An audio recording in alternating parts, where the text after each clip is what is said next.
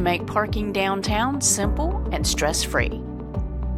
There are plenty of parking options with more than 600 on-street parking spaces, 2 parking garages, and multiple city-owned lots. Paid parking is enforced Monday through Friday from 9 a.m. to 5 p.m. The hourly rate for parking is $1. The decks and parking lots have a maximum charge of $5 per day. On-street parking has no maximum charge or time limit unless otherwise posted.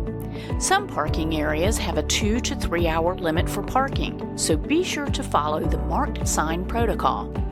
By the way, if you choose to park in one of the parking decks, the first hour is free.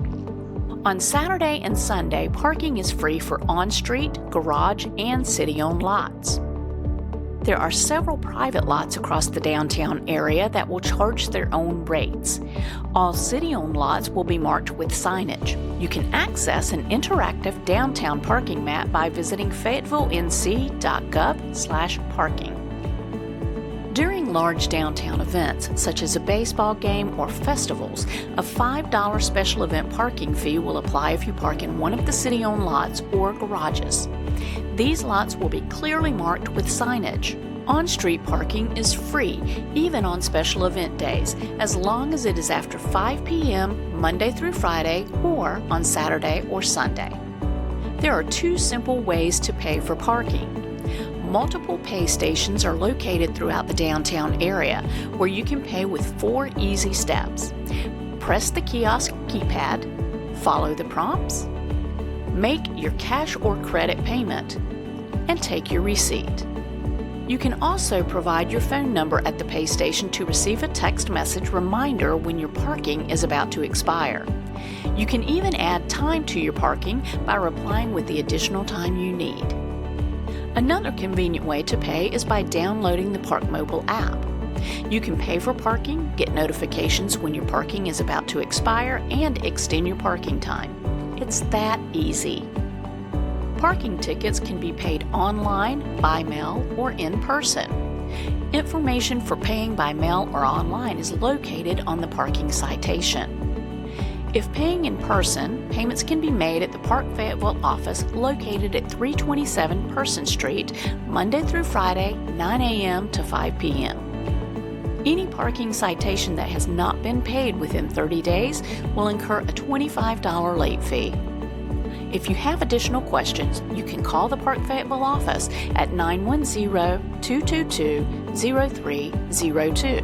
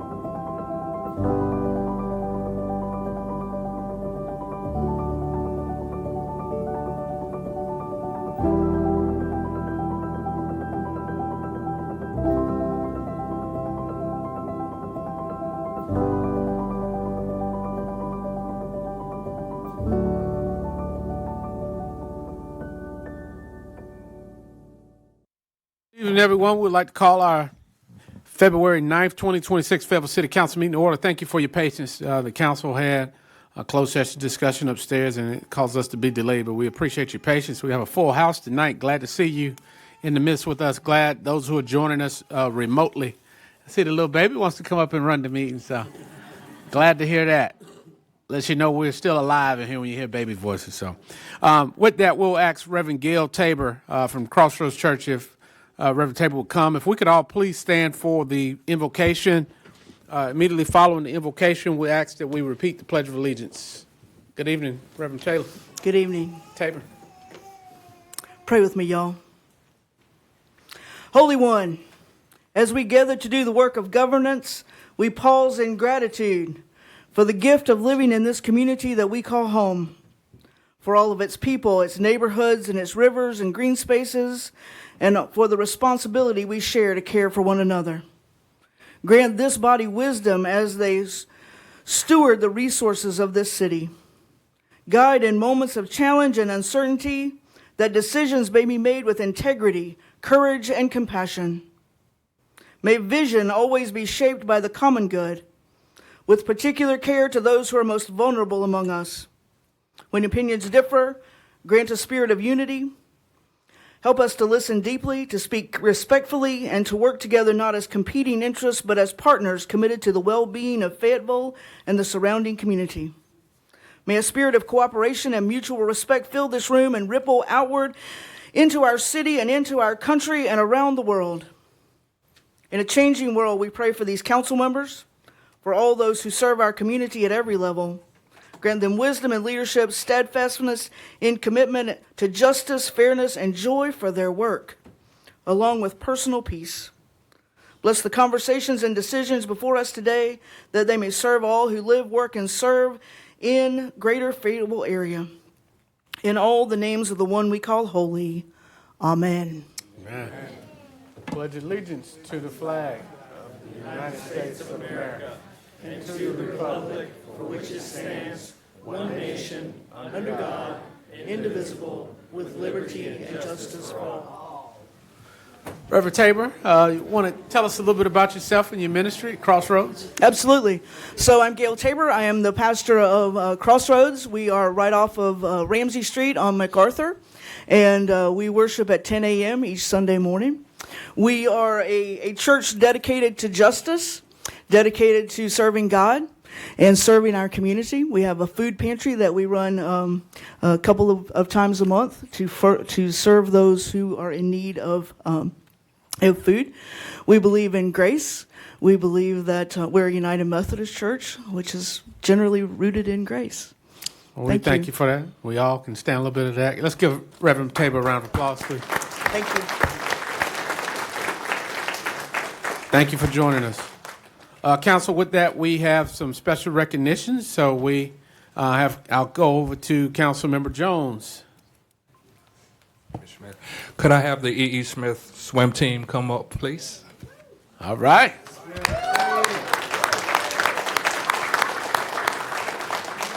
Look at these golden bulls here. I'm talking about.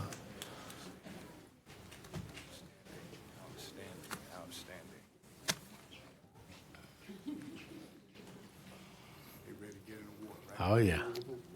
Outstanding. Well, good evening, Fayetteville. I'm the District 3, of course, representative, and I'm proud to stand here to recognize a monumental achievement in local sports and an activity that has increasing interest in our community, swimming. Recently, the E.E. Smith Golden Bull swim team had a dominant performance, capturing the Eastern Sandhills Conference Championship. Can we clap it up for them again? Outstanding. To the wonderful swimmers, your discipline, your grit, and passion in the pool have set a new standard for excellence. You demonstrated that if you work hard, if you work together, encouraging and consistently building each other up, nothing is outside of your reach.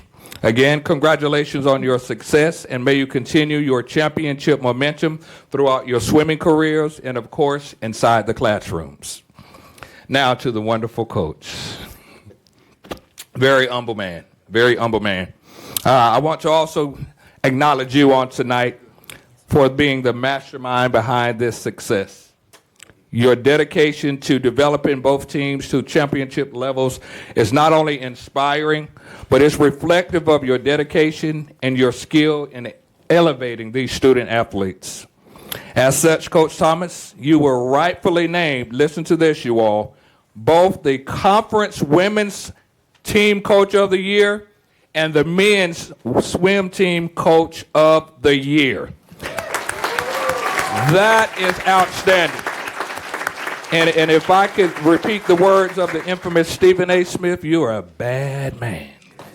You're a bad man. So as competitive swimming expands and as our community yearns for year-round aquatics, your swimming championships is helping to demonstrate why we will continue to invest in our community and our youth. So again, can you join me in congratulating the E.E. Smith swim team again for bringing home the Eastern Sandhills Conference Championship. You can come say some words. I want to shake your hand. And as such, we want to present both of you. The swim team, y'all can turn this way if you would. This way. Outstanding. Proud of you all. Extremely proud of you all. I can swim, but definitely not like you. So on behalf of our great mayor and the city council, we want to present to you first, Coach Scott Thomas, the Certificate of Excellence in recognition of your exemplary leadership and dedication to excellence and for being named again Conference Men's and Women's Swim Team Coach of the Year.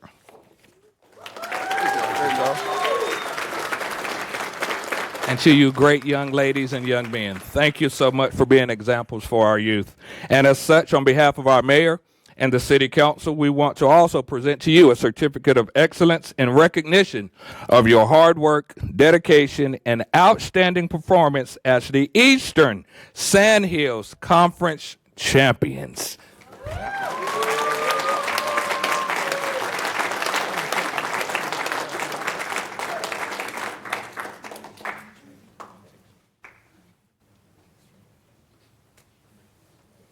I'm actually going to have y'all come right here in the middle, please.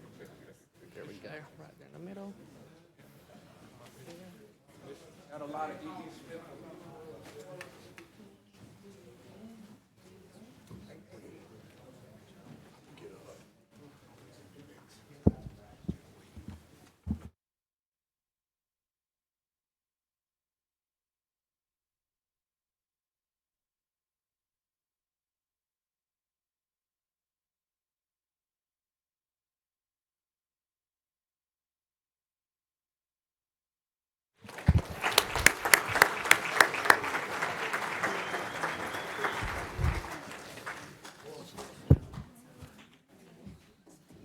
Coach, you want to have some words? Thank you, Mr. Mayor. Thank you, Mr. Mayor. I appreciate this from the city. We had no idea that winning the conference championship would bring us before y'all in the city. It is a fabulous honor for us. I'd like to recognize my captains this year, Emily LeClaire and DeAndre Watson-Scott. They helped lead the team to success this year. Not only did we, in the conference championships, bring home 25 gold medals, 2 silver and 2 bronze.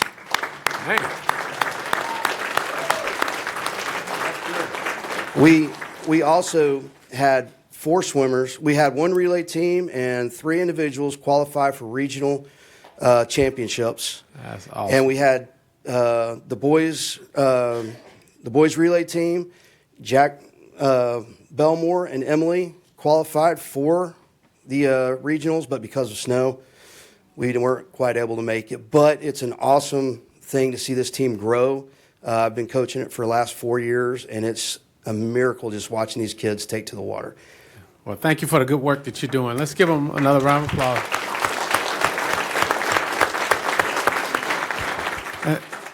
And thank you all. You make your city proud. So thank you for coming before the city council so that we can brag on you a little bit before the entire city and Cumberland County. So keep up the good work. Go get us some more medals. So thank you. Thank you so much. We have a number of, thank you. Thank you all. And we always like to, and thank you for your patience in the audience. We always have to make sure we hear so much about our youth that is not positive. So when we have positive stories, we want to make sure that we share that because we all share in their success. So thank you all for making us proud and giving us a good story to talk about today with your successes. And we encourage all of the other athletic teams across our community. Let us make sure that we highlight our next generation, our young people. With that being said, we've got some big guys standing in the back. I'll go to Councilmember Hare. He has another special recognition. Oh, yeah. Thank you. Thank you, Mayor. Well, we were just talking about, Mayor, you were just mentioning how we want to shine light on our children, our future generation, young boys and young girls. Well, I'm happy tonight to continue that. Let me introduce to you the players and the coaches of the Fayetteville Guard 6'2" Titans. If they would come on up, this championship team, I'm going to tell you something about them. They are here tonight with their parents also.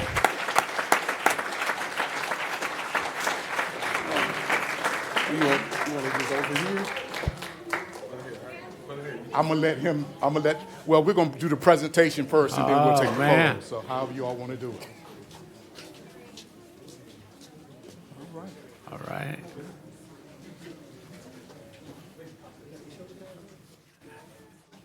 No, the jerseys just look like.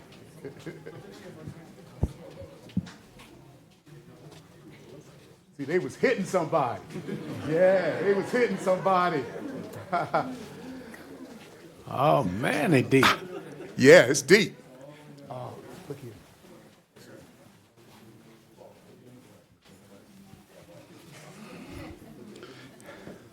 Well, Mayor, Council, those of you in the audience and those of you that are looking by the way of Fayetteville.net, I want to introduce to you this championship team. This is the Fayetteville Guard 6'2", 6U Titans. They are the conference champions for 2025. I heard about this team through my fraternity brother and one of their coaches. Oh, no. Yeah, Mr. Quentin Graham. And he was saying, hey, can you all help sponsor? He reached out to different people in the community. Can you help sponsor? We've got to go to Atlanta. Sir?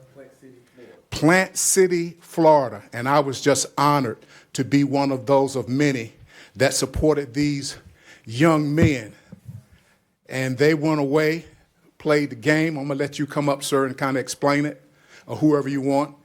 And then we will do the presentation. So I don't want to chop. I want you to be able to get all the recognition you should for what you did. Tell us what you did, sir. All right. So our team is the Fayetteville Guard 6U. This team was built of 5-year-olds and 6-year-olds, mainly 5-year-olds. In the regular season, they beat just about everybody in North Carolina. They went 10-1. They won the conference championship for North Carolina. And then we took all of them down to Plant City, Florida to play in the national competition, which is teams from every state. When we went down there, we went 2-1. We won 2, lost 1, which now gives them the recognition that they're ranked 5th in the nation. All right.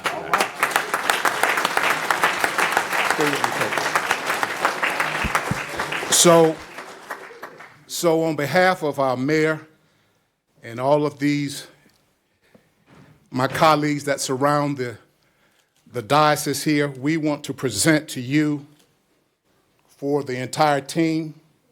It says presented to the Fayetteville Guard 6U Titans for your outstanding dedication, perseverance, I know about that word, and sportsmanship in achieving a remarkable season. Conference champions 2025 And that's on behalf of our mayor and my fellow colleagues. Congratulations.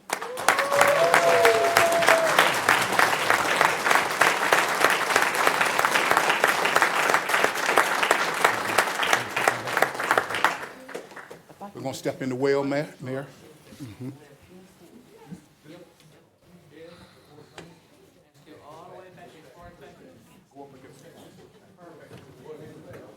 He's too tall. He can't stand in front of you, man. Coach, you know you're too short to stand in front of me.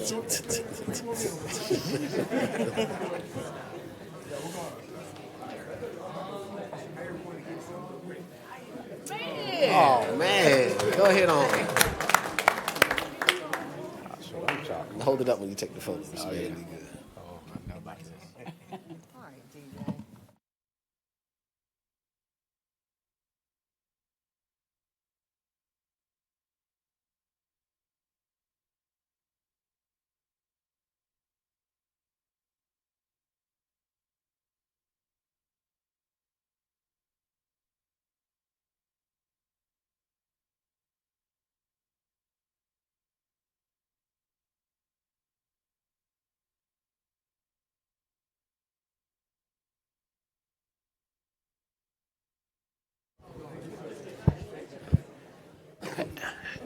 As our number 5th national ranked champions and our state champions leave, let's give them another round of applause if we can.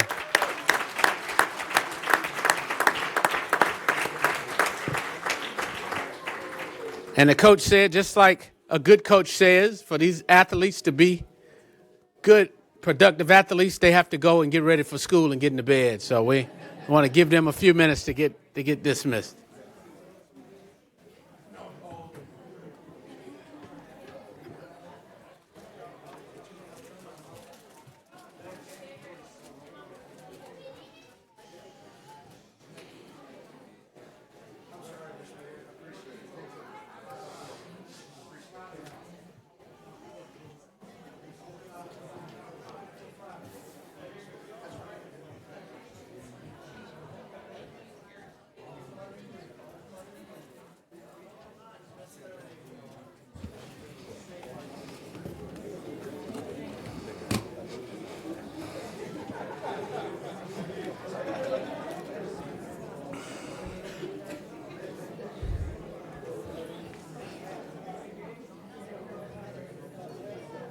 Well, that cleared out the room.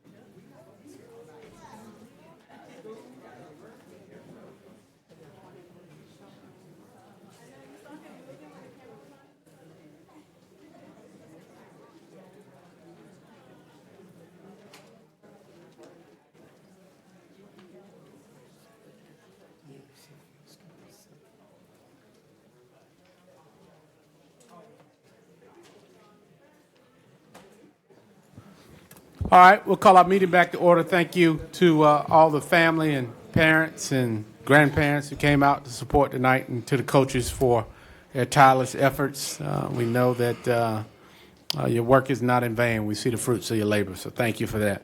Councilman Hare. Thank you. We'll turn it over to you, sir. Thank you, Mayor. During our MLK breakfast, there was a name that was stated as being one of the original founders of us having the breakfast here in Fayetteville, and that name was Dr. Aaron Johnson. And several folk from the community asked, would it be possible if we recognize him at 98 years old, if I'm not mistaken? for the great things that he has done for our city, even being the first black to serve in an at-large position with the city of Fayetteville. So because he's a much older gentleman and he couldn't make it tonight, his son had said he couldn't make it, I spoke with the mayor and the mayor pro tem and whoever else would like to. We will be traveling to his home to do this publicly so that he could receive it, but it's my hope that he is watching tonight because he could not physically make it to this evening. And we're going to be presenting him with a very beautiful city corn, a nice container that I asked staff to pick out for him, and I think he's going to like this, Mayor. Whereas Dr. Aaron Johnson is a distinctive leader and devoted servant, has dedicated his life to faith, community, and public service. And whereas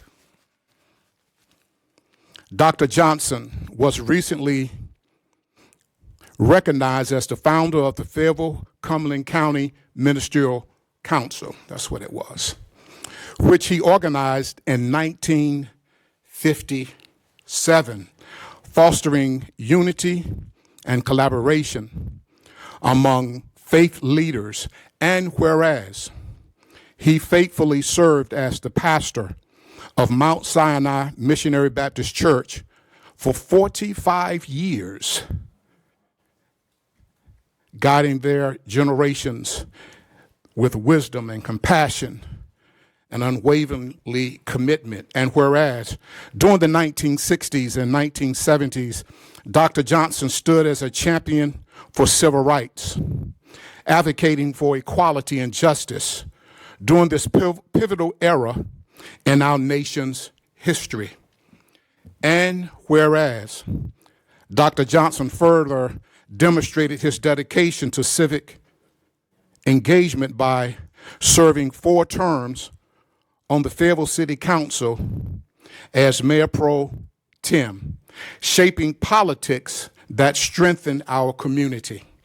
And whereas his leadership extended to the state level as Secretary of the Department of Corrections under Governor Martin's administration, where he worked to improve the system and to promote fairness. And whereas a proud native of Willard, North Carolina, in Pender County, Dr. Johnson's remarkable life and legacy continues to inspire all who value service, faith, and judgment. That's pretty good, isn't it, Stephen? Now, therefore, DJ Hare, sitting in for our beloved Mayor Colvin, of the city of Fayetteville, North Carolina, and on behalf of the City Council and our more than 208,000 citizens,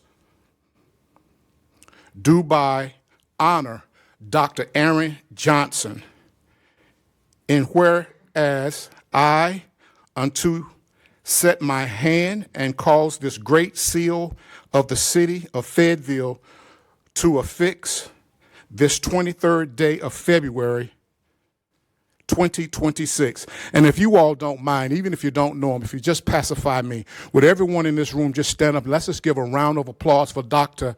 Aaron Johnson. He's one of our 4 runners in our city.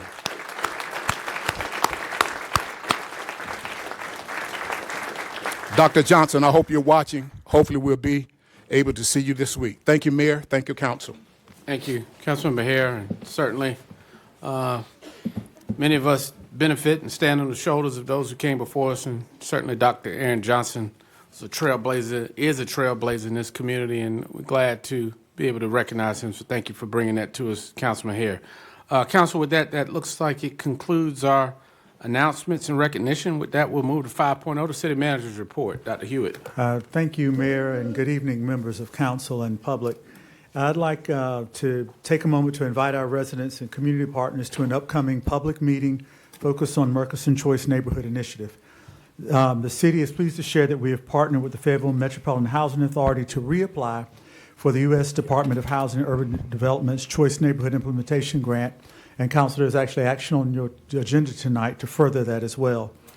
A community meeting will be held this Thursday, February 12th at the Senior Center East at 917 Washington Drive. And we encourage all residents and stakeholders and interested members of the public to attend and participate. Their feedback will help shape the future of the Murchison neighborhood and corridor in its entirety. And additional information about the Murchison Choice Neighborhood Initiative is available on the city's website. City Council will also hold a public hearing on Monday, February 23rd at 6:30 p.m. during your regular meeting. The hearing will gather public input on the proposed policy allowing residents to request no parking zones and multi-use lanes. The policy establishes a formal request and review process and would be added to the Residential Traffic Management Program, or RTMP. Those wishing to speak must register by 5 p.m. on February 23rd online at www.fayetteville.nc.gov or in person with the city clerk's office here at City Hall or by calling the city clerk's office at 910-433-1992. I wanted to bring up that public hearing, Council, because it is not a required public hearing, but it does really express the Council's desire that we make opportunities such as that available and known to all residents, and you're doing that via public hearing. I'd also be remiss if I also didn't thank our members, men and women of the Fayetteville Fire Department, for their courageous efforts this past weekend with the large fire that we saw on Ramsey Street as well. I drove by there today, and it is, I can understand now just the size of the building, Chief, and members of the team who are here, why it took so long to put that out. And I even saw some of the staff members still out there as well. Sometimes we understand the house fires, but we had how many ladder trucks out there, Chief? All three? Yeah. And we had all lanes of Ramsey Street tracks as well. So please do express my and I think the council's appreciation as well for all of the valiant efforts that you and your team did this past weekend. And with that, Mayor, that's all. Thank you, Dr. Hewitt. Thank you to our fire department for courageous work as always and helping to keep the community safe. That was quite a situation yesterday or the day before. So, Council, with that, before we move to approve the agenda, I'd like to remind everyone and wish everyone a happy Black History Month. This is February, the month of February. We celebrate that, and in our community, our strength is our diversity, and we are recognizing Black History Month this month. So, along with the rest of the country. So, thank you, and like to wish everyone a happy Black History Month. Moving to item 6.0 is the approval of the agenda. Council, I entertain a motion on your SHU system. So moved. Councilmember Hondros is a motion to approve. Is there a second? Seconded by Councilmember Hare. All right. Discussion on the motion. All right, Council, I'll look to you for your votes to approve the agenda.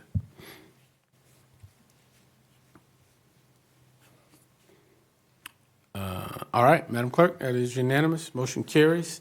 Agenda is approved.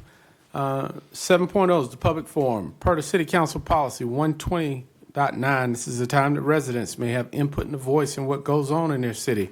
Public forum will not last any longer than 30 minutes. Each speaker is limited to 3 minutes each to address the City Council on issues related to the City of Fayetteville. No time will be yielded to another speaker by any speaker.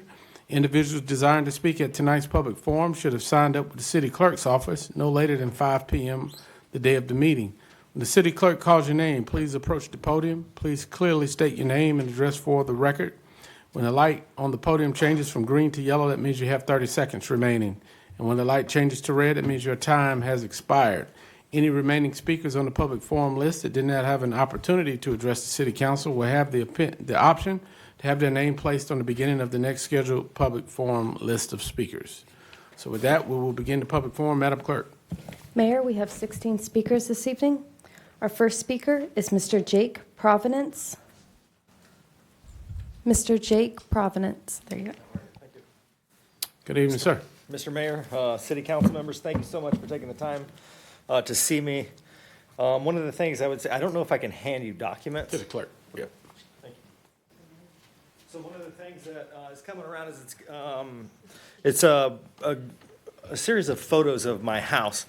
And I was cited by ordinance for my utility trailer that sits in front of my house.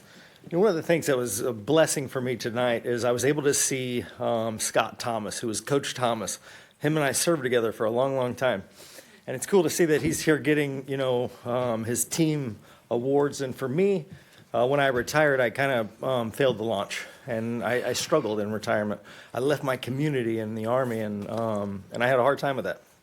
Well, as the good Lord would have it, he gave me this this thing in my life that I could use, which was woodworking.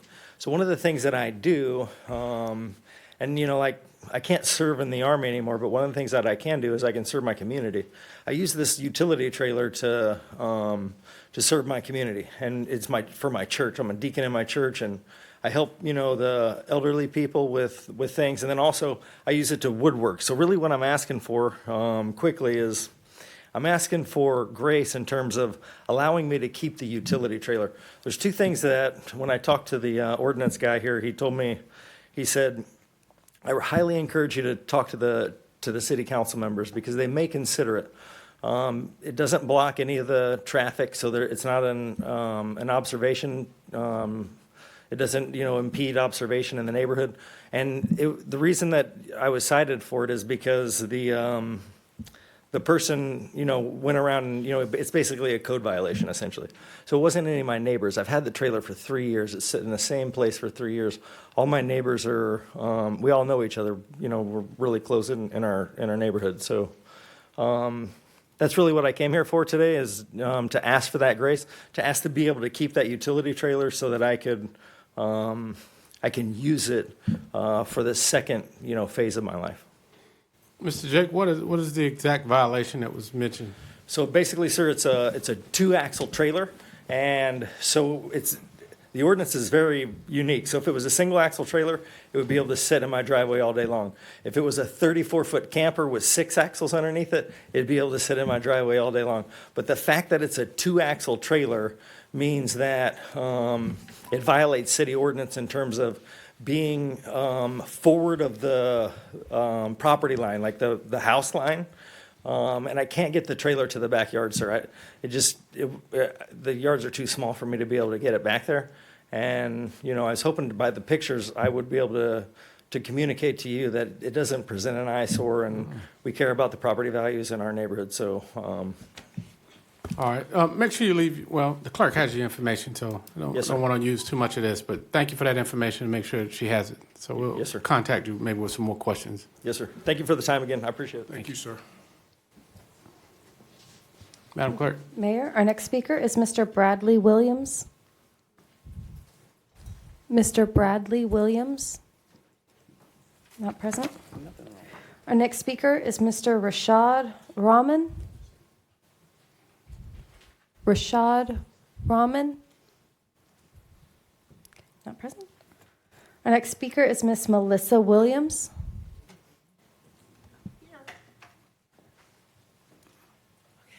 Good evening, Ms. Williams. Good evening. Hello, everybody. So yes, I'm back. Told you I would be. So I've been going through and looking at a lot of information from City of Fayetteville's website because like I told you when I was here last time, I'm not happy with how things are going in the city and in the county. And I happened upon like the fiscal year 2024, 2025, like the city goals and those kind of things. So I'm a social scientist by training and by occupation. I'm a clinical social worker. So I know a lot about goals, right? I was trained. So there's a specific way, that you make a goal.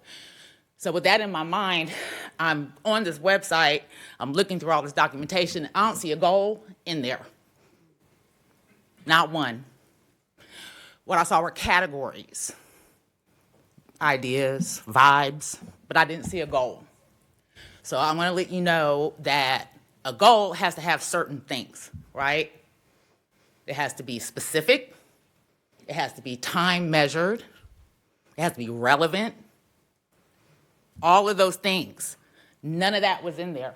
So I guess what I'm here to say tonight is I think one of the reasons why I'm so unhappy with the way things are going here, because there seems to be a mismatch between what the things that you say here and the things that are really actually going on outside City Hall.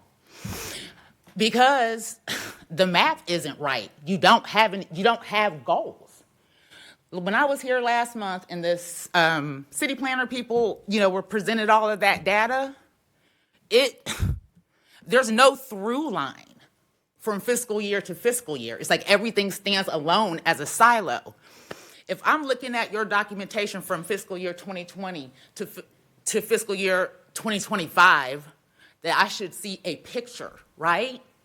This is getting better. This is getting worse. This is plateauing. You don't see that. Every year is just like, we did this. This is what we did. We built some sidewalks. We did. You guys talk a lot about economic development. If your goal is to increase economic development in the city of Fayetteville, then you have to operationalize that. What does that mean? Does that mean that you're going to increase the number of blue-collar jobs versus service jobs or white-collar? Like, what? You have to have a goal so that you have something to measure your success by. You guys don't have that right now. That's all I have. Thank you, ma'am. I'll be back next month. Madam Clerk. Mayor, our next speaker is Miss Brooke Fletcher.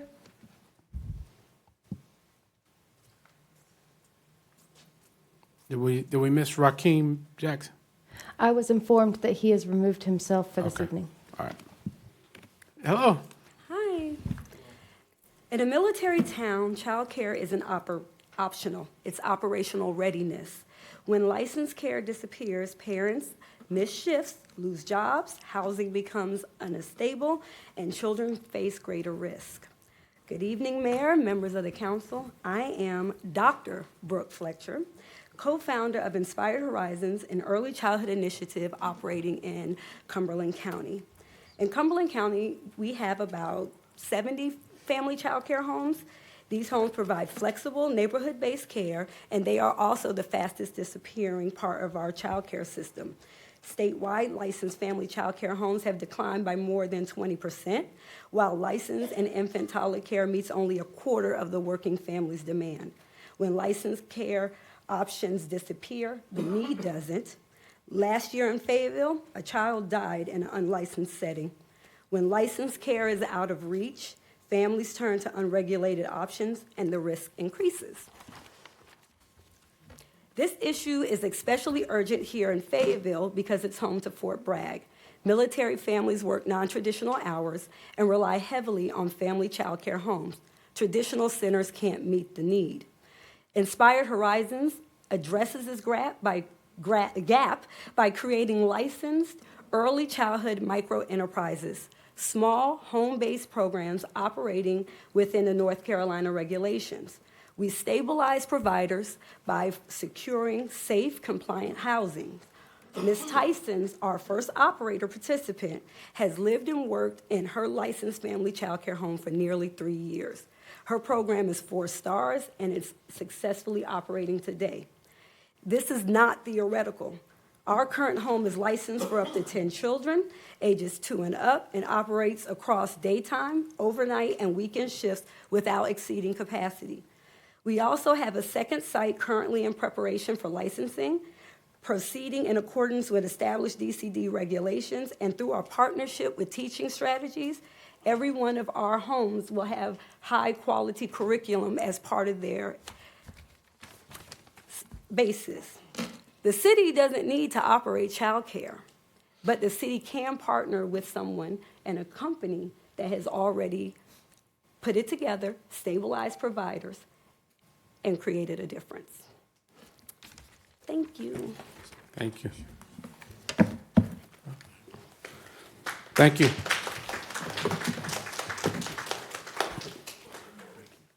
Thank you, Dr. Fletcher. Madam Clerk. Mayor, our next speaker is Mr. Michael Austin Jr.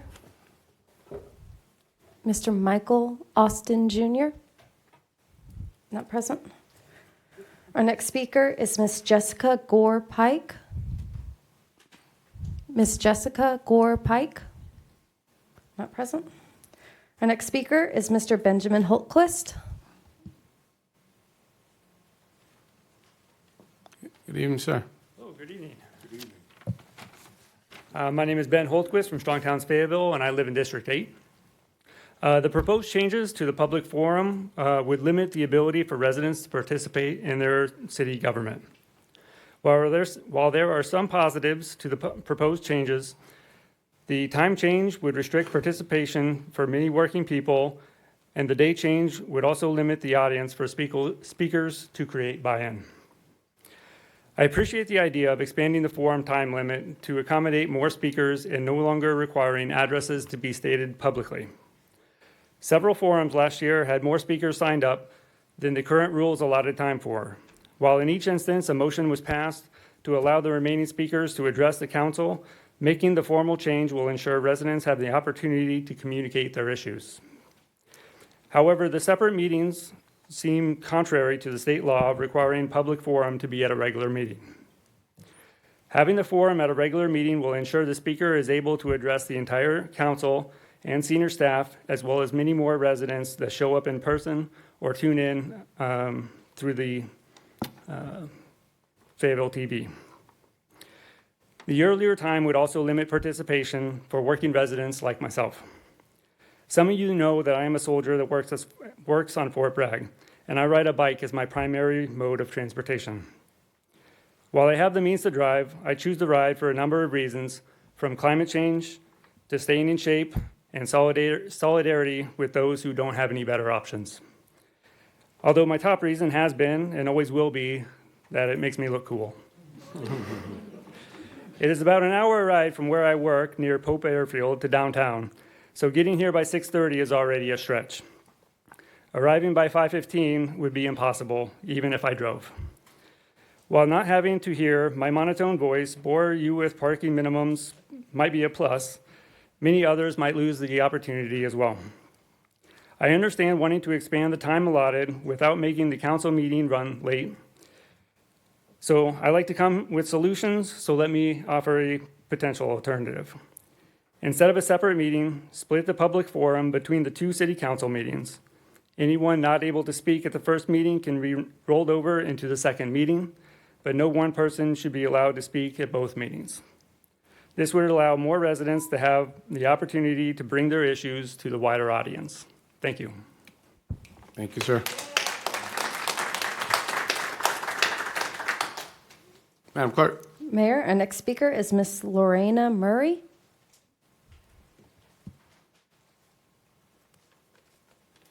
Good evening, Ms. Murray. Good evening. This is my first time to address the council, so I'm excited and nervous. I live in Lynn Green's district, District 5. And good evening, ladies and gentlemen. Good evening. Good evening. I'm speaking also on the topic of proposed changes to our public forums. I have come to several city council meetings in the last 2 years, and the public forum is one of the most important reasons why I come. I want to hear what these people have to say, and I want to hear your response. That's important to me. If we were to move the public forum, I probably wouldn't come to city council meetings. And if I didn't come, I wouldn't be as well informed. Question. If we moved the public forum to a different day, would all the city council members be in attendance at every meeting, as well as the city staff? That seems like a big ask.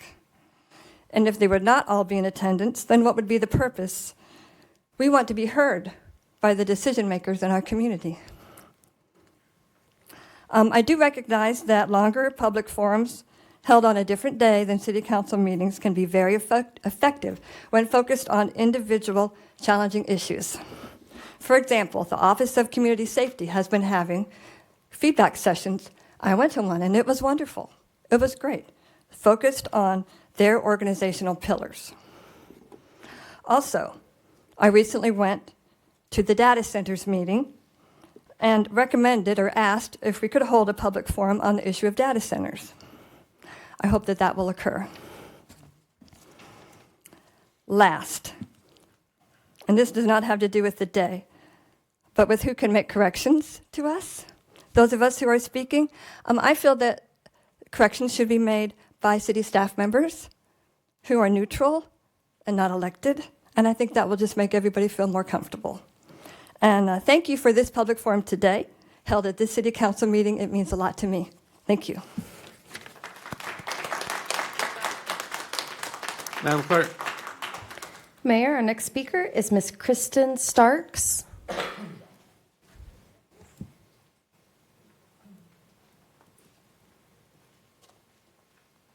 Good evening, Ms. Starks. Good evening. Thank you to Mayor and members of the council. My name is Kristen Starks, and I'm a resident of District 5. I, too, would like to speak on the proposed changes to the public forum policy. While, like others, I do appreciate the extension of the public forum period to an hour, these amendments also present additional barriers to accessing public comment for working class people particularly. The start time of 5:15 is sure to be an issue for many working people, as been mentioned. I also question the intention of yet another shortening of the time window in which residents are able to sign up to speak. As far as I know, the only demand that additional signups place on council members or city staff is adding a name to the end of a list. So I would like to understand what's the rationale for increasing that restriction. Because these changes would impact one of the most direct means of civic participation that residents have, especially within the community of other residents attending the meeting, as the previous speaker mentioned, the fact that this proposal has been made and brought up for a vote on the consent agenda without any public discussion of the matter or dialogue among the community is quite disappointing and adverse to the council's supposed aim of transparency. A council that truly desires to serve the working people should make every effort to seek input from the community, particularly working class people who are most vulnerable and most likely to be impacted by city council policies that will be discussed in future public forums. So, to council members, I urge you to vote no on this policy tonight. Clearly, there is significant opposition to the amendments as written. The least you could do would be to allow for further discussion and revision of the policy with consideration of community input. Your actions today will reflect your responsiveness to the concerns of your constituents, and I urge you to listen. Thank you.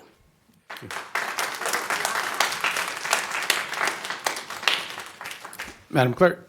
Mayor, next speaker is Mr. Isaac LeCap.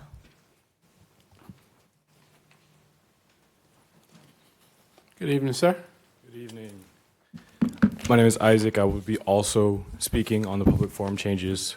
So I want us to imagine that I got off of work like most people at 5 o'clock today.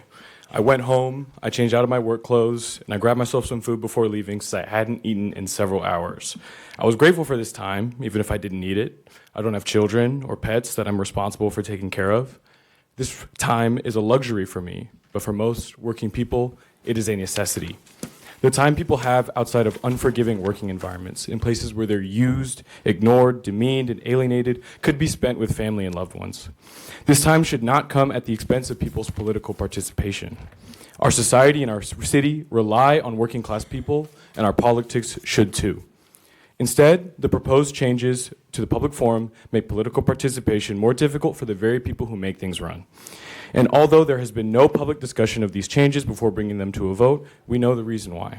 Working class people have never been the priority for the majority of this body. The priority has been development and real estate, whether or not it comes at the expense of the lower income residents or the unhoused who get pushed out. Instead of easing the burden on the people, the only well-funded response to poverty is the police. So we know that our government, federal, state, and local, is built on denying power to working class people, but at least the public forum was a place for working class people to have center stage. They could express their grievances in a public setting to the largest possible audience. This doesn't mean the council listened. We know that they did not, but at least there was a platform for people to be heard.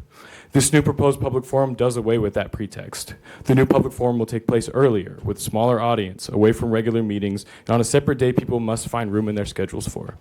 And this does not mean I'm against changes to the public forum layout. There are merits to separate meetings to make the regular meeting more accessible, to having a longer time period. I'm willing to recognize there's room for positive change, but that positive change will not come from a city council that has refused transparency. The Office of Community Safety is a great example of this. When I mentioned the police, some of you may have thought about the OCS as a positive response to poverty, but we cannot give the City Council credit for this. The OCS was won with organizing and public pressure, two tactics still necessary to fight for adequate funding and independent oversight. We win positive change. It is our job to maintain it, or else it will get pulled back. So our goal should not be just to maintain the status quo, to call for only a return to the original public forum layout. Our job is to make our voices undeniable and to stand up for our interests, because it will not happen if we do nothing. Thank you, Madam Clerk. Mayor, our next speaker is Miss Angela Freckleton.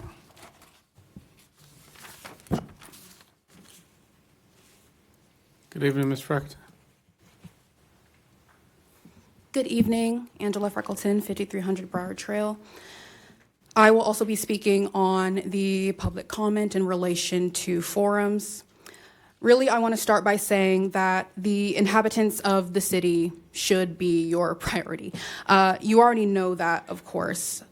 The voices of Fayetteville citizens should be heard and taken to heart, always, no matter what the issue is, because you serve them. That is the role you have taken on. When you recited your oaths and gave your speeches, it was all for this. Facing the people who put you there in the first place, the duties you have, the strategic planning priorities you set as you step into each new fiscal year, it's not just for you. Your actions affect the livelihoods of nearly 208,000 people, extending yourselves to meet them, being there, being present, listening to them in real time as they tell you what it would take for them to feel as though Fayetteville is a city they could be proud of, a place they could feel safe to live in, work in, thrive in. That's why you sit where you sit. So it is alarming to hear that the ability to comment on what's being brought to Fayetteville's table is even thought of being able to change without the input of the people who will have to deal with the repercussions of those changes the most. People want to be heard.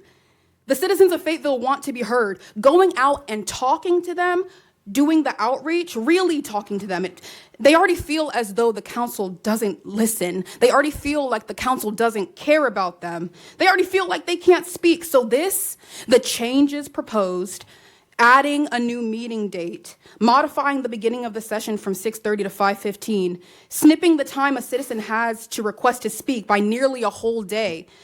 It's more than a step backwards. It's a turning of a full 180 degrees and walking away from them mid-conversation.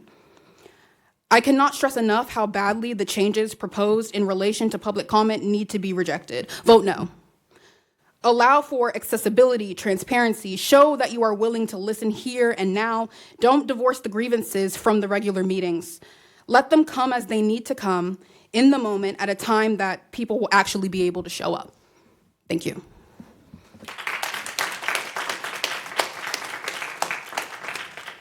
Thank you, Madam Clerk. Mayor, our next speaker is Mr. Elijah Whitmire Balthazar. Elijah Whitmire Balthazar, not present. Our next speaker is Miss Angela Tatum.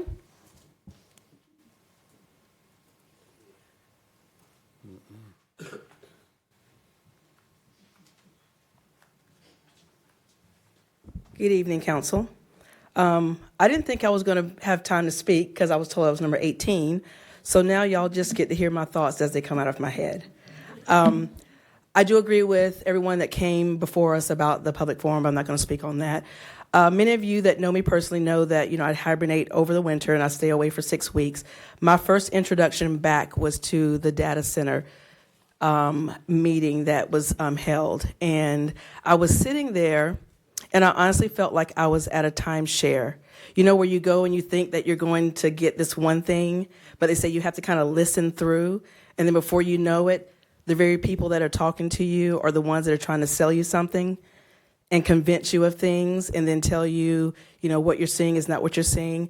That's exactly what took place. It was unfortunate that we had a person that was providing information for the community to be someone that has prior connection with Duke Energy and a consultant that could potentially benefit somehow or another from this. I was disappointed in that. If you went back and watched the presentation, I put on my little homeschool mom thing. The presentation was horrible as far as what could have been provided. If you're going to show examples that you try to say that we have data center-like places here in the city, give us those numbers so that the community members can know exactly how to compare them. Also, a lot of you, many of you have heard that, Fayetteville is like home for me. I love Fayetteville. I have 4 generations here. I have 9 grandchildren here, 1 more on the way. I love this city. I will go toe-to-toe with anyone in the comments when they're dragging Fayetteville down. I also have a second city that I love, New Orleans. And I have seen how they are doing it right. They implemented, and these are my suggestions that you can do. Even before data centers, like they're having the conversations, as we're told that's coming here. They put a 1-year moratorium from keeping data center conversations coming up to allow the city and the community members to come up with how they want to define what data centers are. You can do things to include the community. They also including that moratorium, that with the zoning, and again, they are including their city. If you go and just take the time to go and look up Helena Moreno, follow some of the videos, and hear how they are communicating, because they love New Orleans East.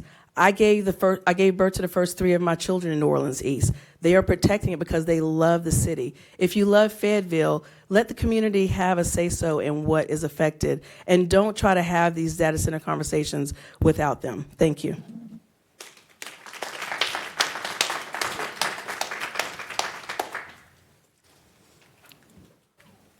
Madam Clerk. Mayor, our next speaker is Mr. A.J. Cooper. Mr. A.J. Cooper, not present. Our final speaker is Mr. Joe McGee. Mr. Joe McGee, not present. Mayor, that's the final speakers. All right, thank you. Thank you to all who participated in the public forum. With that, council, we will move to 8.0A, the consent items. Councilmember McMillan. Well, you want to make the motion and include pulling the item? Yeah, sure do. I move that we pull the amendments to 120.9 from the consent agenda. All right, so it's a motion to approve the consent with the exception of OA2, and were there other items that Yes, we? sir. I've got it. Councilman here? Yes, sir. Thank you, Mayor. I would like to pull item 8.0A6 just for explanation and explaining to the residents, and then we'll take an up or down vote. All right, so it's a motion. You have one, too? All right, Councilmember Davis. Thank you, Mr. Mayor. I also need to pull 8.083. All right. So, any others? All right, so there's a motion to approve by Councilmember McMillan with the exception, to approve all the items with the exception of OA2, OA3, and OA6. Yes. Councilmember Hondros, you had another? All right, so it's seconded by Councilmember Hondros. All right, council, discussion on the motion? Yeah. Ma'am? I'm going to pull the address for my district, but I believe Councilmember Hare has one as well. That's why I didn't say it. I know you. Yeah, he has, so it's 2 of them. So you want both of those? Okay. Yeah, So, just call mine. Mm-hmm. Mayor, I would like to pull address 905 Arnine Road for District 2. Thank you, sir. And also pull 484 Tacoma Court, Okay. District 4. So please. Tacoma Court and Anari.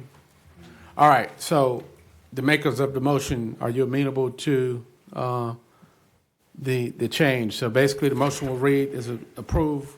This is a motion to approve consent items with the exception of 8.0A2, 8.0A3 at 484 Tacoma and 905 Anarine Road. Yes, sir. And 8.06. Yes, sir. All right, and then second by Councilman Hondros. All right, council, I'll look to you for your votes.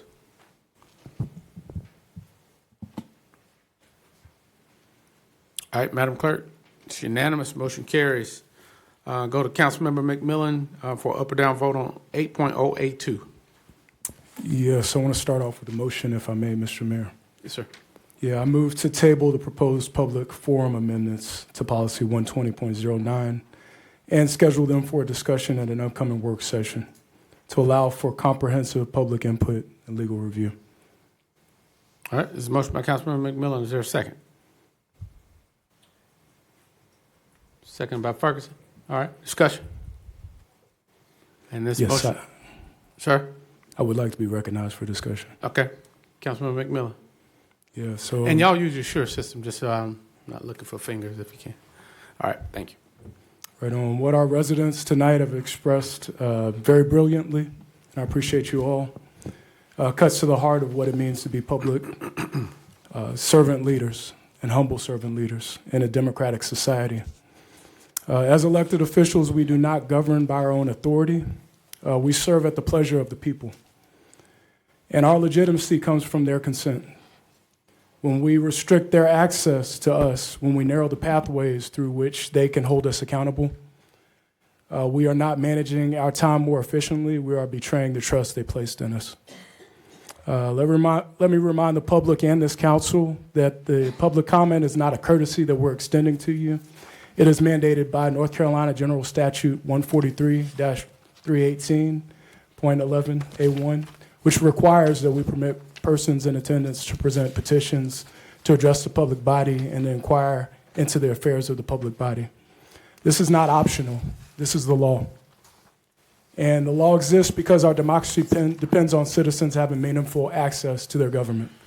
So these proposed amendments are being presented without adequate public input on the changes that directly affect how citizens engage with their government. That process itself contradicts the principles of open governance we claim to uphold. So where is transparency in restricting public participation behind closed doors? Other municipalities have found ways to balance order with accessibility without resorting to arbitrary restrictions. We could implement a clipboard sign-up system available until 10 minutes prior to the public forum, giving working families and those facing transportation challenges a fair opportunity to participate. This is a reasonable accommodation that several North Carolina cities already have successfully in place. But we're not even considering alternatives because we have not created space for public input on this policy. We have witnessed disparate enforcement of existing public forum rules under Mayor Colvin's discretion. When enforcement appears selective or arbitrary, it undermines public trust and it raises questions about whose voices actually are being privileged and whose are being silenced. So ask yourself, who gets interrupted? Who gets reminded of time limits? Who gets warned about decorum? Those decisions carry real consequences for democratic participation, and we have a responsibility to provide clarity. The proposed 1 hour limitation is particularly troubling. Cities across North Carolina, including Durham, Chapel Hill, Asheville, and Carrboro, regularly conduct public forums that extend well beyond 1 hour when community members wish to speak. Our democracy is strengthened and not weakened when we make space for our constituents' voices. If public engagement takes 2 hours or more, which they have never in this body in my vast experience, then that is time well spent. We should be here for that. That is what our servant leadership demands. That is part of what residents elected us to do, and that's part of our job. I must also address concerning statements made by the Mayor Pro Tem about maintaining order, specifically that the mayor can say whatever he wants, leaning in on an emphasis on enforcing order, and the comments you made upstairs just recently about people having their cake and eating it too. These statements reveal a troubling misunderstanding of constitutional limits on governmental authority over public speech. The mayor does not, in fact, have unlimited discretion to restrict constitutionally protected expression, and citizens exercising their First Amendment rights are not asking for their cake and eating it too. They are demanding the constitutional protections they are entitled to. They are insisting that we honor our oath to office. If we are truly committed to protecting constitutional rights, our public forum policy should include clear affirmative language. For example, the public forum shall be conducted in a manner that maximizes public participation and upholds the First Amendment rights of all speakers. Or, no speaker shall be silenced or removed except when their speech presents a clear and immediate threat to public safety or prevents the orderly conduct of business. These are the kinds of protections that courts look for when evaluating whether government forum respects constitutional rights. We need to look further, no further than ongoing litigation in North Carolina to understand the risk we face. Currently in Avery County, there's a case with similar challenges across our state. Councilman Miller, you got to bring it in. I got other speakers. Yep. Yes, sir. We would be wise to learn from these cases rather than to invite similar litigation against the city of Fayetteville. Taxpayers should not have to fund defense of unconstitutional policies. Let me also point out some painful ironies. We have spent more time, and you guys witnessed part of it, in closed session this year than we have in public forum time, and that's a fact. Not one constituent here asked for these restrictions. These amendments are solutions in search of a problem that only exists in our minds.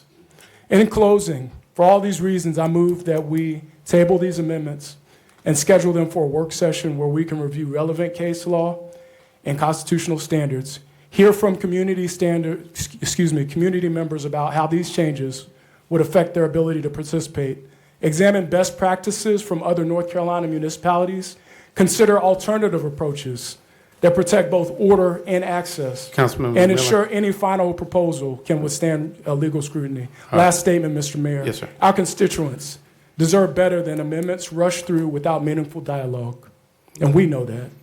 They deserve leaders who remember that we work for them, not the other way around. And I urge my colleagues on the dais to support this motion. All right. And thank you. Thank you, Councilman McMillan.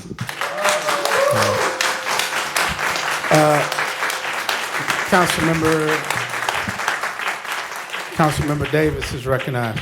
Thank you, Mr. Mayor. City Attorney, there was a comment, something that was brought up today about these having to be scheduled during a regular meeting, according to the statute. Can we clarify a regular meeting so that I can have a better understanding of if it has to be our normal council meetings or can it be after our work session?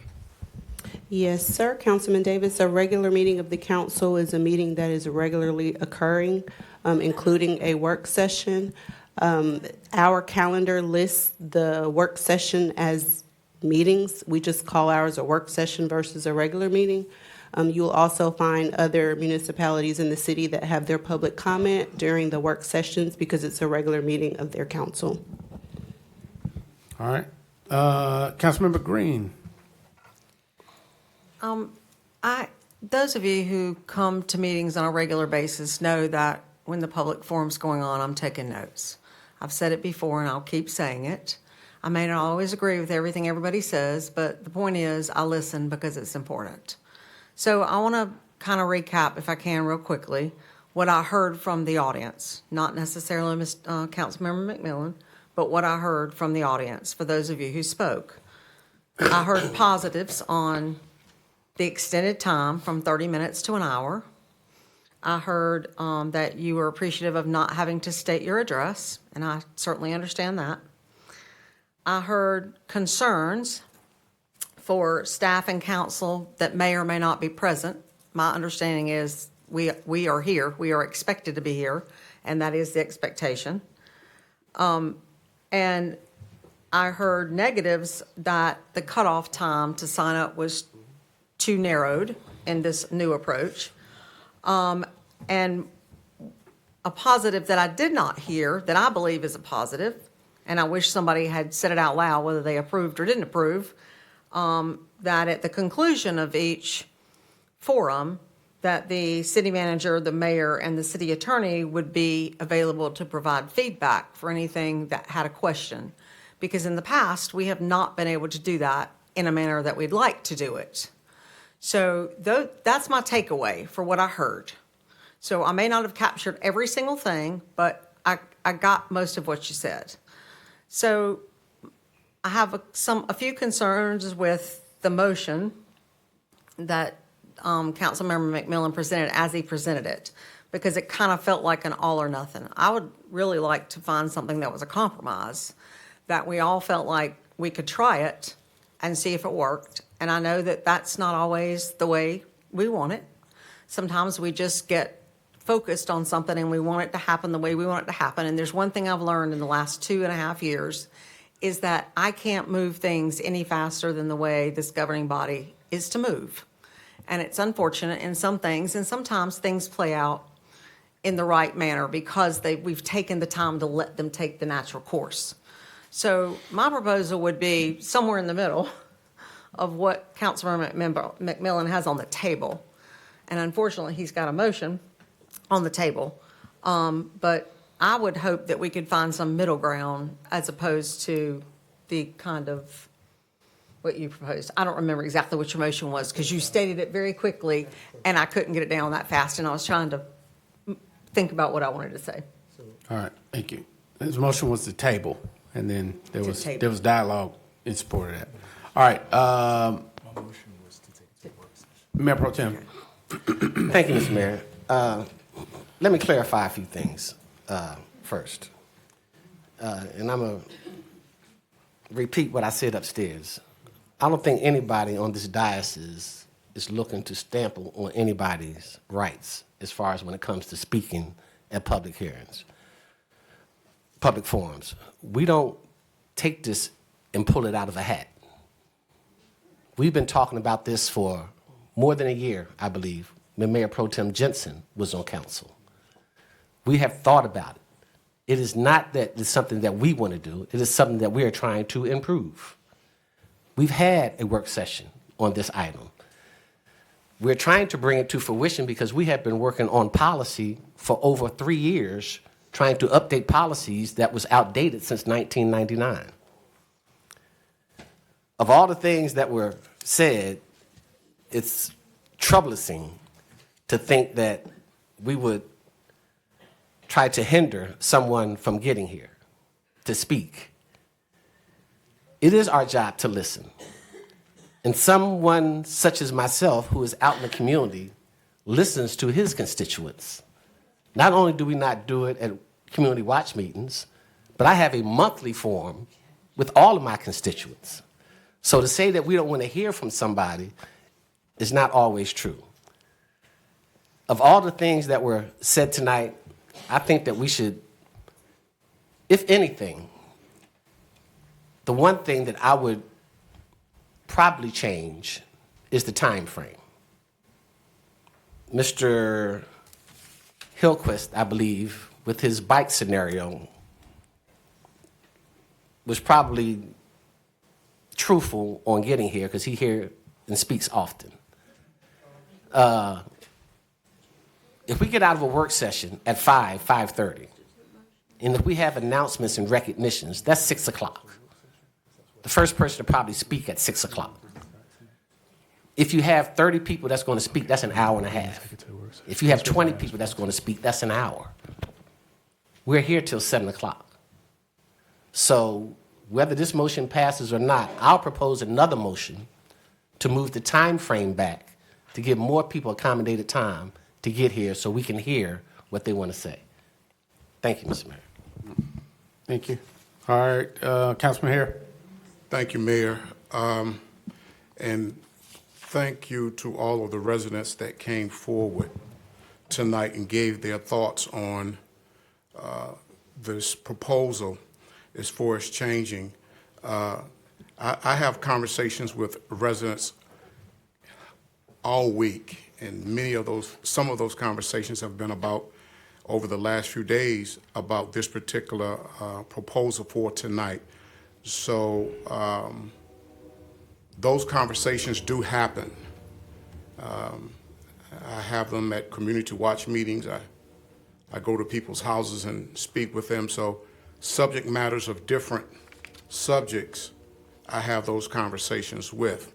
As far as tonight, I feel what many of the speakers said, and I'm up for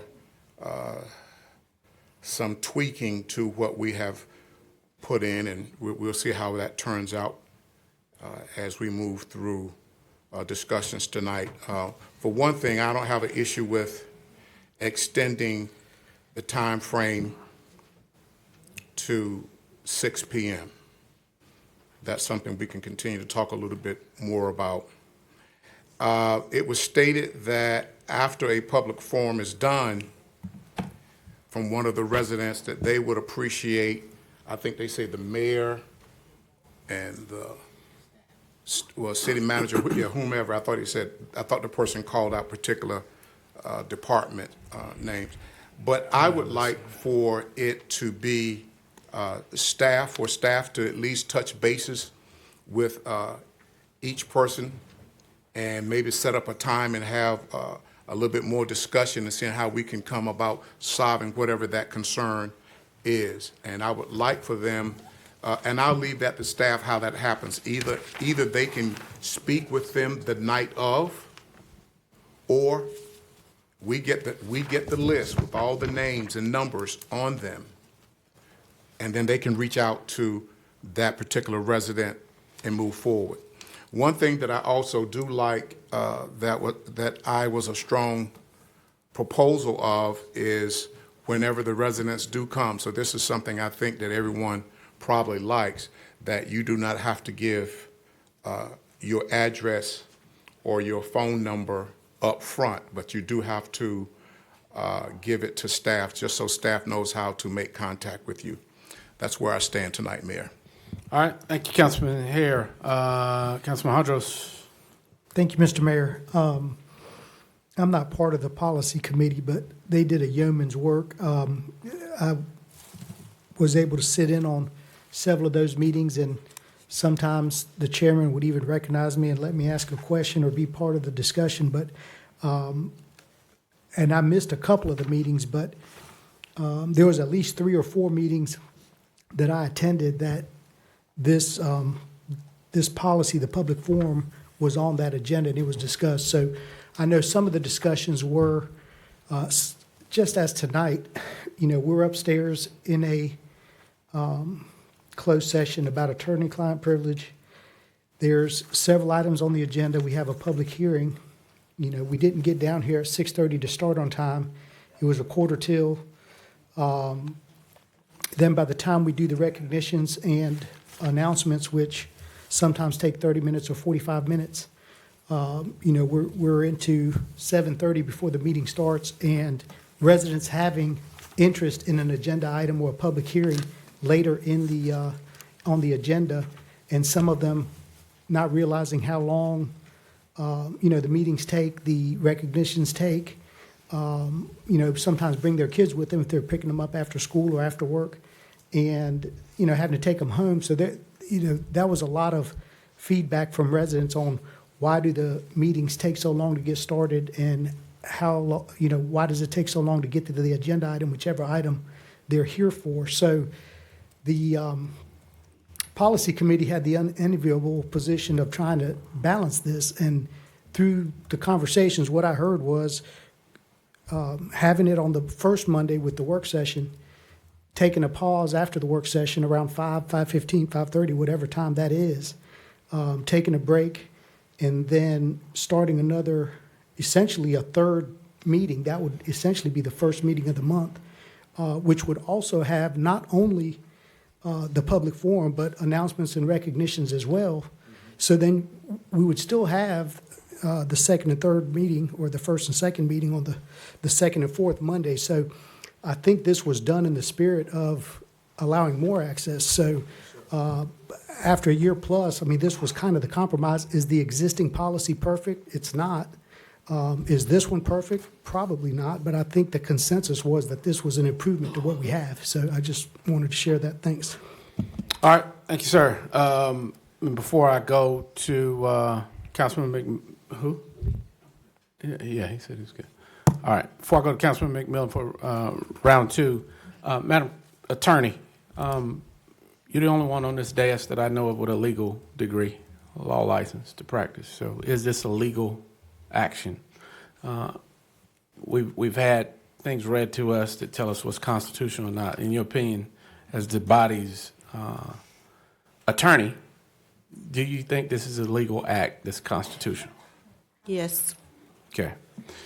All right. And so a lot of times we say things that don't particularly have a basis for it, but I wanted to make sure we ask that. The other thing is, this is proposed, and I'm not on the policy committee either, but this is proposed to go immediately following the work session.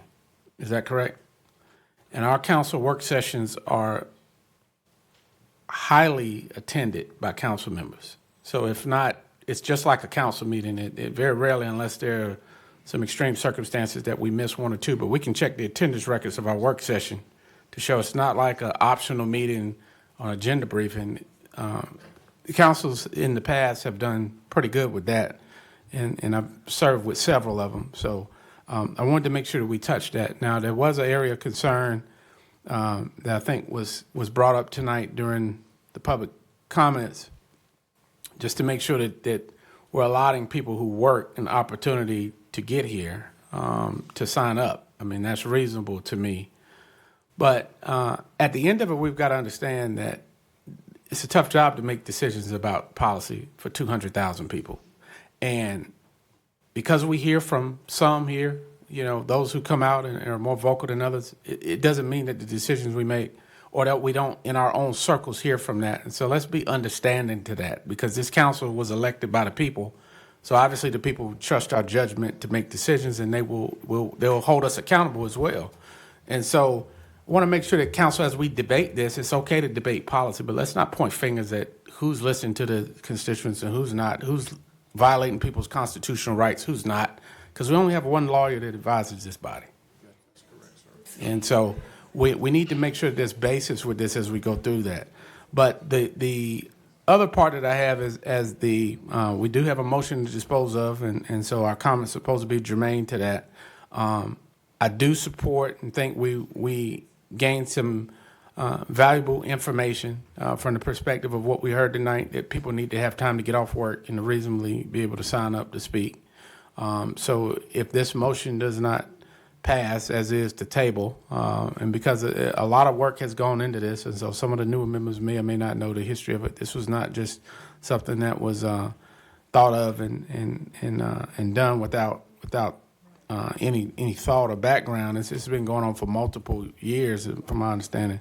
But I would hope that we can get to a compromise point that it does take into consideration the timing. And so with that, as for the motion that Councilmember McMillan made some time ago, as we debate the second round, Councilmember McMillan, we have a limited time if you can make your point on your motion, and I'll get you to restate it. And that's in our policy. So whether you agree or not, we've got our rule with rules, and that's just what we do. But Councilman McMillan, after you make your comments, can you restate your motion? And then I'll go, before I go to you for the second round, I see Councilmember Jones, who hasn't spoken. So that's also a city policy. Really quick. Thank you, Mr. Mayor. Really quick. The original rationale for this was to expand the speaking time. I know it was before my time. He said you've been speaking about it. Can someone just speak to that very quickly? I can speak to that as the policy chair. We try to adhere to what our policy states. And some of the times when the diocese, if you have 10 or 15 people who want to speak, there's always a motion to try to extend the time, to extend people's time that want to speak. One time there was a motion to let all 26 speak. So in order for us to accommodate all of them, we thought it would behoove us to try to come up with an ample enough time for everybody that wanted to speak, whether it was 10 people that signed up or whether it was 30 people that signed up. And us doing it on an additional day, we thought would accommodate that. That's why we gave them an additional hour now to speak instead of 30 minutes to speak. And where we get these numbers from, we get it from some of our sister cities. We try to find out what other cities are doing to be comparable to what we're doing. And that's how we came up with the policy. All right. Thank you, Mr. Mayor Pro Tem. I like the concept of the extended time for the public to speak. I'm also favored towards something that is later in the meeting, just because not just a young man that spoke, just from some others, just giving people the opportunity to speak. I think, if I can speak candidly, I think any of us at any particular time, we want to be heard. And I know, I agree. I don't think anyone up here intentionally wants to do that. If I just personally don't. I don't, for one. But I do want to give, to me, I don't want it to necessarily go back to staff if possible. What I would like to definitely have put in there, some form or fashion, I know we have a motion on the floor, maybe one afterward, is to extend that time. I mean, extend the time, I'm definitely for that, and having it later. And I think one of my council members spoke about if we had recognitions, it would basically push it to around 6 or so for individuals. But I definitely want to, I am on board with that aspect to extend the time and making it later in the day, at least for some individuals to do it. Even with that, I realize we're not going to please everybody. So I am aware of that as well. Well, I thank you for that, and I'm going to have a supplemental motion after we dispose of this motion. Okay, so I've got Councilmember McMillan. Yeah. I hope as motions are being made, you'd also consider a motion that speaks to the request for a public hearing on this matter. But I would like to start by restating the motion. I said a little while. I think it got lost. I can hear that even from Councilmember Green's comments. I moved to table the proposed public forum amendments to policy 120.09 and schedule them for a discussion at an upcoming work session. And then I added to allow for comprehensive public input and legal review. That was the motion. So the spirit of the motion was to wait on this, was to have an in-depth discussion. If all this back and forth is not an indicator that we have not thought this through, I don't know what is. Exactly. Right? And also, you got a bunch of fresh suggestions that I hear getting scrambled up already. I don't think we were even listening to the public. For instance, I heard you, Lorena, when you clearly said that you didn't want an elected official commenting. You preferred to have a staff. That's just one, and that for clarification, Councilmember here. Another suggestion I heard from Lorena or from the dais or from the body itself, the point about people showing up to these meetings to understand what's going on in their government, to understand even the minutia behind discussions on zoning, some of the stuff that you would never pay attention to probably unless you read it in City View or The Observer. And that is the beauty of having this discussion and having public forum during a regular meeting. And I heard that in what the public said. I don't think we were properly listening. My motion and the spirit behind my motion was to take this back to a work session.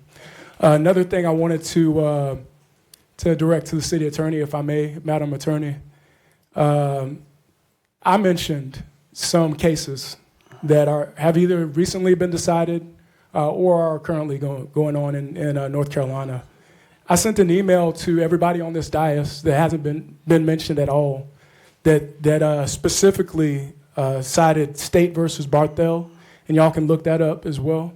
I also mentioned Fire versus Owens, which was a case where a mayor, I'm not saying you, Mayor Colvin, but another mayor in another city was accused of having some unfair influence over this process. And I asked everybody before this meeting, before we rush this, to go back, and I especially would love to hear from the attorney on this, to have a critical examination of things that have been challenged in other cities and are currently being challenged.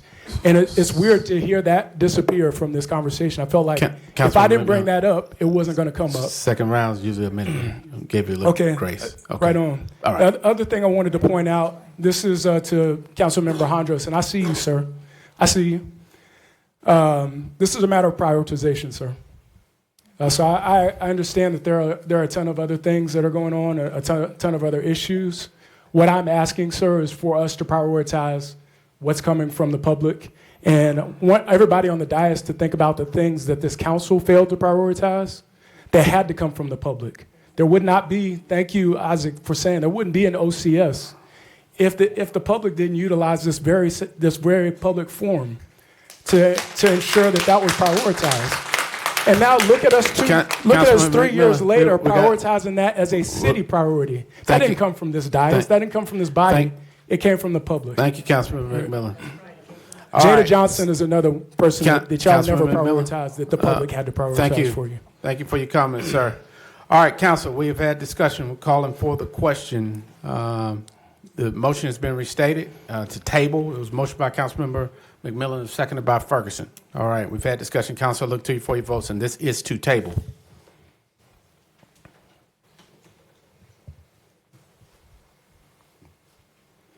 Who are we missing, Madam Clerk? All right. Motion to table fails. Those voting oppose as listed. Those voting for the motion, Councilman McMillan and Ferguson. Those voting opposed are the other remaining 8. All right, Mayor Pro Tem. Thank you, Mr. Mayor. I'd like to make a supplemental motion. After prioritizing listening to our constituents and those here at the public forum, if it's amenable to council, I would like for us to take into consideration of moving our work session from 2 to 5 to 3 to 6. Take a 15-minute break and start our next meeting with public forum, with announcements and recognitions in public forums to start from 6:15 to 8 p.m. If I can get a second. All right. There's a motion by Mayor Pro Tem. Did I hear a second? I heard from Councilmember Ferguson. All right. Discussion on that? So I see some yes, sir. lights. I have discussion on Councilmember Hare, McMillan, and go with Hare McMillan. Thank you, Mayor.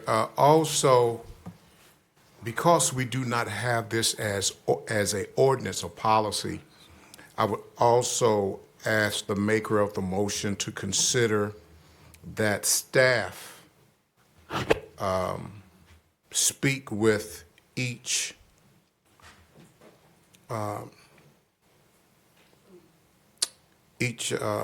person that has signed up, either and set up a time where they could follow through on whatever their concern is. I would think that, Dr. Hewitt, we do that normally when someone has something, that Michelle would probably meet them in the hallway and get their contact information to follow up. Am I right, Dr. Hewitt? She actually, when people sign up, we actually reach out to them before they speak here if we can. And then we also try to follow up if there's something that we learned. And I think at one time we were sending out postcards and for all the speakers, and we've been doing that for. And I'm aware of that, and I appreciate that. But if you all don't think we need to have a policy for that, then fine. If we're just going to follow through as it has been, Well, then that's fine. I think it may complicate the motion. I think the direction to the manager is to make sure that when the citizens are here for informational purposes, not necessarily opinions about policy, but we've had citizens to speak tonight that needed more information. The gentleman with the trailer, if someone has a code concern, those it should be understood that the proper department will address that. So, yeah, I was just trying to make sure, Mr. Mayor, that we had something in place, but we can flow like that, okay? All right. Thanks. Councilmember McMillan. Yeah. So this is messy. It's messy. I'd ask for us to pause on this. And Mayor Pro Tem, I had flashbacks when you brought up that motion to the discussion about curfews, you pulling out your phone and shooting from the hip.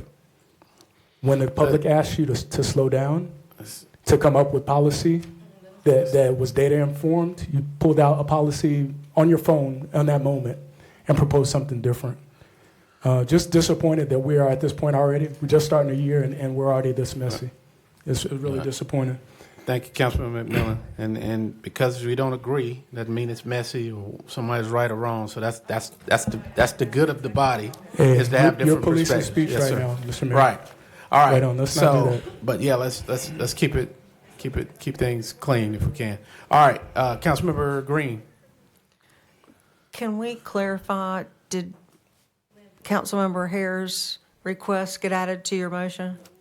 No. You know, it was an instruction for staff that someone would address any areas of concern that they had, so.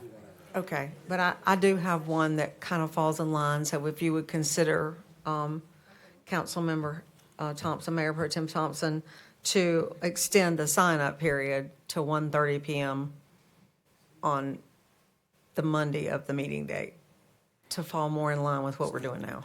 So I did have a question for that. So I think part of your motion, and I'm asking for clarification purposes, so you stated to move the start time of the work session back so that it could run concurrent into the public forum designated time. Did you want to put a start and an end time? Because sometimes our meetings won't end at 6. I mentioned from 6:15 to 8 p.m. No, not for the public forum. Okay. I thought in your motion you said the work session go from 3 to 6. Yeah, but if you have 2 items, is it not able to dismiss early? So I would just say, if council could consider just moving it back, so that I see what your goal is to make sure that when it dismissed, it really coincides with a reasonable time for people to sign up and attend and participate. So maybe just don't put 3 till 6. I mean, the work session starts at 3 or whatever time, and then put the public forum to start at a certain time. It's the end time that, sometimes we got 5-hour work sessions. I mean, I understand that's amenable, but sometimes we go over and sometimes we're short. I just want them to have some time in between. Understand. And I use the same time frame that we had for our previous work session, which was 2 to 5. So it's always been 3 hours. So that's why I said 3 to 6. Okay. All right. So, Councilmember Ferguson. Thank you, Mr. Mayor. Let me first say I seconded that motion because I have residents who are concerned about it as well, and so that's why I second the motion. I was not under the knowledge that there has been a public forum before concerning this matter and concerning this issue. Not a public forum. A work session. Okay. Yeah. All right, and that was open to the public. So, what I do want to say is kind of to piggyback off of Councilwoman Green. You kind of laid out all the concerns that everybody had tonight, and then you went through, and I think by changing the time, that kind of answers pretty much all of the questions, all of the things that everybody were concerned about that came up here tonight. The hour part that you discussed, nobody had a concern about that. That seemed to be good. As well as far as it being a regular meeting, our attorney has told us that a regular meeting is considered a meeting that you continue to have, so that would be a regular meeting. So that addresses that issue. And then moving the time, which is what they were asking for, is I think that would fill it all. I don't see any other piece of this puzzle that it does not answer as far as the concerns from those who came up here. Thank you, sir. Councilman Hondros. Thank you, Mr. Mayor. I think to piggyback on Councilman Ferguson's comments, I think, and to your comments, starting the work session at 3 p.m., just let it go organically as long as it goes, doesn't have to specify end time. And then expanding the other concern that this motion doesn't address maybe is the cutoff time at noon. If you're willing to, a friendly amendment to allow signed up to 5 p.m. the day of the public forum, which would be consistent with what we have today. So if you're willing to do that, I think I can support this. Thank you, sir. Madam Clerk, will that give you enough time to do what we need to do if we cut the time off at noon on the day of the public forum? Or go longer than noon is what the proposal is. Staff can accommodate 5 p.m. if that's your request. 6 p.m. No. 5 p.m. cutoff. 5 p.m. cutoff. Okay. Yes. I want to speak. The day of, correct? Yes, sir. I can make that adjustment. All right. So we have a motion on the floor. Let me repeat it. We have a motion on the floor by Mayor Pro Tem to approve the change, which will have the work session start time at 3 p.m. on every first Monday. We did have a proposed end time at 6, but the public forum time for starting is at 6 with a sign up no later than 5 p.m. the day of the meeting. Did that capture everybody's concern? One correction, though, Mr. Mayor. Yes. I don't want to specify that the public forum will start at 15 because we still have recognitions and announcements before we get to the Well, public the second meeting. Right. I mean, yeah. The meeting once a month that has recognitions and public comment. Okay. And Mayor, I just need to clarify that the remaining items on the policy are also included in that, such as the extension of the 1 hour, because we have not made mention of that portion. All right, well, So the motion council, the was- motion would carry because it's presented now as this a separate item. This was pulled separately, so it pulled everything that was attached to it. So, haven't heard any discussion about the other items. So your vote would be to approve everything that's attached. So if The there's, motion. that Okay. does The not policy. reflect, what you want to do, we need to That need to includes separate that. 165.3 and 160.10. Yeah. All right. Last round, Councilmember McMillan, second round. Yeah, I just want to encourage everyone to, well, first of all, say I third, can't support this moving forward, Mr. Mayor or Council. I think this is a classic example of us listening to what the public says and then us deciding what we want to do, and then having a discussion in front of you as if you're not here, and as if you didn't just tell us to stop, right? As if you didn't tell us to slow this down. And I just want to include an option for other council members who feel the same way I do, to not vote for this, but to vote for a motion that says we should have a public hearing. I understand it was already struck down to have a work session where we talk about this in depth to include the legal implications. But I think in all fairness to the public who this is about and who will directly be impacted by this, that we have a motion to have a public hearing before we make any decision. And also just want to note, making law is messy at times. It's sausage making. Some of this sausage making and some of this dirtiness could be done at a work session. It doesn't have to be done in front of the public, as if they're not sitting here, and as if they didn't just ask you for another set of Thank you, Councilmember considerations. McMillan. All right, got Councilmember Jones. Yeah, thank you so much. I do want to say I did hear from some of my constituents, and they're on both sides of that. So I speak for me. I do hear and listen and elicit the feedback from my constituents, and I know they're not always the same. So I want to make that extremely clear that I do listen to them. And again, some are for it, some are for every aspect of it, and some were not. The biggest thing that I've heard on my side was the time to actually come and the sign-up time. So that's why I am agreeable. If that can be extended, I am. The 1 hour, that was favorable for most of the constituents that I heard from on my side, and making sure that the sign-up time was at least, they were wanting it at least something similar to what it already is. So I want to say that. So I won't never make a sweeping assumption that I don't listen. Neither of you listen to your constituents, because I do. I listen to them. They may be saying something different, and so part of my job is to take all of that and look at what's best, what seems best, and if they don't agree, of course, I'm going to share with them. I'm going to share with them why I voted a certain way. But I wanted to just share that from my side. That's some of the things I was hearing and what's on the floor now with the extended time, with the public forum starting later to allow them to get there. All of that was agreeable to most of the constituents that I heard from on my side.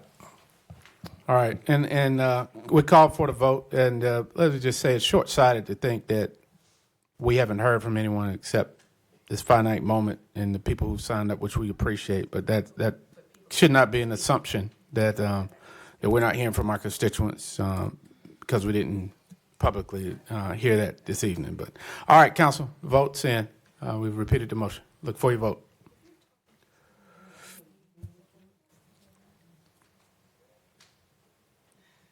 Madam Clerk, all right, motion carries 8-2. Those voting opposed, Councilman Davis and McMillan. All right, motion carries. All right, council, moving to the next item.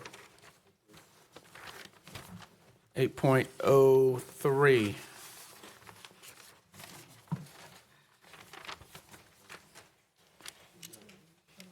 That was Davis, wasn't it? All right, council. Well, since mine is first, All right, Councilmember here.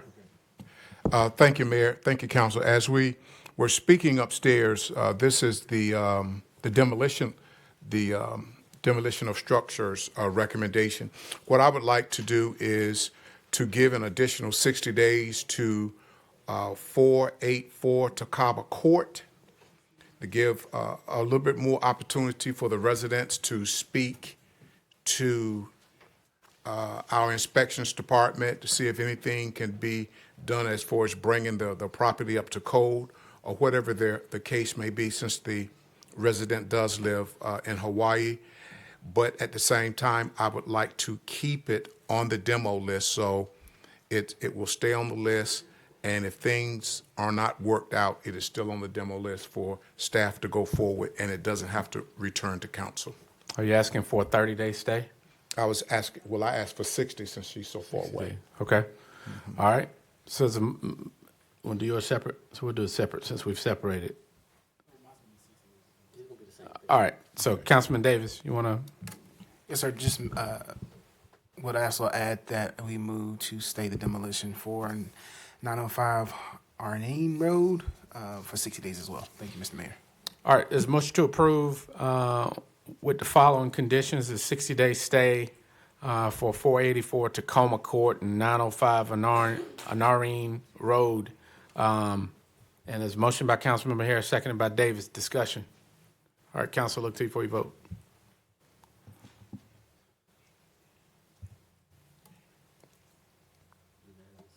All right, unanimous by those voting. Item 8.06, Councilman Harris. Thank you. Thank you, Mayor. There he is, our EDC Development Director, Mr. Cawley. I'm just happy that we are where we are now and moving forward with the Murchison Choice application and implementation grant.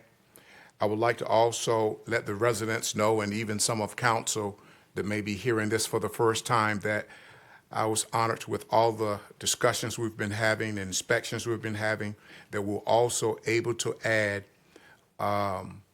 Jasper Street at Murchison Road to be a part of the application for the Choice Neighborhood Implementation Grant.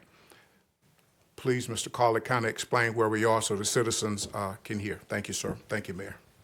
Yes, sir, and I appreciate you giving me a chance to brief you all on this a little bit more than the consent item. So we've been on this journey since about 2020 when we started the planning grant. We won one of 11 cities that won a national grant to work with the community to come up with a plan to incorporate mixed income development, affordable housing, market rate housing into the redevelopment of Murchison Road. Worked on that for about 3 years through COVID. Came out of that with an award-winning plan, went up to Durham and got a state-level award from the Planning Association for that with our team. Then we got to work applying for the implementation grant. The grant was a maximum of $50 million. We applied for 41 based on our calculations. We got shortlisted, which is pretty admirable our first year. I know it's disappointing to get you shortlisted and not win. We haven't. I ended up talking to about 6 or 7 different successful communities that have won this grant, and none of them had won it on their first year. And so I think part of that is kind of like an unofficial thing from HUD, that they want to see what this council has shown, which is sustained commitment to this project and to this portion of our community. So that happened about 2 years ago. We've been waiting for a new grant to come out. Late at night, I got a text in mid-December that said the grant was coming out and it was going to be due in early March. So we've got until about March 6th to put a whole lot of stuff together. Assistant City Manager Phelps has been helping me keep tabs on everything happening in Washington. We were not sure that this grant was going to come out, and so we have a lot of ground to catch up on right now. As a reminder, this involves redevelopment of Murchison Townhomes at Elliott Circle, or at Rosemary, and then the Elliott Circle property. But overall, there's also neighborhood-wide projects and infrastructure to be contemplated and put into that grant. including advancing some of our plans around our parks and trail connectivity. We've also got some placemaking and some community confidence things around facade improvements, residential, commercial, things like that. The housing plan right now, we've made a change from last time around in that the Housing Authority recruited a nationally recognized mixed income housing developer to come work in our community. So Penrose has been on the team for about 2 weeks now and going as fast and hard as they can. They've got like 5-6 people working around the clock to help us out right now. There's a lot to be done. We're looking at the feedback we got from HUD last time around and what we need to address to be a winner this time. But also the new administration made some changes to the grant as well. And the maximum grant is $26 million. That means some larger cities are probably not going to be interested. But our community is kind of a perfect fit for this grant and this opportunity. We had a winning grant last time. We just missed the cutoff by 1 or 2 of winning the grant. Right. We are ready to be successful here. We'll have a community meeting, as the manager mentioned, Thursday night at 5 o'clock at our new senior center. Please come if you'd like to meet some of the members of this team. Please encourage nonprofits in the community to reach out to my office to talk about how they might help any interested housing developers or people that want to be involved in affordable housing in new home ownership opportunities. We want to do several units of infill housing with new single-family down payment assistance clients in this area as well. We're looking for folks to help join that team to help us kind of put this thing together. We've got like 2 weeks. And then I'll be coming next to you guys at the next city council meeting with a better idea of what that housing plan looks like, the neighborhood plan, and the social services people plan. We'll be asking for some leverage funding from council, similar to what we did last time, and asking you to commit to working with Urban Strategies, Penrose, the Housing Authority on this effort. Thank you, sir. Thank you, Mayor, for this opportunity for me to pull this item. I am just ecstatic about it. I go all the way back to Hope 6 on Old Wilmington Road and on Grove Street. And if you look at those beautiful, beautiful homes still today, after all of these years, how much beautiful they are, how they have improved the community, the economic development within the area, a big thumbs up for this project. So I would move that we authorize staff to apply for the fiscal year 2025 Choice Neighborhood Implementation Grant for the Murchison Road area and to adopt the budget ordinance amendment for 2026-5 and the Special Revenue Project Ordinance Amendment 2024-11. All right. Are there questions or seconds? Yeah, I was going to make a second. I had a question. Need one? All right, so let me go back to the beginning. There was a motion by Councilman Bahir. I think it was a second by Green. All right. Discussion. You had a question. Mayor Pro Tem. I just wanted to add a little bit more, Chris. We spent, I think, $200,000 or $400,000 with a grant writer a few years ago. Are we going to do that again this year? And also tell them, how did the redevelopment of what we decided to do at Cat Site 1 help us with the implementation grant? Yes, sir. So the first part is, I don't have the exact number in front of me. Somewhere between $350,000 and $400,000 is what it took last time to create that initial application. We're spending a little bit less this time. We're bringing Urban Strategies back. That's a nationally known nonprofit that works on the case management, the workforce development, economic mobility aspects of the grant. We've brought in a housing developer. Now, they don't cost us anything right now. They will be looking at how do we put the financing together. But we got a grant writer who is currently 4 for 4 in Winning Choice Neighborhoods. She was not cheap. We've also got market studies, environmental studies. I couldn't even tell you how many folks working for me right now. This is pretty much my life for the next several weeks and the last several. But it does take quite a bit to get there. We are a little bit cheaper than the first go around because we're updating some stuff. As far as Central Park Villas, I think there's really 2 components to it. Some of it we're asking HUD for clarification on some of the rules. The first part is it shows, again, that continued commitment from City Council to invest in this neighborhood. We're talking about $23 million worth of new development on what was a blank site, right?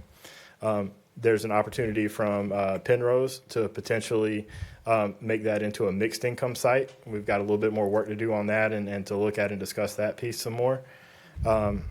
There's also an opportunity to leverage additional financing that wasn't in our original application from the private sector into the Elliott Circle redevelopment. So a lot of things that make the application a lot more attractive than last time around. Penrose was able to add into this due to they've done 3-4 different choice neighborhoods. So they've got a lot of experience in plugging those funds in with some other things as well. I think Central Parkville is really, it's threefold. One, it shows that we are committed to redeveloping this neighborhood with or without choice neighborhoods help.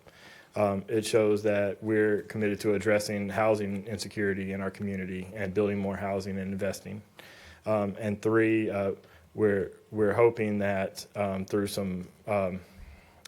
our grant writing that we will be getting additional points. We're banking on 3 points out of 101. Which is it doesn't sound like a lot. It's a big deal, right? We're banking on 3 points. We're looking at 2 right now. We're asking HUD for clarification to get that third one. Yeah. All right, Mr. Cawley, you have a couple questions on this motion. You talked about the expenses of what we spent to prepare and apply, but we received a planning grant of about what, $450,000. Yes, So sir. once we were one of the 11 cities chosen, we received that grant to help plan. So that was not necessarily general fund dollars or local dollars that were coming out of there. We received the $400,000+. You want to talk about that a little bit?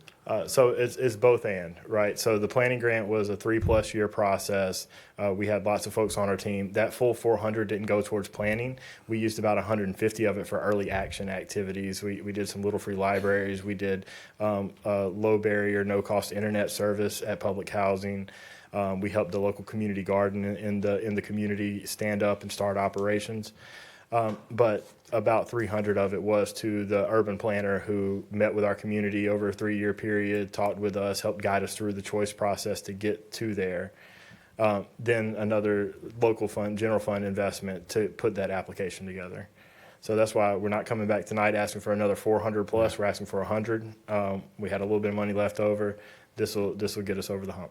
Right. And the final thing I'll say on the villas that we talked about, this is a neighborhood I grew up in, so I'm familiar with it. These with the mixed income or with income verification, they'll go up to 80% AMI. Some of them are 60 and some of them are other, but that fits some of the people that we want that currently live in this community. And so as we talk about gentrification, this is something that helps prevent people who can no longer afford to be moved out by new market rate development. Can you talk to that aspect a little bit, how this will help actually in the retention of some of the similar income-based folks that are there? Yeah, I mean, absolutely. I think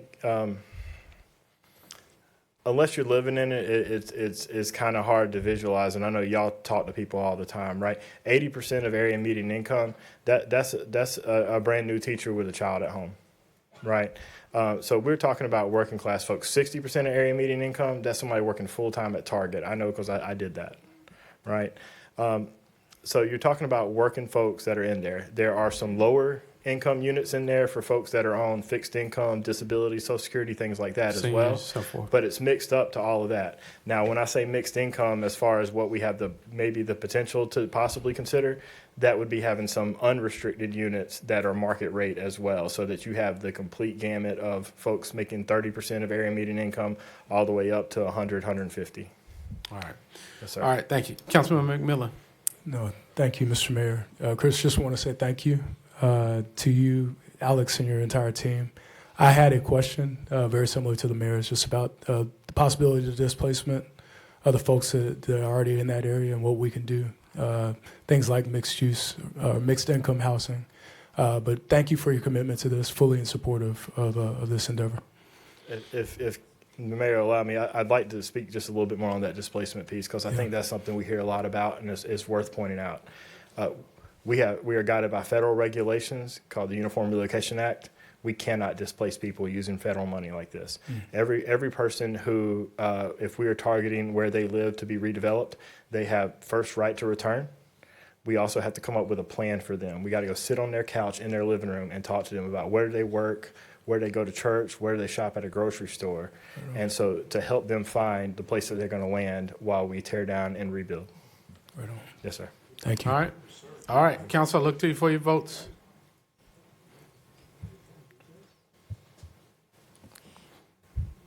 Madam Clerk, who are we missing? Councilmember Hondros? Councilman Hondros, what you over there doing, man? All right. That's All good. right. Motion carries. Thank you. Thank you. Ms. Thanks, Collins. council. Thank you. All right, Council, at the 9 point, Fayetteville Advisory Committee on Transit. Fact.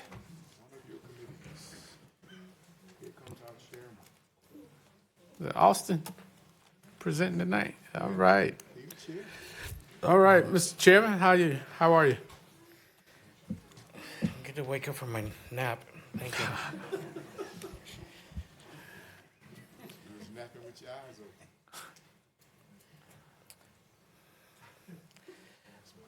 That has met. It should be minimized on there.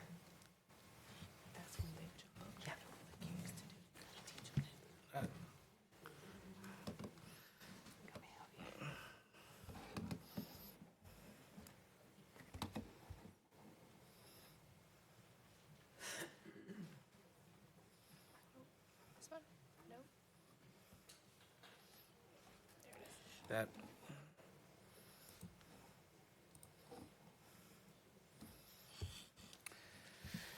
Good evening, Council, Mr. Mayor, Mr. Mayor Pro Tem. My name's Austin Campbell, and I chair the Fayetteville Transit Committee. And I get to give this wonderful report to you guys.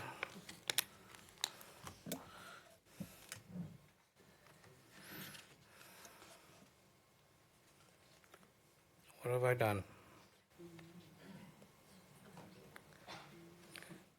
I haven't even said anything, and I've already messed it all up.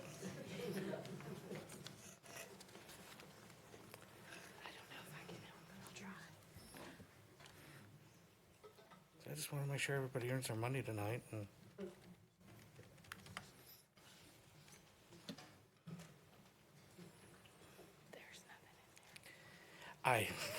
I see that.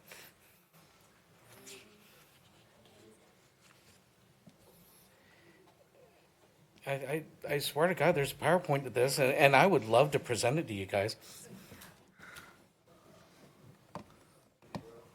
Oh, I see. I see.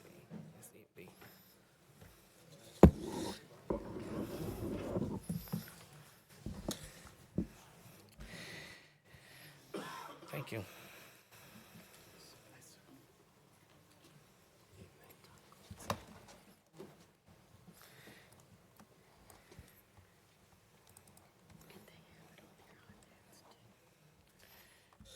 And apparently yours is a lot easier to operate than this wonderful. Anyway, to continue on with this, our purpose is to advise the city council on and provide recommendations on what we are doing over down the street, and hopefully you guys get to give us all kind of money so we can buy new buses and things. The next slide is our membership committee, and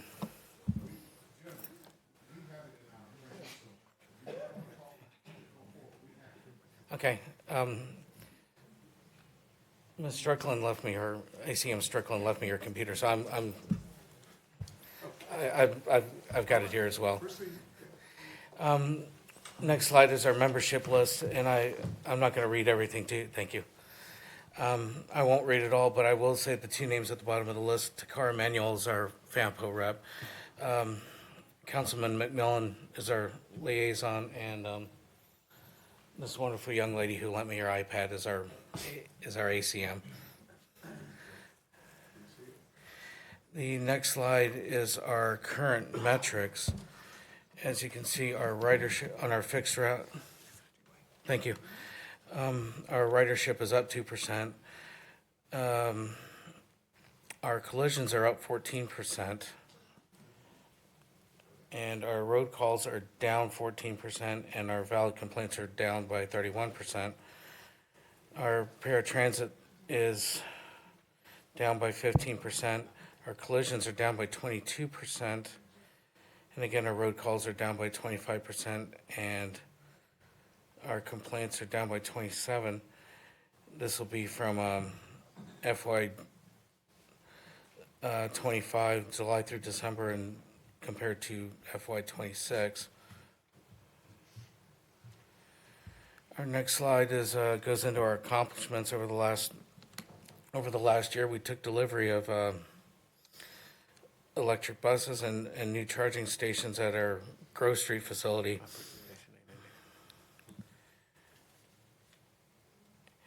And our next slide, we started an Express 1 route in western Fayetteville, and that was launched in November of 2023.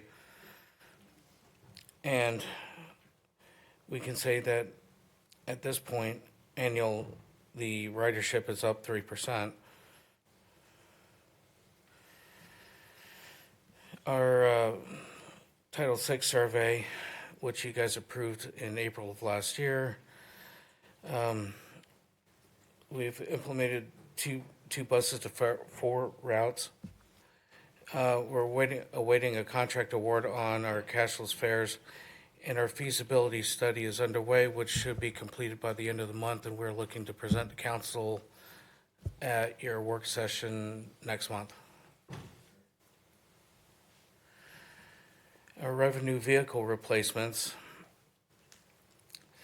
and you guys are going to be hearing a lot about this next month when we get the final feasibility study, but our fixed route buses, we got 33 buses, and 15 of them are past our useful life. 5 of them are approved funding for replacement, and 3 of them are awaiting funding. Our paratransit line, we got 21 buses, and 18 of them are past useful life, with 6 approved for funding, approved for replacement, and right now 0 are awaiting funding. Next slide, cashless fares.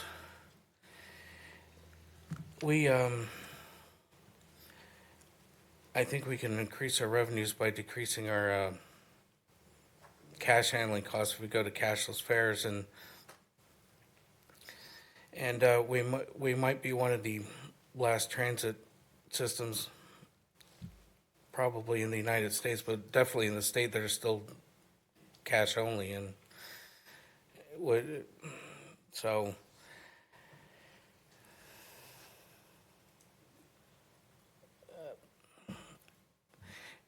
anyway,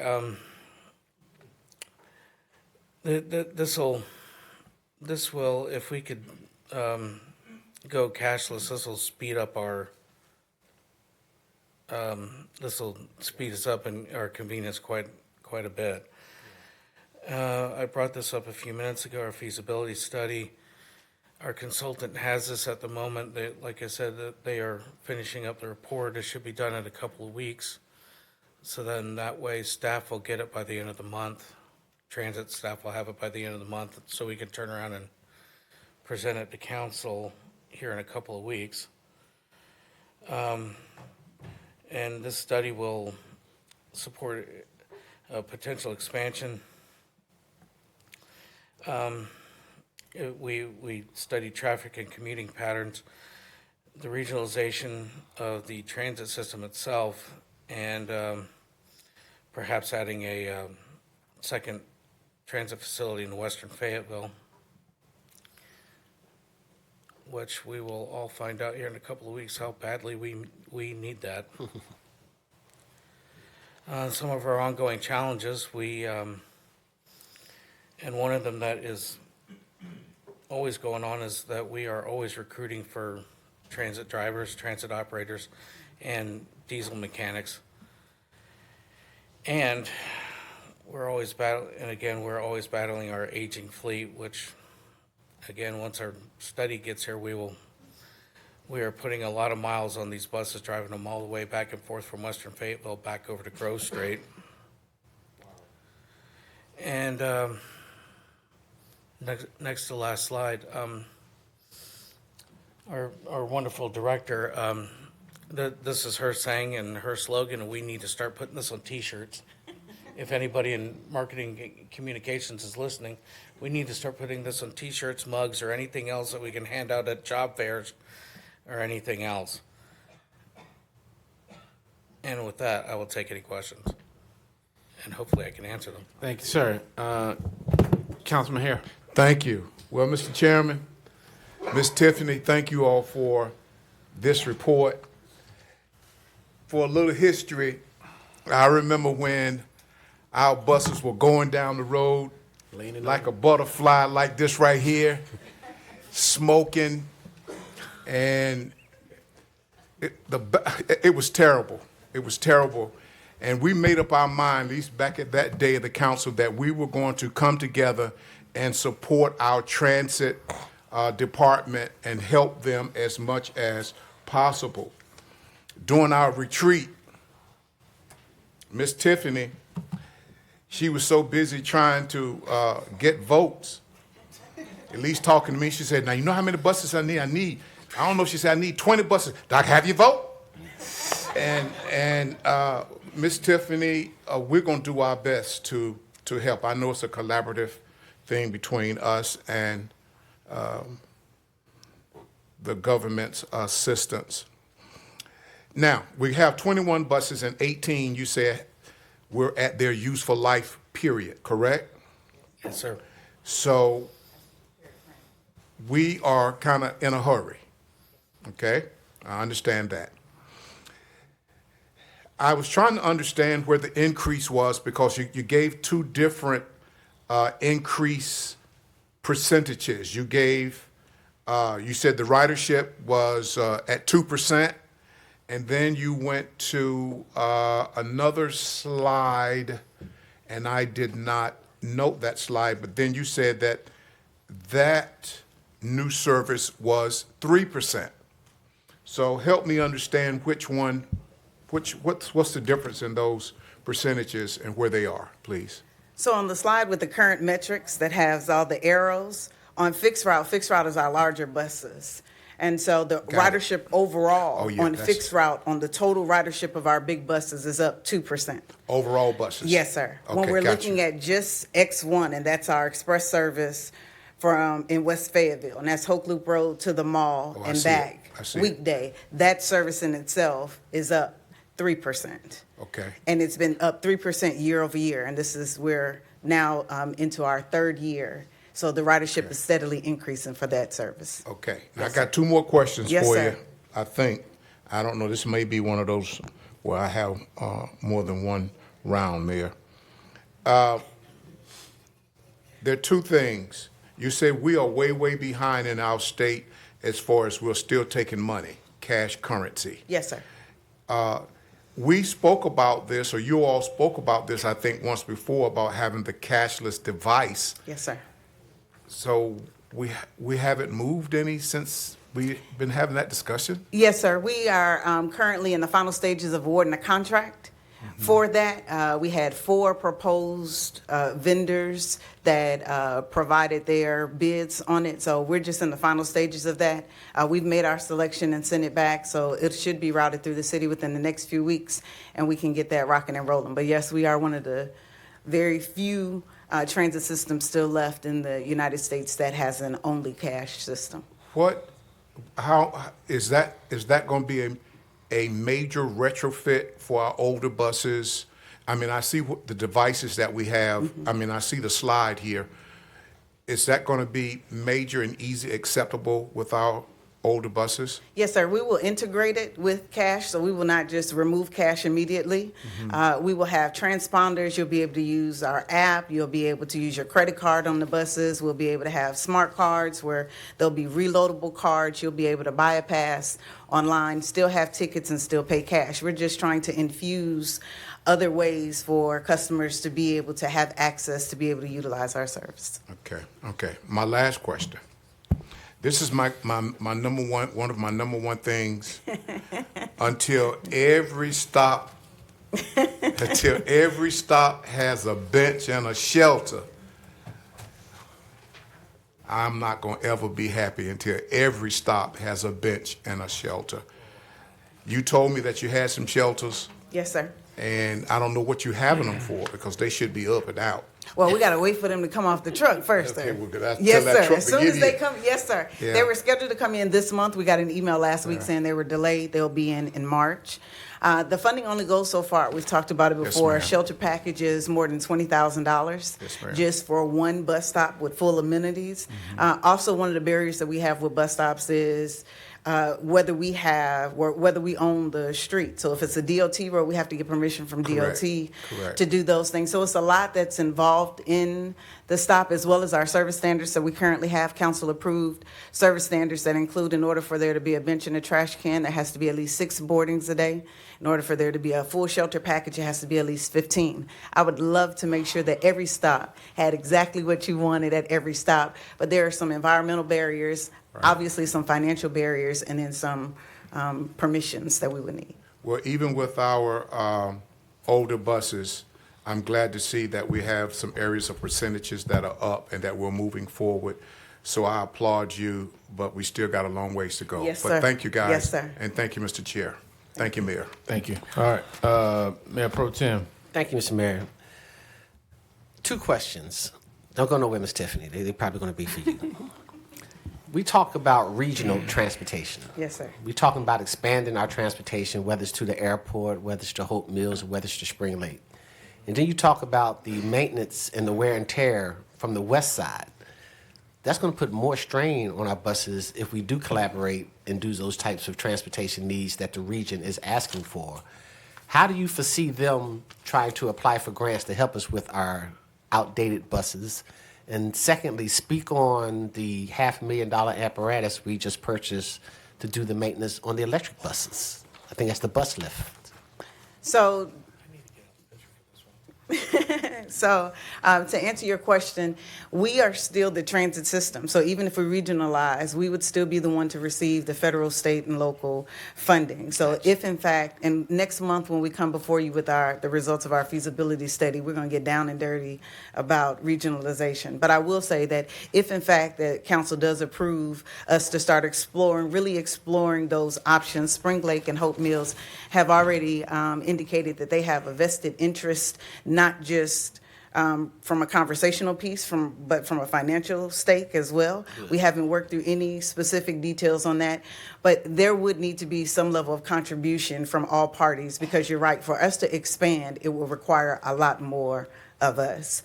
We do have a bus lift that we receive funding for that's going to allow us to do the work at our facility on Grove Street for our battery electric buses. Right now, the above ground lift will not support us lifting the buses as high as we need to so our mechanics can work underneath them because of the battery packs and everything at the top of the buses. So You also have to hire new mechanics to know the ins and outs of those electric buses. you don't necessarily need new mechanics, but there is some extensive training that, okay. yes, that we are working on. We do have some funding for and are bringing in-house to be able to train specifically on how to repair, because of course you have high voltage and there's certain PPE that we have to have for these buses compared to our diesel buses. Thank you, Mr. Mayor.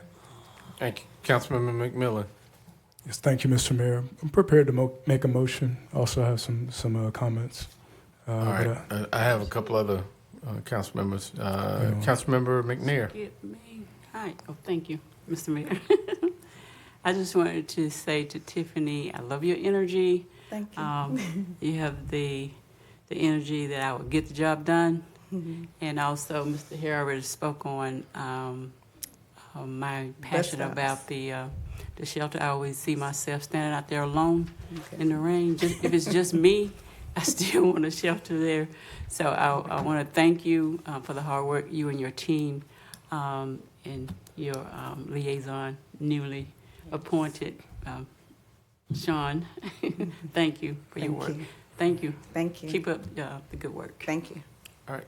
Councilmember Jones. Yes, thank you, Mr. Mayor. Very quickly, thank you so much for the report. You too, Mr. Austin. Just to be clear, those thresholds for the shelters, benches, et cetera, is a local policy, not a federal one. Yes, sir. So potentially, we have an opportunity to shift that, should we so desire. Yes, sir. Enough said. Thank you. All right, thank you. And before I go to Councilmember McMillan, the City Council liaison on transit, I wanted to ask a couple of questions. One, your route out west that was brought a few years ago from Councilman McMillan's predecessor, Councilmember Banks McLaughlin, is doing pretty good? Yes, yes, sir. All right. So how can we expand more routes out west? Do you have plans for that? Start with buses. Yeah. And yes. So there's nothing preventing FAST from expanding, from growing. I think the city manager even So with the mentioned, current fleet, you don't have the accommodation? I don't have the capacity right now to do anything outside of what we are doing today without additional. So the routes that you have, are all of them performing? Yes, I mean, you have your higher performing routes, and those were the buses that council approved us to add a second bus on. Then you have some of your underperforming routes. But as our analysis showed last year in our Title VI survey, it would be a detriment to communities if we were to take transit out, even those lower performing areas. Okay. And final question, how long does it take from ordering to delivery of a bus? Given the tariffs and everything that have come recently, it can be anywhere between 12 and 24 months from when the pre-production, and once we've signed and gotten a PO and everything gone through the pre-production, which is why it's critical. We do have some funding on the table that we'll bring to you in the next meeting. We were awarded, council supported us in a competitive grant in 2024 in which we won for a little over $8 million. So we're buying buses with that. That'll be our first round of buses, and then we have some apportionment money that will. Are these buses scheduled to connect the west to the city? To the rest of the city? The buses are scheduled to do everything, including connect the west to the city. So let me be a little bit more specific. Okay. If you had the equipment, how many additional routes would you foresee to be able to fully integrate West Fayetteville to the rest of it? To be honest, right now, these are just replacement buses. These are not expansions. Okay. Where we are on Grove Street right now, I couldn't add another bus. We don't have the physical capacity to add another bus anywhere, which is why it's vitally important for us to bring the feasibility study to you, because we need another facility. We can't even do regionalization. So I'm glad you said that. Yes, sir. So really, the answer to my original question is not buses. This is you need another Capacity. location. Yes, sir. You need some infrastructure, and you need buses. Yes, sir. So will there be a delivery of a plan that speaks to that? Because and the reason I'm going here, we've got a new council committee I'm excited about, just talking about looking at our community as a whole, about how transportation moves from the airport to the buses to the rails. How are we positioned to move in and out of our community? So will there be a plan presented so that council can start, it's our job to figure out the policy and the budget. Yes, so. Sir. Will there be a plan submitted that actually connects this community to where we had an adequate number of routes out west, even if it's another location to house the buses? You're saying you would need that? Yes, sir. Okay, Yes, sir. so that's coming? Right. So the feasibility study, if you approve that next month, then that sets us in motion to start getting the funding that we need to really, really put a presence out in West Fayetteville. That is our desire, to be more visible and accessible in West Fayetteville. But the plan right now is to say we need another facility. Once we have that approved plan, we will apply for funding that'll expand us further out into the west. Okay, and what kind of time frame are we talking about? The plan is March 2nd. Okay, so once the feasibility plan is voted on, how long does it take to complete? As soon we already have our consultant working on getting us some federal funding, because I'm hoping that I'll get some yeses. So we're already working on putting things in motion. Again, FTA does not tell us what routes we can run, how many routes, anything like that. That is a local decision. We can do that. I'm just speaking from a capacity standpoint, what I have the capacity to do today. So we're going to West Fayetteville, sir. Okay. Yes, we are. We will end up in West Fayetteville. Thank you, Mayor. Let me put it in motion. I got you, though, sir. Thank you. That's what we're looking for. Thank you. All right, but thank you for your work. Yes, thank you, sir. Austin. All right, Councilmember McMillan. Right. Just going to lead with thanks, Director Neal. Thank you, Austin, for this information, for all the hard work, please extend that thanks to everybody in the crew. I know it takes a large group of people It working does. all the way down to Absolutely. mechanics. And thank you, Yes. everybody that came from the office. And I just appreciate your dedication. When we talk about economic mobility, this is something that ties directly to the people most impacted in Fayetteville. And just want to urge the council prior to going into budget season, where we get into solid figures, to make sure that we continue to prioritize this. I know it's reflected in our strategic goals, but when we talk about the additional bus facility in Western Fayetteville, when we talk about ending this cash system and getting the cashless devices, talk about updating this beyond aging fleet that we have that we're nurturing. Then when we talk about updating shelters, all that's going to take resources, and just urge everybody to keep this in your prioritization. With that, I'd just like to move that the council approve FAST 2026 Public Transportation Agency Safety Plan as presented. All right, so motion by Councilmember McMillan, seconded by Green. She beat you to the switch there. She's moving fast. All right, we've had adequate discussion. Council, I look to you for your votes. All right, unanimous. Thank you, Ms. Tiff. Thank you. All right. All right, council, moving to 10.0, state and federal action plan. Ms. Jody, that very brief presentation of our state and federal ask. You've got it. I know the hour is late. I see our lobbyist back there, so he's going to take that list back and go bring us back a truckload of money. They all are. So the hour is late, and you all still have a lot more on your agenda. So we will be as succinct as possible. I'm going to set it up for you, introduce our state consultants. This is the first of two items. First, we're going to talk about our state priorities. Then we'll talk about our federal priorities. And we're going to ask, hopefully, for your agreement tonight to adopt those so that they can take it back and get us a boatload of money. So just as a way of overview and set the stage for you very briefly, and this applies to both the state and the federal agendas, this is the second year on our 2-year cycle. We try to do this and have a thorough review of them in the first year, and we try to stay as consistent as possible with our priorities in the second year. Of course, for the state and the General Assembly, this is the second year of the biennium and starts the short session in April, which is why we want to make sure that we don't drastically change our priorities from year to year. And the same thing on the federal. This fall, we'll go into a more thorough review and go back and look at them more intensely again. You'll notice very closely that they align with your strategic priorities. We tried to keep that in mind too. So I'm going to call up first our state consultants, and you'll see a new face today. They're right behind me. I'm pointing at them, and they're right behind me. You all know John Easterling very well. You've seen and heard from him. We also have Derek Applewhite, who's new to our Checkmate team, and he's a brilliant strategist, came from the League of Municipalities. We're really glad to have him, and I'm going to turn it over to them. Thank you. Good evening, Council, Good evening. Mayor, Mayor Pro Tem, and Manager. It's good to be with everybody again, and always good to be in this great city. My name is John Easterling. I'm a partner at Checkmate Government Relations. We've had the honor and the privilege to represent the city of Fayetteville for about 6 years in Raleigh. There's been some times where we've had some really, really great successes, and there are some times where we've had to play defense. This past year, we've had to play defense, and we've had to kind of sit and wait to see what this legislative body is going to do. I've been a partner since the inception of our group. I'm from right down the road in Laurinburg, Scotland County.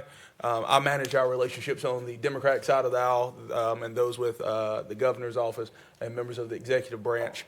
Our team is recognized not just in North Carolina but nationally as one of the top performing lobbying firms in the country and in the state. And we do a pretty darn good job at representing cities like Fayetteville, especially those who are anchors in eastern North Carolina. As Jody mentioned, we had the good privilege and the good sense to steal somebody from the North Carolina League of Municipalities in our newest colleague, Derek Applewhite. And for those of you who have been attending league events for a number of years, you'll be familiar with Derek. I'll give Derek an opportunity just to introduce himself, and then we'll go through these priorities. Perfect. Mr. Mayor, members of the council, thank you all for the opportunity to speak before you this evening. John and Jody both mentioned that I left the League of Municipalities to join the Checkmate team. Excited to bring that statewide perspective and serve on your behalf in Raleigh over the next several months and hopefully several years to come.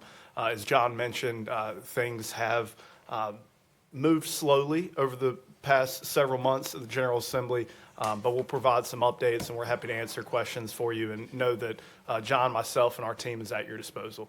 So I'm looking forward to continuing to work with you all. Thank you. Thank you, Derek.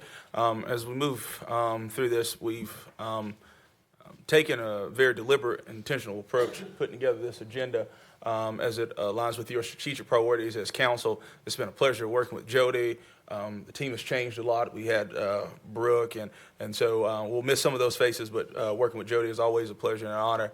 Our team is led by Chess McDowell, who is our managing partner, Nelson Freeman, who leads us as our COO. Hampton and I help to run this North Carolina practice, along with Kendall, Derek, and Lauren, who help supplement so much of that work that we do.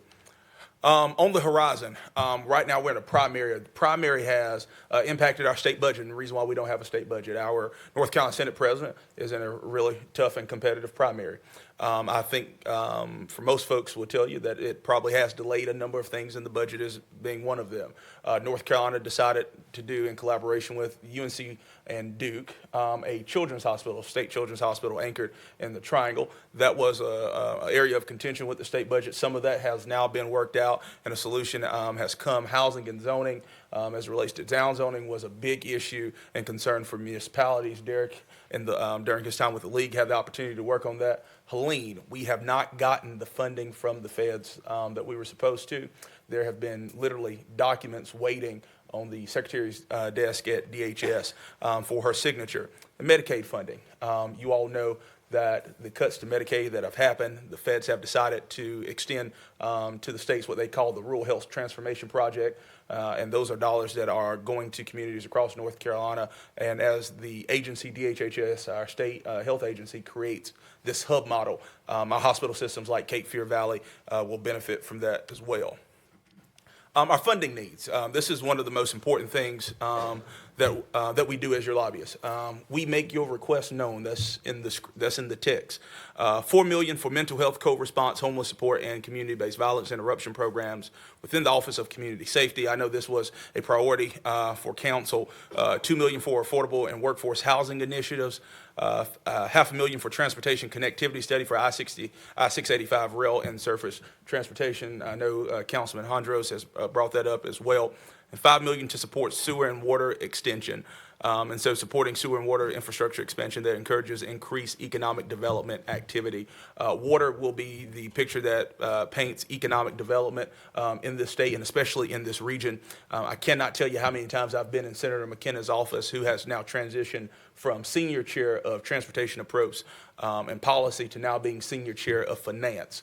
He has made this a priority for him during his time in the Senate as well.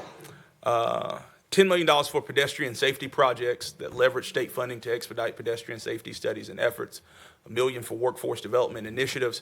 $3 million for planning and feasibility for Regional Public Safety Training Center. $2 million for the Cape Fear Park Trail Extension Phase 2, and $2 million for solid waste and transit facility modernization and improvements.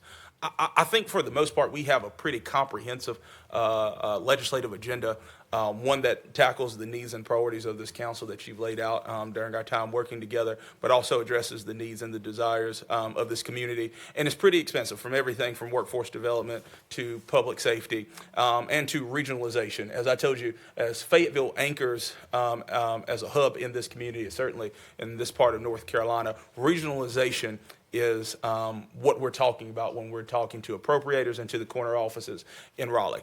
More than anything, our folks, I can tell you the desire of Speaker Hall and of the President Pro Tem, Senator Berger, they want to know one thing: what is the ROI? What's the return on investment? And we always have to be do our due diligence to make that argument to the corner offices and to leadership. And so I think we have a great delegation that's certainly bipartisan, continues to work in a bipartisan way, because at the end of the day, what we're trying to get here is not blue or red, it's green. And we're working every day to try to bring some green here to Fayetteville. Policy request, this is one that we are working on every day. Equitable tax distribution among local government entities. I know that we've had this conversation before as it relates to the hotel motel tax here in Fayetteville and Cumberland County. recruitment and retention, to advocate for legislative changes to extend the law enforcement office separation allowance to firefighters, and advocate for the continuation of the North Carolina Firefighter Cancer Benefit Program, which we were successful in doing this year. The ghost gun regulation supports legislation that prohibits and imposes strict penalties for ownership and use of ghost guns in North Carolina. And dam infrastructure, coordinate with state agencies to include Aaron Lakes West and College Lakes Dam and hazard mitigation plans. Council, that is your legislative agenda, as has been drafted by our team and staff. I look forward to any questions myself or Derek can answer. All right. Councilman McMillan. You already know he read my mind. Thank you, Mr. Mayor. I was encouraged to see Governor Stein speak out recently about mental health response. The fact that there's resources on the way, and I know he signed an executive order. I appreciate seeing that in your presentation as well, that that's a priority.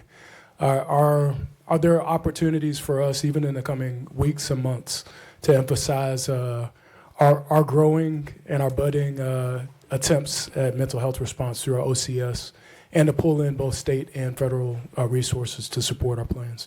Councilman McMillan, might I add that Derek and I both may look tired because we spent the entire day with the city of Charlotte, as there was an oversight committee hearing in Raleigh today that focused on public safety and mental health. As I can tell you right now, that the legislative leadership has asked cities, what is it that you need to address public safety? Mental health is our answer across the board.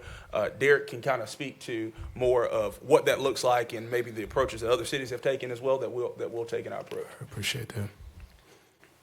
Thank you, Councilman. And I spent last Saturday at the legislative breakfast on mental health, and the conversations amongst lawmakers on both sides of the aisle recognizes there is a problem, and it always comes back to the funding.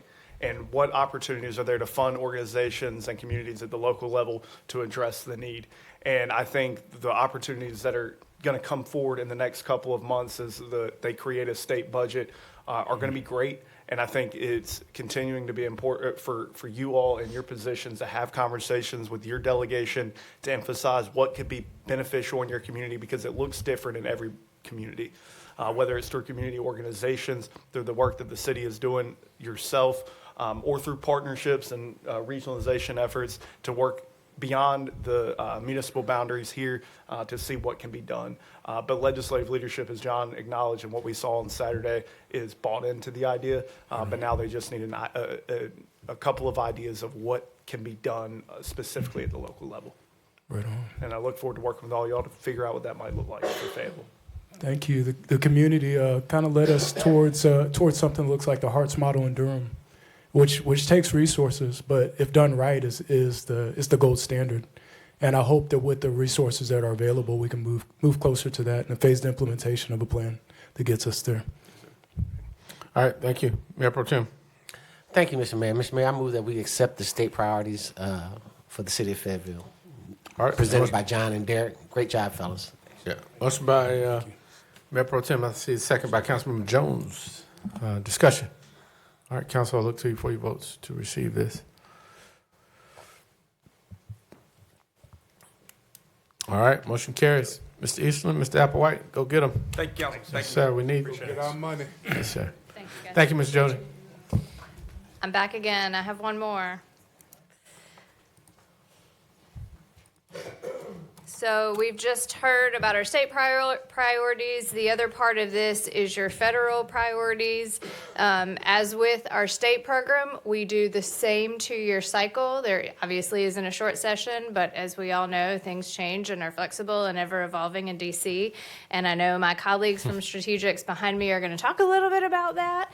You saw a new face with Checkmate. We also have a new face with Strategics. Kyle, who again is a brilliant strategist, and Leslie had the great foresight to send him to our team. So you all know Leslie Mozingo very well, and I'm happy to have her back here with us. And Kyle Leopard is behind us too, so I'm going to introduce them and let them take it for a minute. Thanks, Jody, and hello, Mayor, How are members you? of the council, Mr. Manager. Great to see you all. Looking forward to our annual trip and visit to Washington, D.C. and all the good things we do there. Mr. Mayor, thank you for your recent visit and launching things off on behalf of the city. For those who don't know me well, my name is Leslie Mazingo. I'm the owner and CEO of Strategics Consulting. I've been in the federal lobbying business for about 35 years now. I'm always focused on local governments. It's my passion. It's what we do. It's what we've always done. And we've had the good pleasure and the honor of doing this for about 6 or 7 years, I believe now, for the city of Fayetteville. And have a lot of exciting things to continue on. I will remind you that, and I'll let Kyle introduce himself in just a moment. He's going to tell you more about your agenda. But I'll remind you that, a lot of the things that I tell you each year is that last year, anything that didn't get finished, of course, rolls over and they continue it on. Anything that doesn't get done this year, then they'll have to start over in the next session, and we'll go through another revamp of the federal action plan. In fact, a very deep dive, because it always depends on if you have leadership changes and things of that nature. But in a session like this, when we go from the first session to the second session, the leadership stays the same, both within the administration and within Congress, and therefore many of the priorities. So we work very hard, though, to make sure we get your input, talk with your management team, and then continue to look at your priorities with the biggest emphasis on making sure that that we're taking your priorities, lining up with your strategic plans as you give us direction, but then making sure that the language aligns with the priorities of the current leadership. So you might even see things we worked on in the past, but the language is adjusted so that we can make sure that we're aligning your needs with what they want to hear about and what they're willing to support. So I'm going to pause there and let Kyle tell you a little bit more about himself as well as some key parts of the agenda. Thank you, Leslie. Mayor Pro Tem, members of council, thank you again for having us here tonight. And it is our honor as well to represent the city of Fayetteville as your advocates. I think Jody's going to help me go over some of the priorities, and then we'll get into our list of advocacy actions that we perform on behalf of the city.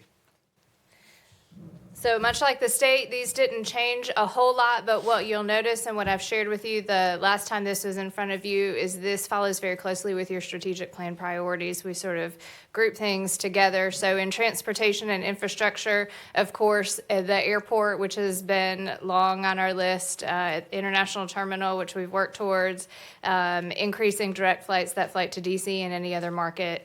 Public transportation, you all just heard from Transit about West Fayetteville Hub. This has been now the second year on there. We have marked that and eared that and know that we need to seek out opportunities for funding for that. And then, of course, the expansion of passenger rail connectivity. That's been a topic in North Carolina for a couple of years now. We want to support that here with that Raleigh to Fayetteville line. In the infrastructure column, the Glenville Lake and Cape Fear River Trail extension, those are active trails. We know that we need more walkability in the community, and those are two that have been identified. Of course, following with the state agenda, the dam infrastructure improvements, our pedestrian safety projects, which we have a long list of needs there that council has identified. And then transportation connectivity improvements, which is roadways, bridges, anything else that falls in there. In the housing and community development, again, you already heard tonight about choice neighborhoods. This will probably be our top advocacy priority when we go to DC this year to continue talking about the choice neighborhoods implementation, the fair housing assistance and initiative programs to support the work we do there, continuing to advocate for home, HOPWA, and CDBG funding. We've been successful in that in recent years to make sure we don't lose that funding. We want to continue that. And then, of course, the blight removal and neighborhood revitalization efforts. And again, public safety, the school resource officer, school safety programs, our Office of Community Safety programs. This includes that mental health resource and those mental health programs we just talked about at the state level, again at the federal level. Public safety personnel recruitment and retention, firefighter cancer benefits, and then PFAS disposal.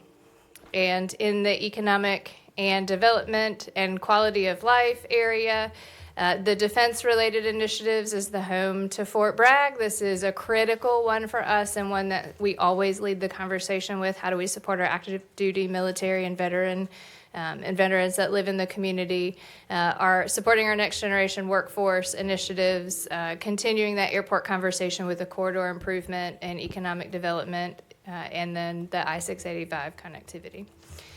That looks very similar to what you have seen in the past. It allows us maximum flexibility to be responsive to what the administration is looking for and to the grant opportunities that come.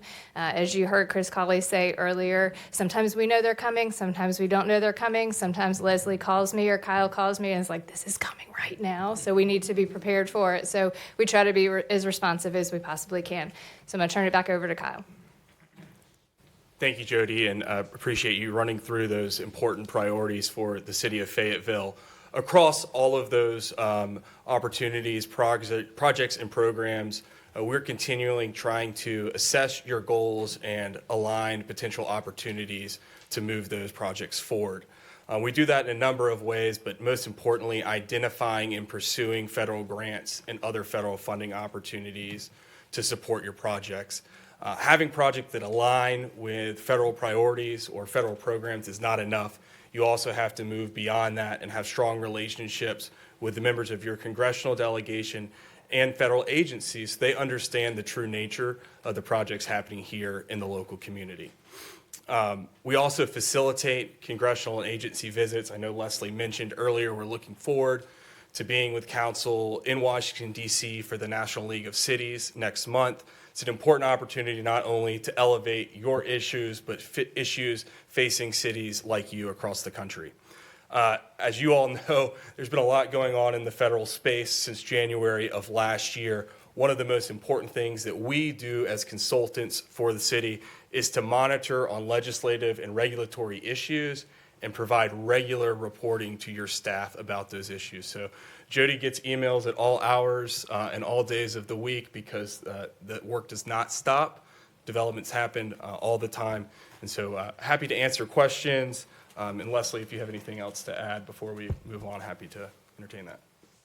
No, I know Ron would want me to tell everybody hello, and he looks forward to seeing you. He had a conflict this evening. So as you know, that's the team that you have there on the screen that works on the city's behalf. And again, we know it's a late hour, so we're happy to answer any questions. All right, it is a late hour, so I'm hoping we don't have a whole lot. All right, Councilmember McMillan. You're looking at an old prompt, Mayor. I didn't. Oh, okay. Sorry. All right, Councilmember Hare. Thank you. Thank you. I want to make sure, if I'm not mistaken, and Mayor Pro Tem straighten me out, am I going to be assigned housing and community development? Is that what I'm assigned? Yes, you are. We're going to try to make room Okay. to go see someone and So, while we're up. so what my question is to our, and I knew that it was, isn't the secretary there is Scott Turner? Because I shot him an email. I'm still waiting on a response. But are we going to be able to have that opportunity to speak directly to him or his designee? Because I'm going to be I'm going to have my best suit on and tie to see what we can get for the city of Fayetteville within housing and community development. Will we have an opportunity to speak with him in March? We always put in for the highest level meeting that we're, to try to get the highest level meeting we can get. I will tell you that obviously I don't know the secretary's schedule at this point, whether he's in town or not in town or what other commitments he has. I'll be honest with you, during the League of Cities, that's when everyone from the entire nation and all the elected officials are in town. So the schedules are very, very tight. And it is highly likely that we'll be, that we'll be able to get a meeting with the deputy assistant secretary or someone of that nature. Typically, 3 or 4 people, those that are specifically in charge of choice neighborhoods, those that maybe were part of the the grant review team that are familiar with your project, that know how well you scored before and things of that nature. And so I would encourage you to come with your best suit on, regardless of who we meet with. They already know I'm coming. Because you know that you got the ear of the secretary through his associates. But we will absolutely do our best to get as high as possible, sir. Yes. All right. Thank you. All right, Councilmember Ferguson. Thank you, Mr. Mayor. There are about 5 categories with 21 priorities. How do you prioritize the priorities? A lot of that prioritization actually comes from council and from your management team. So we take our direction from all of you. However, it is with input from us in terms of what's currently trending, okay? There were changes from that last administration to this administration and the majority in Congress. So we might say, hey, that might still be a priority, but it might need to be either lower on the list or removed from the list. The other thing that we do is we advise on timing. So, for example, talking about things that are going to occur in the surface transportation bill, that's something that only comes up once every 5 years. So there's certain things like that that we have to address, because if we don't, we won't have that opportunity. So it's a collaboration, it's a partnership, and like I said, it's done with the management team, with your department directors and so forth. All right, Mayor Pro Tem. Thank you, Mr. Mayor. To add more to that, Councilmember Ferguson, we're going to get our talking points in advance so we could be prepared on what our priorities are when we speak with the members. But, Ms. Leslie, I wanted to ask, will we get an opportunity to have the public forum with the 2 senators like we did last year? My assumption is that NLC will do that, or the league will do that as well, and we'll set that up. I know that they have that plan for the upcoming counties conference like they normally do, so I would fully anticipate that that would be the same type of session again. It makes it, and by the way, you all do a great job of always speaking up and saying and getting attention. There's, as you know, the room is full. Yes. But they recognize Fayetteville, and we have a dialogue, and we have every time they've done it that way. But yes, I would anticipate that that would be the case again, because again, they're just, they only have so much time, and they have so many people coming in from the state. They have found that's the best method for being able to address everyone. So we will be encouraging you to have someone designated as a speaker, and someone that will call out a high priority item for the city of Fayetteville. Thank you so much. I just wanted to make that clear so we don't get a chance to mention all of our asks when we speak to the LAs. We get that opportunity when we speak to the members. Right. So as you know, yes, we go in to see the legislative staff so we can have more in-depth discussions. As a former legislative assistant to a member of Congress, I can tell you that, you have to get past them a lot of times. I mean, elected officials do the hard work. We know that. That's what you do. But in Congress, they rely on their staff to give them a full report of their meetings. So we'll do the in-depth with the staff, but that will give y'all a chance to take that 1 or 2 issue and call it out for the senators in that group session. All right, Council, we're going to need some action on this. We've got residents that's been here about Mr. 4 Mayor. hours, so. Well, Mr. Mayor, I move that we accept the federal priorities for 2026 from our federal legislative assistant. All right, there's a motion by Mayor Pro Tem, second by Councilmember McNair. Discussion. All right, Council, I'll look to you for your votes. At least one. All right, who we missing?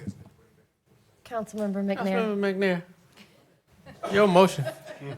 All right, motion carries. All right, thank you, Ms. Leslie. Thank you. all. Thank you. All right, Council, we need to move. We've got some residents who've been here very patiently for 11.01, so let's move into that.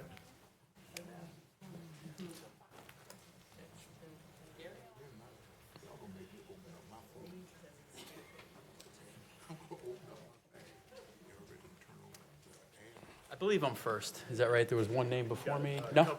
Yeah, we've got to open up your public hearing first. Evening, Council. This item is a public hearing that's required under general statutes based on a request from a property owner to be removed from our downtown municipal service district. There's a little bit of background information in your agenda memo about the impacts of that and the analysis of it. I'm happy to answer any questions after the public hearing, but with that, we'll ask you to open the public hearing. All right, thank you. With that, we're going to hold the public hearing where City Council formally seeks your input. Individuals desiring to speak at the hearing must have signed up to speak with the city clerk by name and address before the start of tonight's meeting. We will begin with a staff presentation, then we will move into the formal hearing. 15 minutes will be allowed for those in favor and those opposed of the item. Individual speakers are limited to 3 minutes each, unless by previous arrangement a single spokesperson has been designated, in which case that person may use the entire 15 minutes. When the city clerk calls your name, we ask that you please come to the podium. Please clearly state your name and address for the record. You may then begin to address the city council. When the light changes from green to amber. That means you have 30 seconds remaining. And at the end of your allotted time, you will hear the timer ring and the light will turn red. So with that, we will turn it over to Mr. Collins, their presentation, sir. No, sir. All right. So this public hearing has been scheduled as a result of some statutory requirements. Madam Attorney, can you brief us on that? Yes, sir. This is from 160A-538.1. Upon the request of a property owner, the council must schedule a public hearing for consideration of removal from the district. And so this public hearing is for that purpose. All right. Thank you, ma'am. So with that, we'll open the public hearing. Madam Clerk. Mayor, our first speaker is Mr. Lorenzo Mobley. Okay, not present. Our next speaker is Mr. Ed Crute.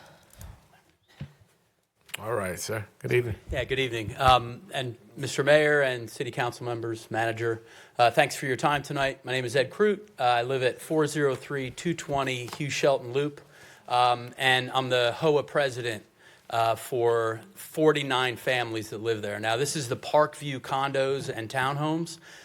Most people will be familiar with it. It's right across the street from the museum, about a couple hundred yards from here. It was also a motel that most people will remember in Fayetteville up until about 2011. While a hotel, it resided within the business zone, and so therefore paid business tax. Once that motel was taken down, and Mr. Ralph Huff built up the condos and the townhomes, the right thing to do at that point would probably to not tax the residents now as if they were a business. For 10 years, the 49 families have been taxed. On the condo side, it's about $700 a year times 14 condos times 10 years. It's right at about $100,000. It's about $500 a year for the townhomes. At 35 townhomes at 10 years, you're upwards of $165,000. So somewhere around $265,000 in taxes paid by residents as if they were a business, which they are not. And so we would request that be looked at by the city. I have board members with me from our HOA, and Mr. Joe Jackson and Dr. Wayne Riggins are also signed up to speak. So within the 15 minutes, I'll now turn it over to the second of three speakers, Mr. Joe Jackson. Good evening, sir. Thank you. I know all of you guys have heard from me multiple times. And I wish we could put this on the screen, but we can't. But this is showing the downtown business district map that's online. And if you'll notice the circles, it's showing the core district zone. Online, if you pull it up now, you'll see the two different circles. And what I've outlined in yellow on these are non-taxed entities. Airborne Museum, Veterans Park, all of the non-tax, this building, police department. The blue is Parkview. So if you'll notice where the taxable business districts end on your map is where the yellow starts. And you go through all of these non-taxable entities, a single road up, and you pick up Parkview Manor, a 100% residential community for the tax. The second page is another map for the Cool Springs Downtown Business District that when people go on and look at it, it's denoting the members of the business district. We're not on here. All the little circles online are showing all of the other members, all of the businesses, 300 Hayes Street, Prince Charles Hotel Apartments. We're not on there. Not that we want to be, because again, we're restricted in our bylaws from being able to do anything business related. On the third page, I'm trying to be very brief, this is showing just my wife and I, our extra expense from being in the downtown business district. So if you look, It's not only is our property subject to the tax, our vehicles are subject to the tax. For us, $1,700 a year in extra taxes. The city tax is about 45 cents. The extra tax is 15.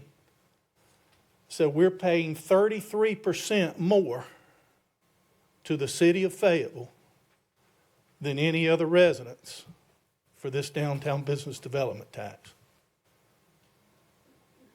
I heard the audio from the previous meeting. We didn't know it was here. We've been trying to get on the agenda for over a year. Mayor Colvin, thank you. Councilman Thompson, thank you for both of your support in saying that we get no extra services from this tax whatsoever. Thank you. Mr. Jackson, time has allotted. Is that the 15 minutes for the pro and? No, sir. If it is individual speakers, they're only allowed 3 minutes, but if there's a single spokesperson designated, then they get the fully allotted 15 minutes. But the proponents in totality get 15 minutes, correct? All it says in the policy is that 15 minutes will be allotted for each side, and individual speakers will be limited to 3 minutes each, unless by previous arrangement a single spokesperson is designated. Okay. And that person would get the full 15. So, Mr. Jackson, in fairness, pause the time as we clarify this. So, I know that your previous speaker didn't take his full time. Do y'all have an arrangement that, because you still have one speaker behind you, so you all still, how much is remaining on the 15 minutes? 10 minutes. All right. So either if you're speaking as an individual, if there's no coordination between you, your 3 minutes is up, and then I've got to move to the next. But you all, as proponents, just like the opponents, have 15 minutes collectively. So if y'all have an arrangement, I guess. So we do have an arrangement, Okay. the three of us, and I want to let Dr. Riggins speak. Okay. I wanted real quick just to address the questions that several of you guys brought Yeah, up start it. to each other in the last meeting. The two of you, Colvin and Thompson, pointed out correctly that you mentioned potholes, you mentioned trash cleanup, you mentioned a lot of things that the downtown business district receives. We get none of that. We're private. The other thing is, Councilman Hondras mentioned that we should have noticed that we were in the downtown business district when we bought our properties. I acknowledge that. But that doesn't change the fact that we're a residential community. And if you read the statutes, it says, whenever possible, and you're drawing the lines for a business district, you do not include a residential community for that reason. Other people mentioned 300 Hay Street. Why take us out and not them? They're encompassed within the business district, surrounded by businesses, and the statute specifically addresses that, saying that you cannot remove residential communities that are surrounded by the businesses. So it's just, in fairness, there's no reason for us to be included. Dr. Riggins was involved with a committee years ago that discussed the Airborne Museum and the funding of Parkview. So we'll let him address that. That'll help you guys some too. Thank you. If you don't mind, I want to wait in case you have any questions. Okay. All right. Dr. Riggins? I wrote it down, 2 minutes, 59 seconds. I did write it down. Wayne Riggins, 220 U Shelton Loop, retired Army Colonel, private practice ophthalmologist, and current member of the North Carolina Veterans Affairs Commission. I'll spare you the details, but I've been engaged in state and local issues since 1996 and was centrally engaged in downtown revitalization for about 20 years. Peri-urban and urban development have been specific interests of mine from the start. In 2010 or 11, when the North Carolina Veterans Park, ASOM, and the Parkview Plan Unit development were ongoing, I sat on the city's UDO task force and specifically recommended to staff that the CBD boundary first established in 1978, should change to exclude the new purely residential development. Here's why.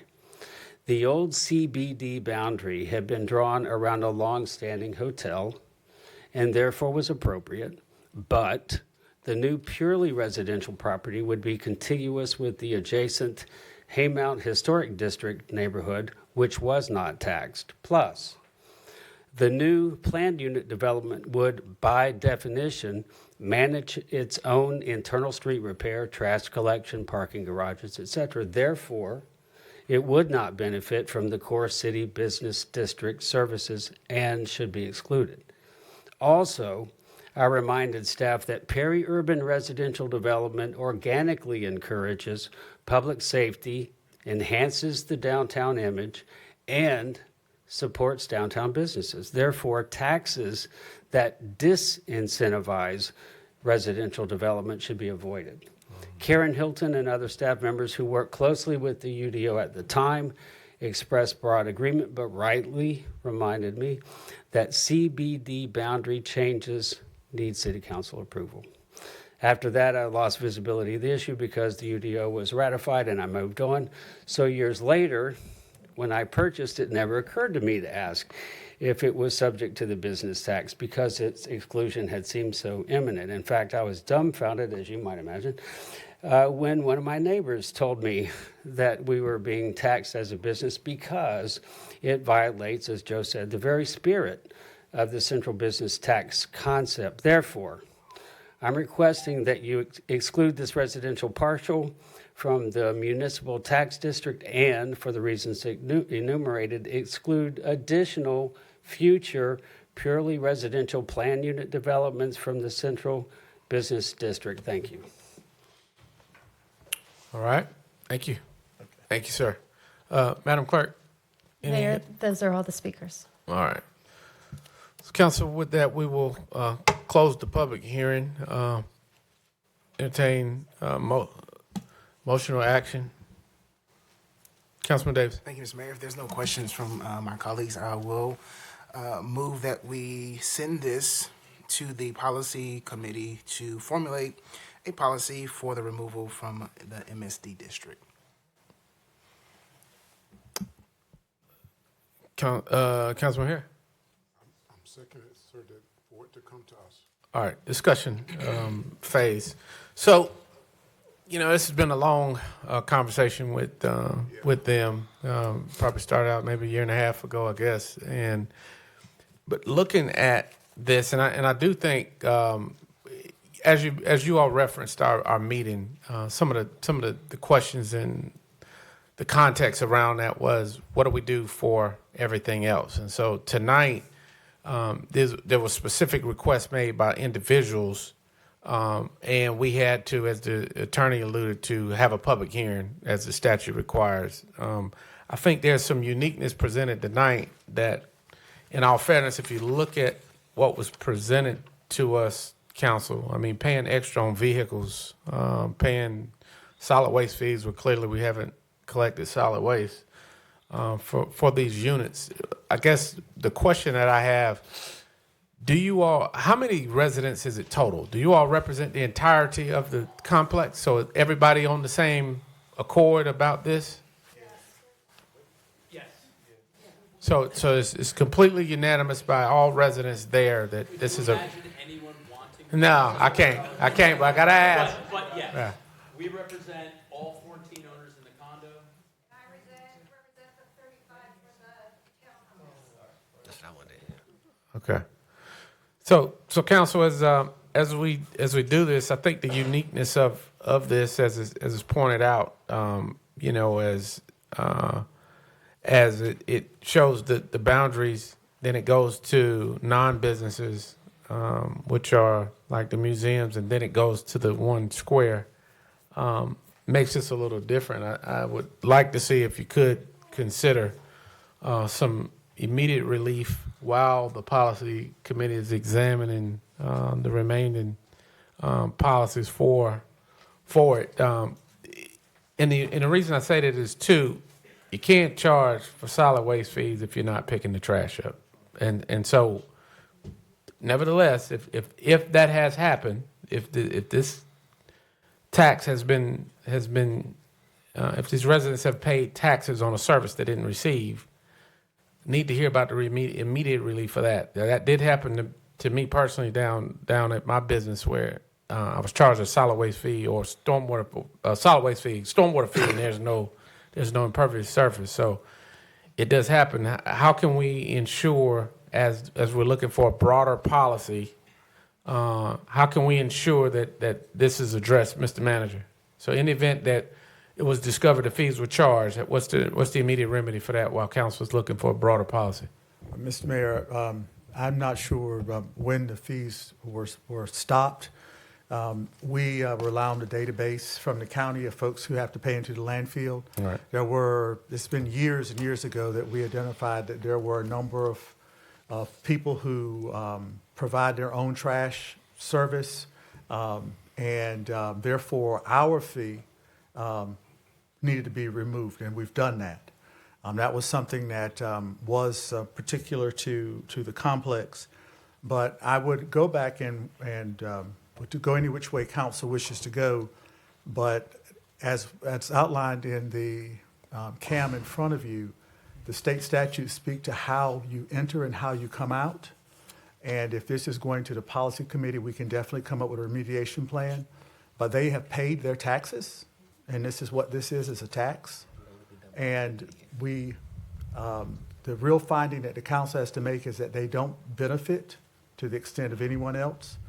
And as we've talked about, whether you're surrounded by a business district or businesses or you're residential somewhere else, this is a policy question that council would have to answer. What benefit does anyone endure from any taxes? I mean, that's right. I got that. I get so my immediate. No, sir. That was partly. My question is, in the event that it is discovered that tax has been charged for a service we didn't provide, what's the remedy? A refund? There can be a 3-year look back. We've had that before. I think the statute also speaks to when we would pay back for the solid waste fee. That is just that, a fee. That's not a tax. Solid waste is a fee. It's not. So it'd be a 3-year look back typically for us to pay back. We saw that when we did the fence permits. You may recall that we were charging for fence permits, zoning. So that too is open to direction of the board, I'm sure. It could be, Yeah. yes. Okay. So, Mr. Mayor, the townhomes are still being charged for trash collection. The condos, Yeah. Mr. City Manager, are not, but the townhomes still are. all right. Thank you, sir. I got it. So we'll clarify that. So I just wanted to make sure that the motion captures review of any fees that were charged, whether it's townhomes or condos, simultaneously. Is this going to policy or is it going to work session? Because this is your motion is policy. What about work session? Because what happens is it goes to policy, y'all get it, and then it goes. All right. So that's my question, and would like that reflected in the motion in order for me to give my support to it. All right, Councilman Mayor Pro Tem Thompson, and then McMillan. Thank you, Mr. Mayor. Policy will take a look and bring back everything that you mentioned and bring it to a work session for everybody to discuss, Mr. Mayor. But I would need for Mr. Ed, who is speaking on the 49 homes, but Mr. Jackson sent the letter. I would also need who's ever in charge of the HOA of the 35 townhomes to send us something official so we can have that on file also in order for us to proceed. And we'll bring that to you in a timely. And it's also my understanding that the taxes can only stop after next year's taxes. Am I correct? Correct. So this year, we're too late. We missed the mark for this year, but it would be for next year, Mr. Mayor. Thank you. That's for the assessed taxes. That's for the assessed tax, not the fees. But it's not for fees. Okay. Not the fees, correct. All right. Councilmember McMillan. Yeah, just want to start off with thanks with everybody who came to represent the rest of your neighbors in this. Just if I could, council, urge us towards separating the policy and the decisions we'll make in the future about how to handle these cases are from the decision we've been asked to make tonight by our neighbors. I'm prepared to make a secondary motion that speaks directly towards directing staff to remove this parcel of land from the MSD. And I hope that the rest of the council is in line with that. But again, appreciate your courage, appreciate your diligence in bringing this before the board. All right. Councilmember Hare. Oh, that was all. All right. So there's a motion by Councilmember Davis to send this back to policy. Who's the second on it? Who? Here. All right. All right. Council, I'll look to you for your votes on that motion. This is to send it to policy.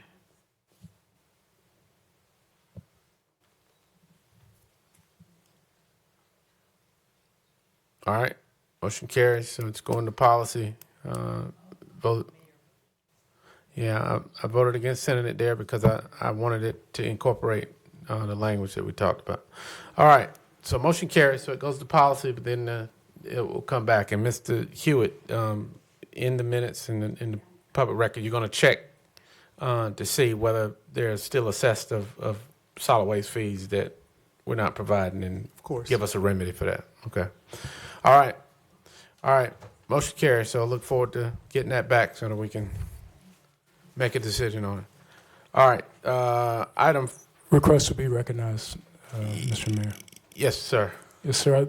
I'd like to move that the council direct staff to remove the parcel from the downtown municipal services district because the city council finds it detract. Procedurally, I support it, but procedurally, the motion's already been given and passed to move it to a work session, and what you're making a motion for would be contrary to that. So we can't do that. That would be another agenda item. But it'll be back soon. All right. So moving to item 12.01, report from ABS. I sure hope you guys wasn't on the clock by the hour.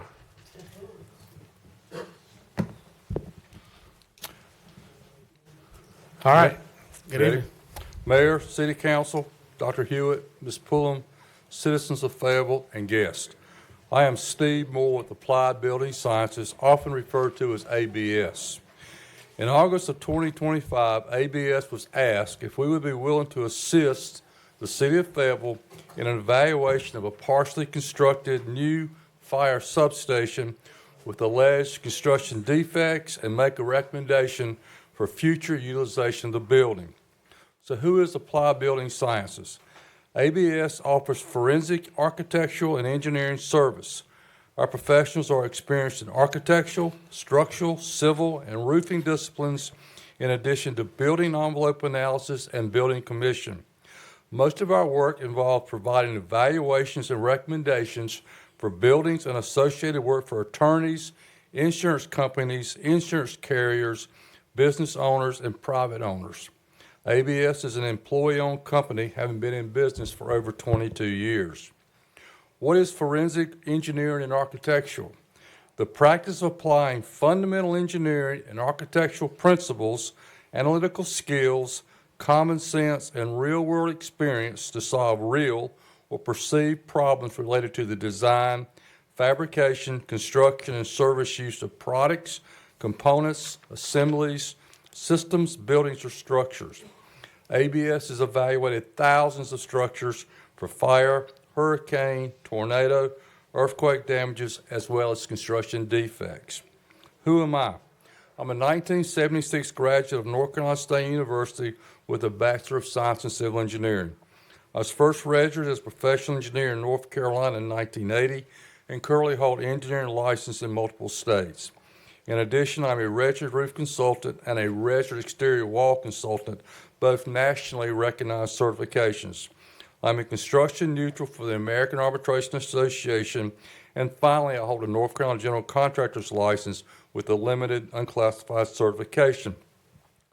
To begin, it is important to understand that governing codes and standards require that the fire station and other essential infrastructure be designed and constructed with higher degree design requirements, for example, than residential houses.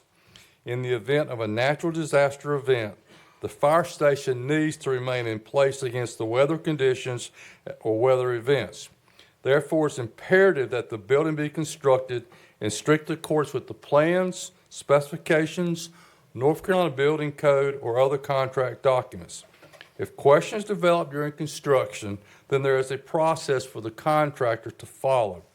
It's called Request for Information, or RFI, to submit to the architect engineering for clarification or revision.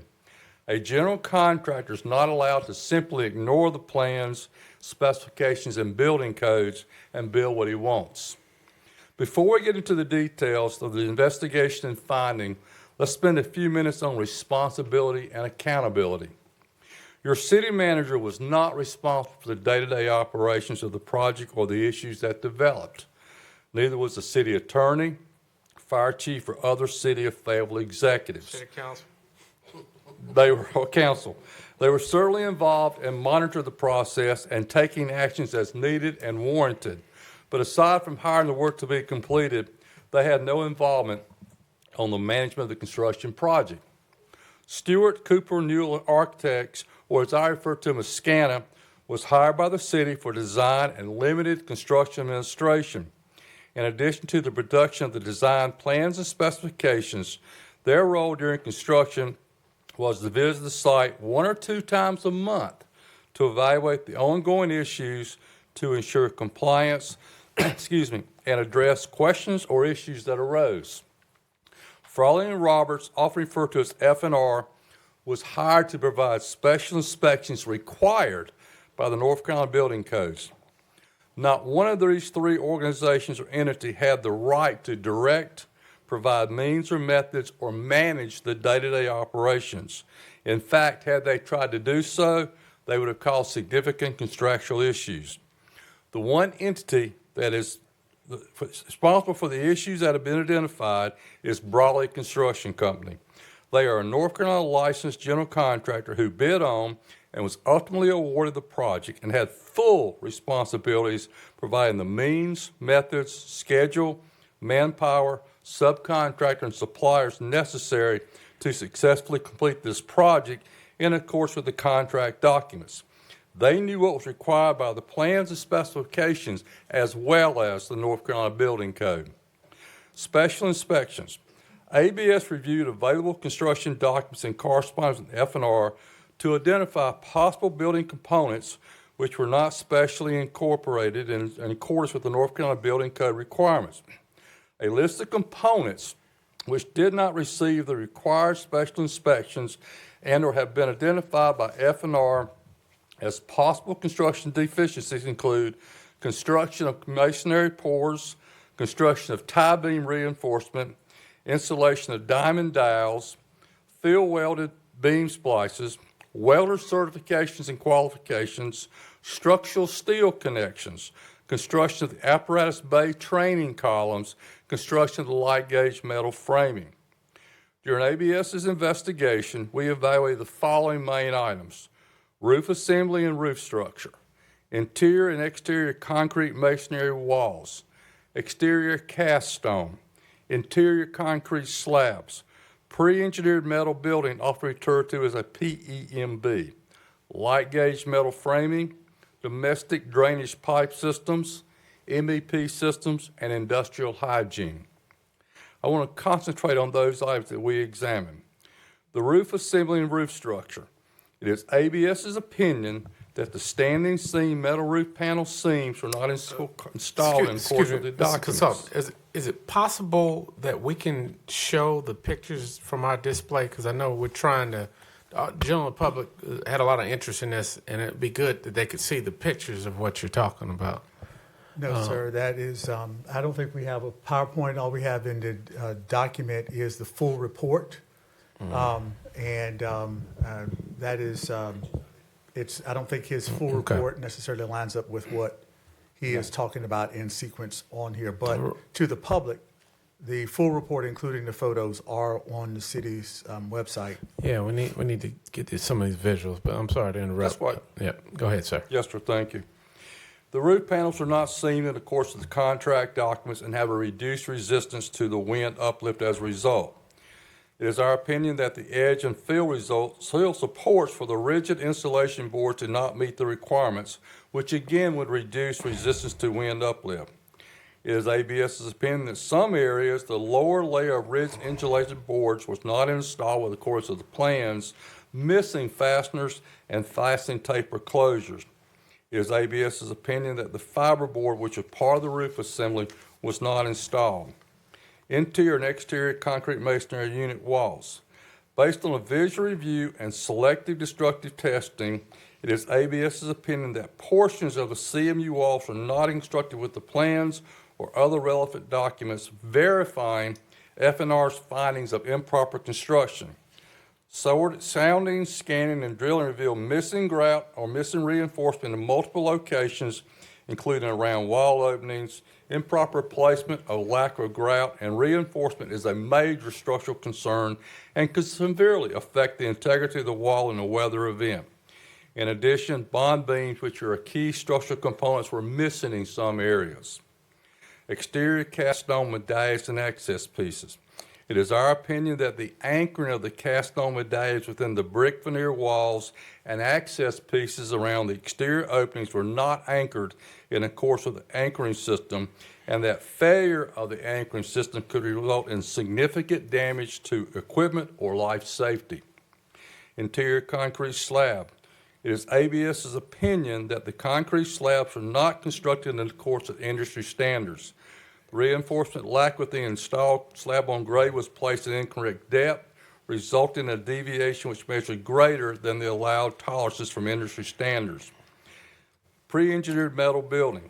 It is ABS's understanding, based on conversations with FNR, that many of the welds were not reviewed as required, a large number of bolts tightened were not reviewed as required, and further, that welder certifications were not provided prior to welding work being undertaken. The quality of the welds and bolted connections are suspect at best. Inspection of weld and bolted connections performed by a quality craftsman is a requirement of the North Carolina Building Code.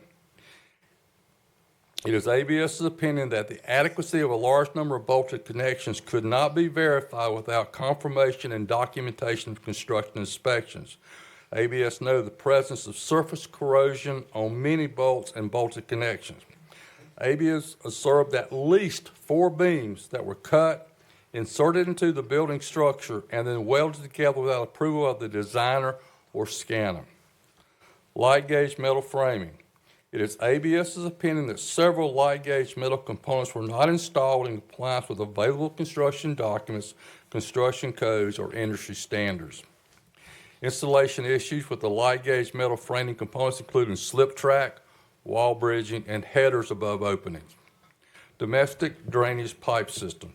It is ABS's opinion that the domestic drain pipe system is unlikely to function as intended when the system is operated.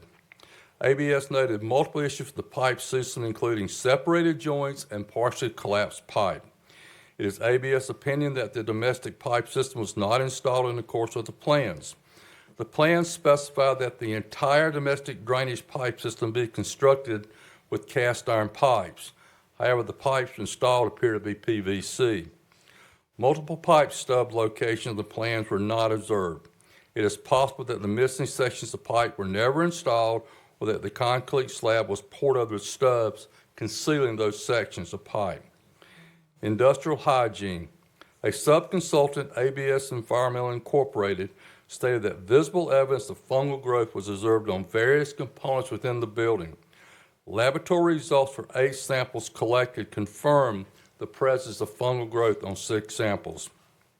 In closing, ABS review of the Fayetteville Fire Department use substation number 4 determined that numerous components do not conform to the construction documents or applicable code requirements, including significant issues with the roof structure, structural concerns with the CMU walls, issues with the cast stone medallions and access piece installation, interior concrete slabs, the PEMB structural steel framing, including lack of weld and bolt connections inspection, lack of welder certification, drainage pipes issued under the concrete slab on grade, light gauge metal framing components, lack of concrete testing, improper design and installation of 6 training columns, and fungal growth within the building. Given the widespread nature of defects, limited accessibility to certain systems, damage that has resulted from the incomplete building structure, and the proprietary design of the PMB, it is ABS's opinion that repairs are neither economically practical nor technically feasible. Accordingly, it is ABS recommendation that the existing building be completely demolished, including the substructure, superstructure, foundations, and remaining systems to allow for reconstruction of a new building. In over 17 years of my work in this area, I have never recommended that a partially constructed building be torn down. However, it is our opinion that the extent, severity, and complexity of potential reviews of the identified construction-related issues warrants this recommendation and implies ABS's serious concerns about this building. Thank you for the opportunity to speak with you tonight. Wow. Okay. So do have several questions. I'll go with Councilmember Hondros, McMillan, Hare, and Jones. Thank you, Mr. Mayor. Mr. Steve, thank you for that very thorough report. So I'll just ask it in layman's terms. In your professional opinion, can the building be safely repaired? I don't believe so. No, sir. Okay. There's too many unknowns. I'm pardon, sir. There's too many unknowns and too many areas that we believe have issues. The wells have issues. The roof have issues. Our concern is providing a building to the city that provides guaranteed long-term success. Thank you, sir. Mr. Mayor, after the questions, I'll prepare to make a motion. All right. Circle back to you. All right. Councilman McMillan. Yeah, thank you, sir. I appreciate you bringing this, and thank you for reading it. I think we needed to hear that out loud. Yes, sir. I just don't have a question. Just urge the council or my colleagues on council to consider what it would mean to the city, especially after we've had a series of capital improvement project disasters, to come with a glide path to talk about not only what's gone wrong with this project, but how we get to success in this project. And I think that's going to take a greater degree of transparency. I would urge us to get things out of private session and out into the public. I just think back to what one of my first commander in the Army told me, bad news does not get better with time. And I think it's time to be transparent, fully transparent with the public about what has happened with this project, and then also provide the leadership to point to what the glide path is to success. But I appreciate you, sir. Thank you, Councilman. And I think him giving this detailed report is good, bad, and ugly of it as transparent as you can get, and having an open conversation. Unfortunately, there's more. Yeah. Well, thank you. Yes, sir. All right. Councilman Hare.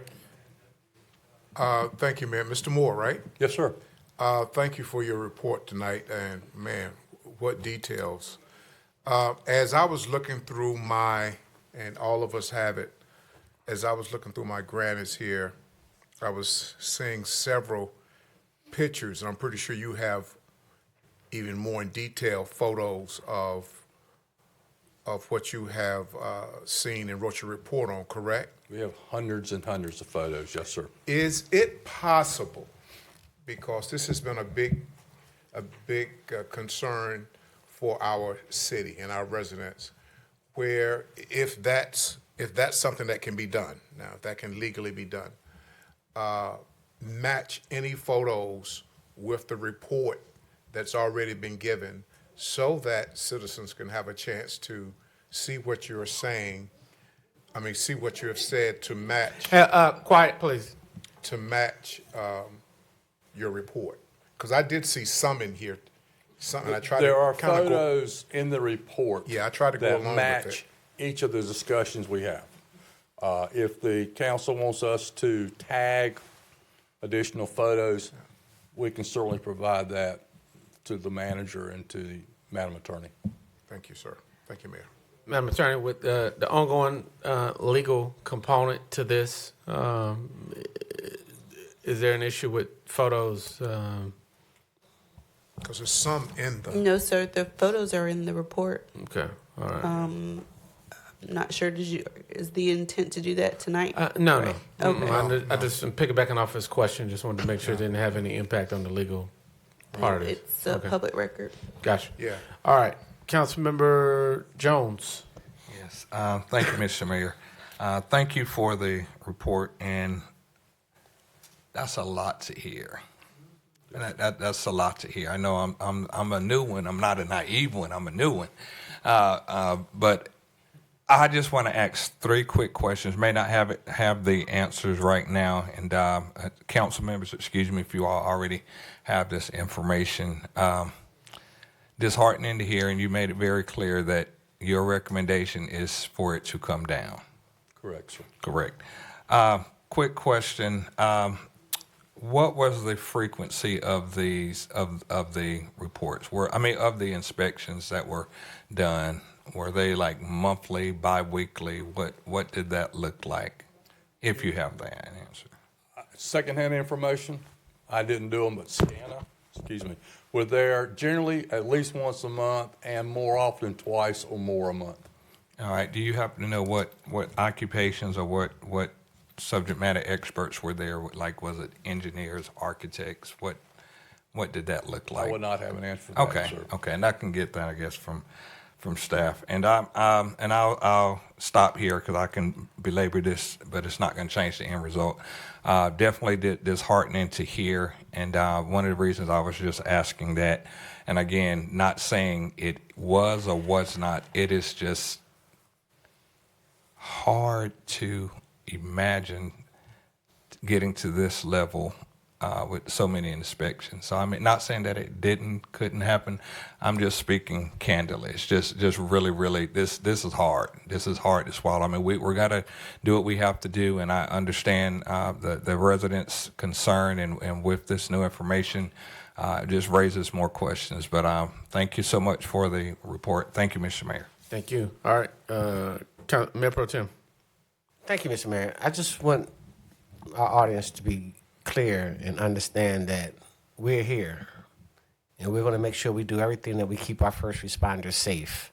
We don't want it to be on our conscience that something would happen, if it was even possible, to fix what was wrong for something to happen 10, 15, 20 years from now, and let it be on our conscience.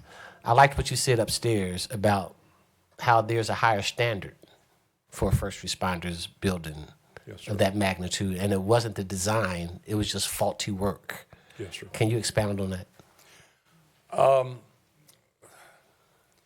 give you an example. The concrete masonry unit walls encompass the apparatus bay. All 4 walls are CMUs. They require, for example, that on a set frequency that the hollow cores have reinforcing and grout in those, which strengthens that wall to keep them from flexing. A lot of times that wasn't done or wasn't done properly. In some places, you may have found no reinforcing and no grout. Some places we found reinforcing. Some places we found trash up 2 or 3 feet, and then the grout would start. Bond beams were missing. The roof, the proper installation of the roof panels to the substructure so that they don't fly off was not done. Things along that line. There were 4 beams within the building that were allegedly not able to get in, so they cut them in half, and then they stuck them up in the ceiling and welded them together, but they didn't have welding certifications, and you didn't have the approval from the manufacturer. Some of the loading of the metal building structure was improperly done and moved loads around, which caused new design and structural issues with the building. Those things are 100% attributable to the contractor. You can't make him do it. You can continue to ask, to encourage, to document, which was done. If he refuses, they refuse. If there's 15 items, they fix 5 this week and 10, but in the next 2 weeks they had 10 more. It was a compounding issue. Thank you, Mr. Mayor. All right. Councilmember Green. Thank you, Mr. Mayor. I want to go back a little bit because I think that it's important for the public to remember that although we are all frustrated, and when I came on council, we were in the middle of all of the issues with Muhammad. So we were kind of trying to walk through those things and figure out what had gone sideways with that. And then the fire department was in the midst of that, and there seems to be a lot of kind of trying to join those things together, and they're not joinable. It's a very different situation in what happened at Fire Station Number 4 and what happened with Muhammad projects. They are very different. So I would just hope that the public can start to understand that. I know it's difficult when it's not your area of expertise. It's hard to put that division of lines. But what I know is that we kind of made demands back in April of 2024, I think is when we kind of started down a lot of the questioning, at least I did. And I started reviewing all of this from top to bottom. So there was a third-party oversight on this job because it was the architectural team. He was really overseeing everything and questioning everything, and it's the reason that we have as much documentation as we have. So I want the public to understand that that was going on, and it was one thing that we kept saying we wanted to see as a council.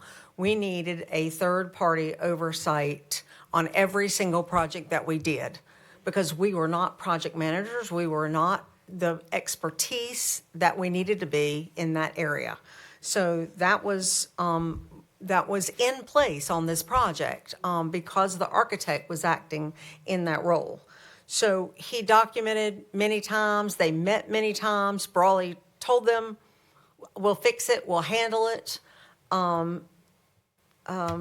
Moore explained to us that, they met, they said, we'll fix it, and then we'd go back behind them, and what they said they'd do when they uncovered piping in the ground, there was disconnects. The paint that they had sprayed on it to show holes was still there. I mean, all kinds of crazy things. So I would just hope that as we continue to try to move this forward and get past this, that we be able to look at this as a situation that we hope we've put in place now, some of the things that won't occur. It doesn't mean it won't, but as he said, he's been 17 years, is that what you said? Yes, ma'am. And had never seen anything to this level. So it's horrible, but we're here, and it's not doing us any good to have that fire station sitting there. We need another fire station. We need to replace the fire station that's there, and we need to make a decision and move forward. So regardless of how good, bad, and ugly it looks, we're here to move forward, and I think there's not anybody on this side that doesn't realize the gravity of the situation. So I thank you and Attorney Al. I'm sorry, Al, I don't remember Wendell. I appreciate both of you and the time and effort you've put into this, because I know it's been overwhelming. So thank you. Yes, ma'am. You ready to do it? Mr. Mayor, can I? Quick alibi. No, quick alibi. All right. Thank you, Mr. Mayor. Mayor Pro Tem. Councilwoman Green just made me think of something else. We also have more eyes on our CIP projects. We have Freeze and Nichols, who's going to help us intervene when we have projects. And we also going to have, thanks to the mayor who's came up with the CIP committee, we now have certain council members that's going to oversee a lot of these CIP projects and bring back to the entire council the progress of those projects. So we're putting things in place to try to do what we can to mitigate some of the things that we've had with some of our projects that has gone south. So thank you, Mr. Mayor. Good point, sir. All right. So, Council, before I call on Councilman Hare, certainly thank you gentlemen for that very thorough report from ABS, Mr. Moore. A number of things that you pointed out in your report are not only appear to be in council. Let's be mindful that we still have a legal case pending. So all of our potential comments or testimony, but just a question for you.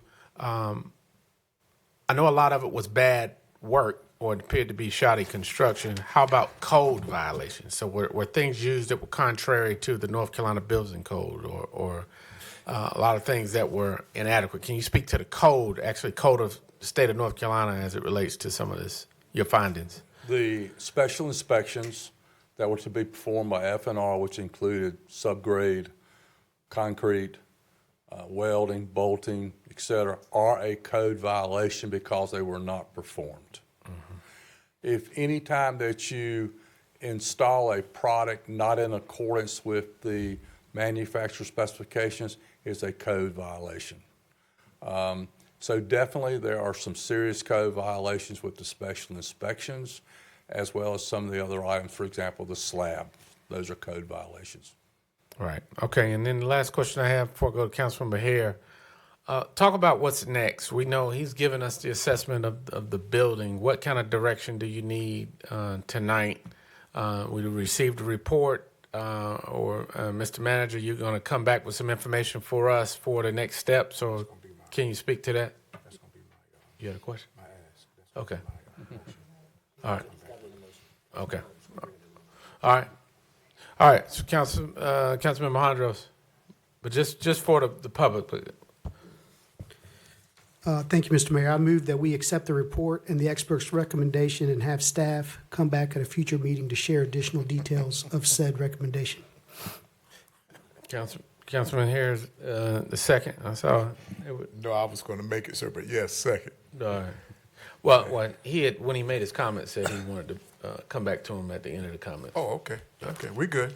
We're on the All same right. page. There's a motion and properly second by Councilmember Hare to receive the report and staff to come back with next steps to include demo and time, cost, and specifics. All right. Council, I look to you for your votes.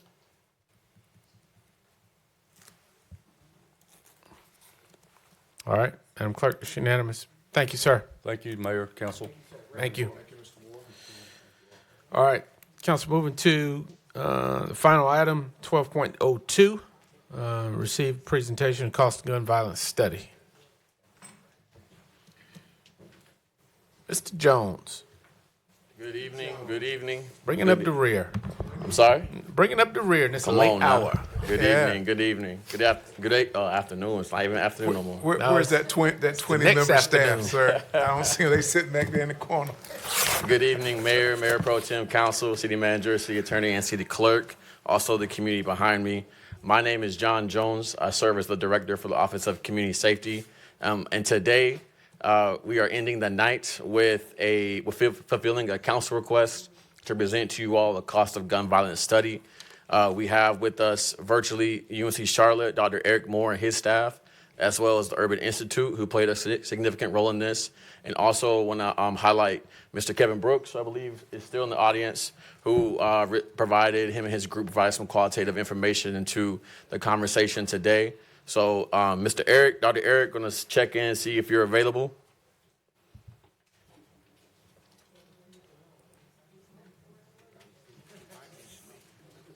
He going to bed. Right. We just heard from him that he actually got kicked out of the meeting and he's working on coming back in now. Beautiful, beautiful, beautiful. While Dr. Eric is coming on board, what you'll hear from them is how they got to this number, as well as what the final number is. And also, I will close this out. And I was told I had 45 minutes, so we'll try to keep that. That was at 8 o'clock. You know. That was at 8. No, I was just told that Chief Brian had sent me a text saying I could whatever I needed. So we're going from there. Yes, sir. Yes, sir. Dr. Moore, you there, sir? Yes, sir. I am here. Okay. Are you able to share your screen? If not, I can do so on our end. We are cool. About to figure it out. Sounds good. And thank you for your patience, Dr. Moore. No worries. All right. Can you all see that? Yes. Council members, you all have it on your Granicus? Okay, perfect. Dr. Moore, the floor is yours, and I'll be here if anything else. All right. Fantastic. Well, thank you, Mr. Jones. Good evening, Mr. Mayor, Mayor Pro Tem, members of City Council, any remaining residents of the great city of Fayetteville. Thank you so much for having us this evening. My name is Dr. Eric Moore. I am joined tonight to present our report on the foundations of violence prevention with two of my colleagues, Dr. Jenny Hutchinson, with me at the UNC Charlotte Urban Institute, and Dr. Rachel Jackson Gordon from the Family Resilience Center at the University of Illinois at UC. And before we get into the document itself, we do want to take a moment and highlight our partners through this process, namely the City of Fayetteville, particularly our contacts there, Jeffrey Yates, Brooke Redding, and now Mr. John Jones. They have all been tremendous partners for us, and we genuinely cannot thank you all enough for your support. To our community partner, the Group Theory, Kevin Brooks, who is in attendance tonight, and Tamika Bryant, who is virtually with us. We could not, and I cannot emphasize this enough, could not have conducted this project without them. So our sincere gratitude for them. And then finally, our thanks and gratitude to the Fayetteville Police Department, specifically Kimberly Richardson and the Office of Community Safety, and of course, our focus group participants. Now, just some very quick background on the project, that the purpose all those months ago was to gain a more complete and robust understanding of gun violence in Fayetteville and to recommend feasible and relevant prevention strategies to the city. In order to do this, we employed a mixed methods approach to examine gun violence from different angles, including describing the landscape of firearm violence. This is looking at the occurrences or incidences of crimes involving a firearm, estimating the costs affiliated with gun violence, and finally getting that community perspective and asking residents about their perception and understanding of gun violence. Now, to do this correctly, we utilize different research designs or methodologies for each facet. For the landscape analysis, which I will discuss momentarily, we looked at administrative and publicly available data that ran descriptive and more advanced statistical analyses to look at trends in firearm violence. Dr. Jenny Hutchinson will talk about the cost perspective, specifically how we took those same administrative data and applied validated proxy measures to local estimates. And then Dr. Hutchinson and Dr. Gordon Jackson will then discuss how we, specifically the Group Theory, conducted multiple focus groups with community members in Cliffdale, Murchison, and Massey Hill neighborhoods, utilizing a qualitative design of verbatim transcription and thematic analysis. Now, very quickly for the landscape analysis, there are multiple facets within this, and we are going to focus on only 2 of them tonight due to time constraints. But if you all have any questions on anything within here or anything else within the report, please send us follow-up messages, either myself or any member of our team, and we'd be happy to discuss them in more detail. Now, these 2 figures look at the overall monthly rate of firearm violence for the city of Fayetteville. And we divide this into nonviolent crimes and violent crimes. And you can see that overall, within that 3-year period from 2022 to 2024, the city saw a steady overall decline in gun-related incidents, though there is, of course, a monthly to monthly level of volatility. Again, over that duration, we did see a continuous drop.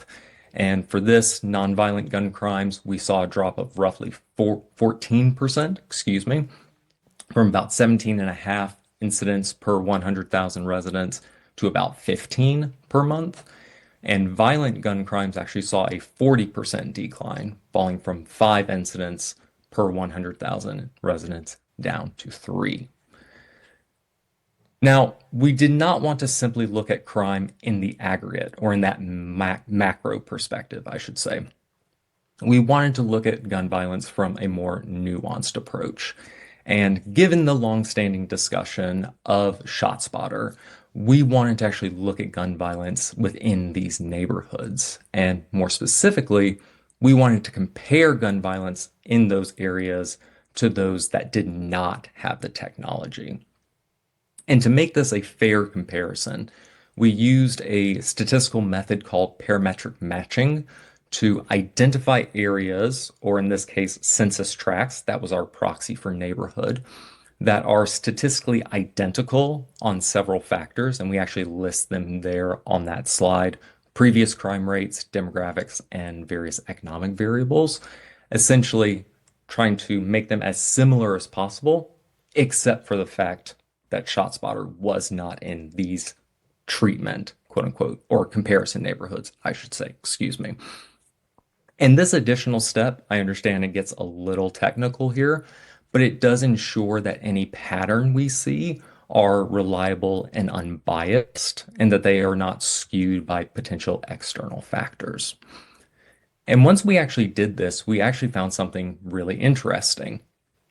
While we saw that those city-identified hotspot areas, the ShotSpotter neighborhoods, did see a higher level of gun violence compared to the average neighborhood in Fayetteville, when you actually compared them to those matched neighborhoods, so neighborhoods that were in similar or that had similar characteristics and qualities, the difference in both violent and nonviolent crime rates is not what we would call statistically significant.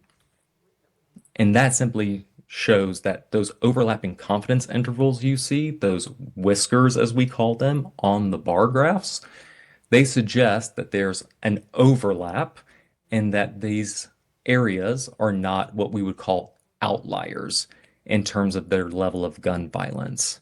But this is something we're going to touch on again momentarily. But before we get there, I'm actually going to bring up Dr. Jenny Hutchinson to talk about the cost of gun violence. Great. Thank you, Eric. And thank you to everybody there in Fayetteville for staying to this late hour to hear this report.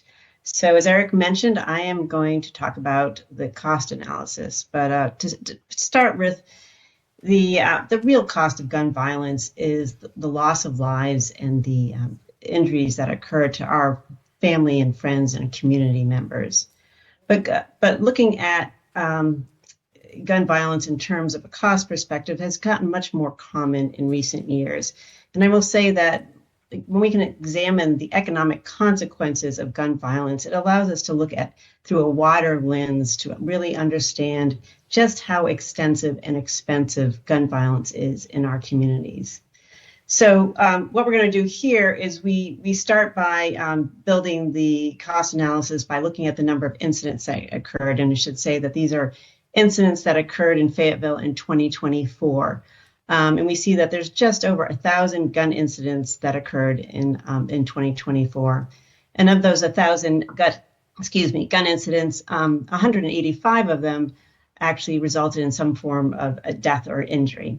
But we know that for each gun incident, you could have one or potentially more victims associated with that gun incident. And we see that there was actually 29 deaths and 255 individuals that incurred injuries. And Eric, do you want to go to the next slide? Thank you.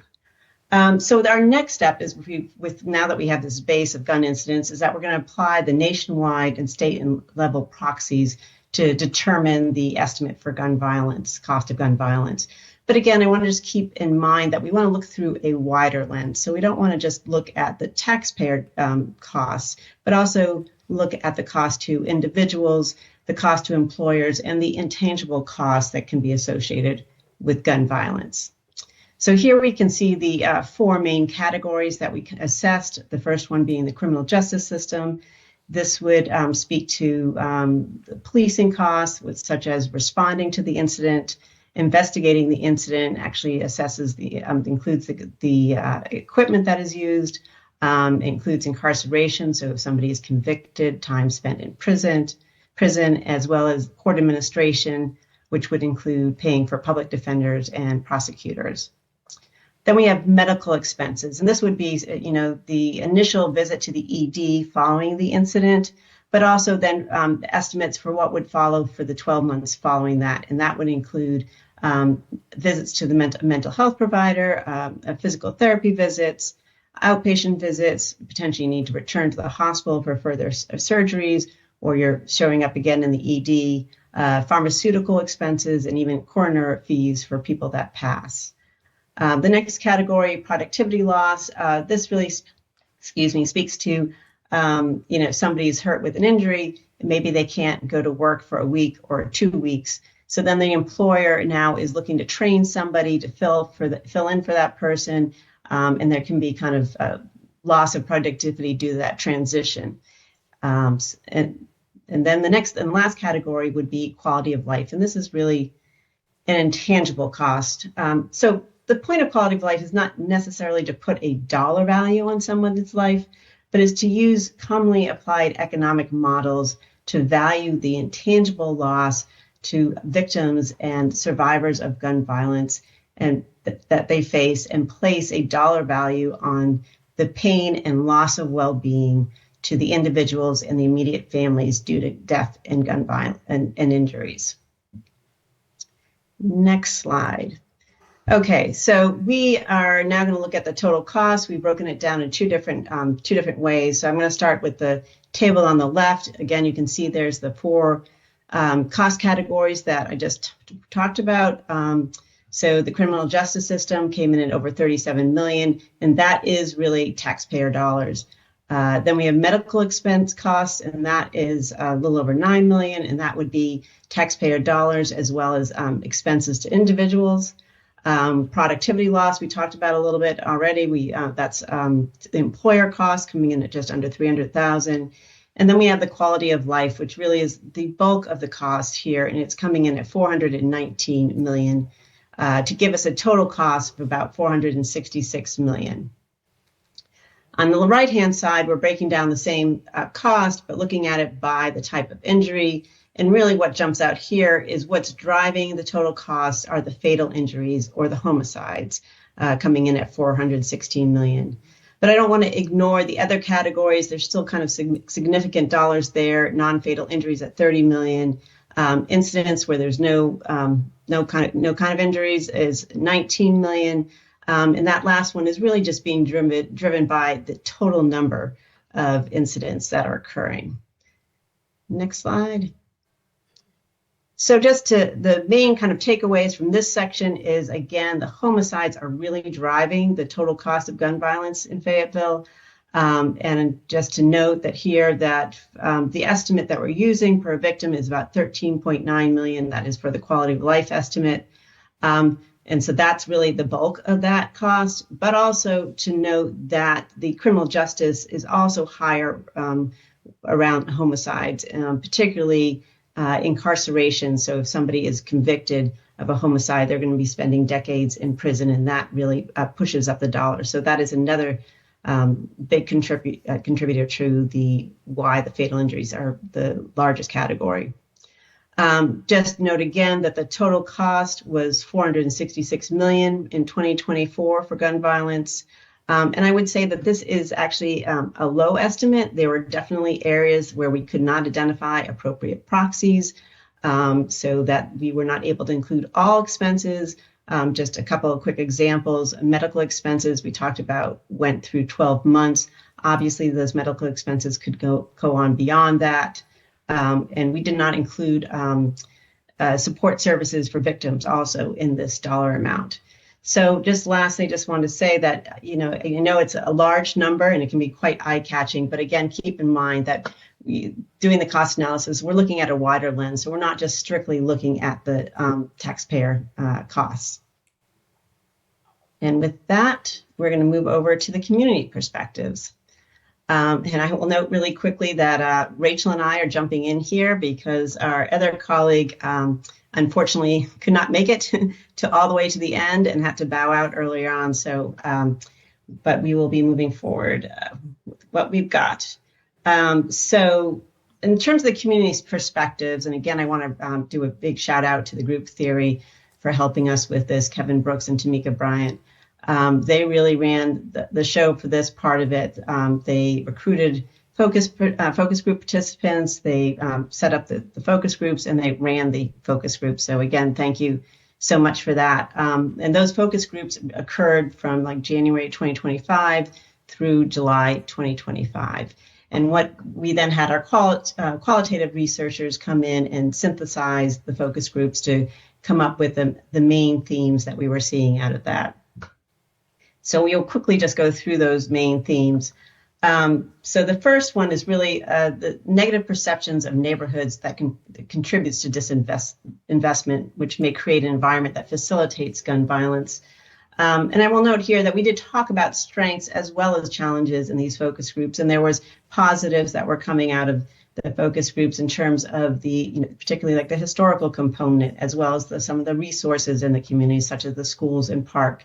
But there was noted that there was a lack of resources in general to meet basic needs and community level support, particularly for youth. And in addition, there's also this kind of rundown appearance in some of the spaces.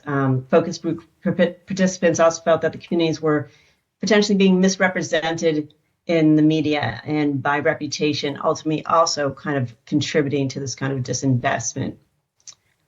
We also include here some quote. I'll just let you guys read that to yourself directly from the focus groups. I just think it's important to include the words here as we talk about these themes.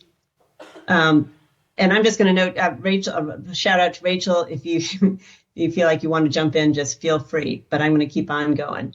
And then the next theme we really were hearing was about gun culture and exposure to contributes to an environment that presents opportunities for unsafe gun-related activities. And here, this is really just talking about how there is quite a bit of accessibility to guns, and particularly maybe around the youth, and that with having these guns, we also need to, there needs to be a knowledge about guns, and that's a piece that is missing currently, just about, appropriate use and storage. And so there's just kind of like a feeling that there was a general kind of low gun IQ, or just knowing the basic gun safeties. And again, we include a quote from the community that you can read there. Give you 1 minute to do that. Okay. So another theme that came out of there was kind of associated with the shot spotter, and here we did raise a question to ask participants whether they were familiar with shot spotter. Frequently, we would get back that people were not familiar with it. Maybe they had heard about it from another community or whatnot. So we usually gave them a description of what it was. So just generally that people felt there was a kind of a lack of knowledge around this technology that was being used in their community, and were disappointed in that. They also spoke about the return on investment with ShotSpotter, and how there was a potential for maybe those funds to be used in other ways to help the community. And also there was concerns about unintended consequences. Could the ShotSpotter result in gun violence getting pushed to other neighborhoods? As well as potentially if people are aware of it in the neighborhood, that might contribute to, again, a negative image for those neighborhoods. And then another theme that really came out was around youth developmental factors that drive gun violence, which also we can see as an opportunity for prevention. And just here we saw people talking in the focus groups a lot about how the underdeveloped social emotional skills combined with youth social dynamics and peer pressure, how that can lead to gun violence, and that potentially the youth in the communities were lacking a present and positive adult role to help model ways to move through survival mode, which maybe was then, because of that lack of positive adult model, they were kind of relying on other resources. But there also was a belief that the community needs kind of restorative practices and hope for future, so that the youth can see that there's other alternatives for how to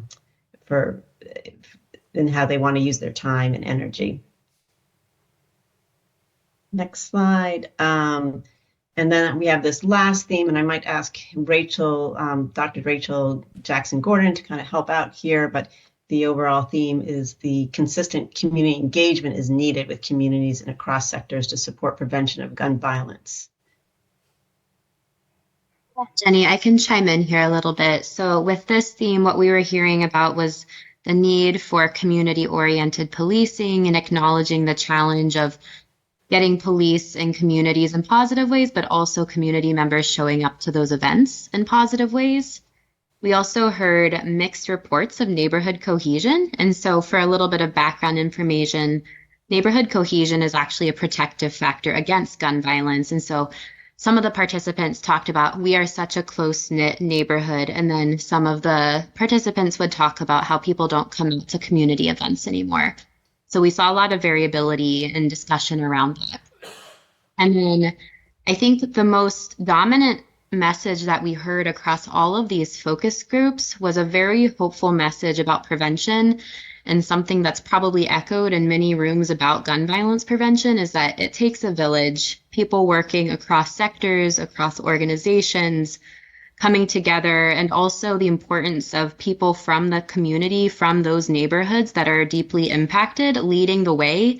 And sort of, not just having people coming in because it's a checking the box, and having people who are deeply invested and doing some door knocking, boots on the ground type work, all of that coming together to organize and mobilize to promote a culture that is promoting thriving and positive youth development. And we heard this a lot, and we heard that these people exist in these neighborhoods, and perhaps it's just a need to bring everyone together to make this happen.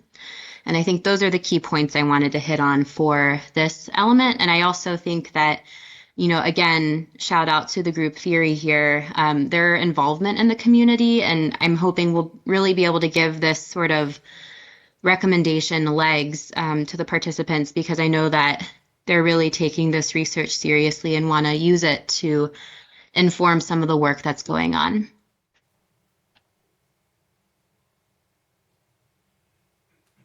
Okay, so thank you both for all of that. So now that we have the different buckets, right? So we have the landscape, we have the costs, we have the community perspective. We then took those various methods and leveraged them together to generate integrated findings. So basically combining all of those different facets of research into a more cohesive understanding with everything that we saw. And one of the integrated findings we came to was that, again, while higher than citywide averages, we saw that residents' experiences and the data show that comparable levels of gun violence across peer neighborhoods. In other words, that these neighborhoods were not markedly different from other parts of the city with similar challenges. They are not, to go back to that term I used earlier, they are not outliers in these shot spotter areas. There are other areas of need, other areas that need assistance. The second thing that we found is that young adults, and we bracketed this to be ages 18 to 24, and gun violence are becoming increasingly tied together.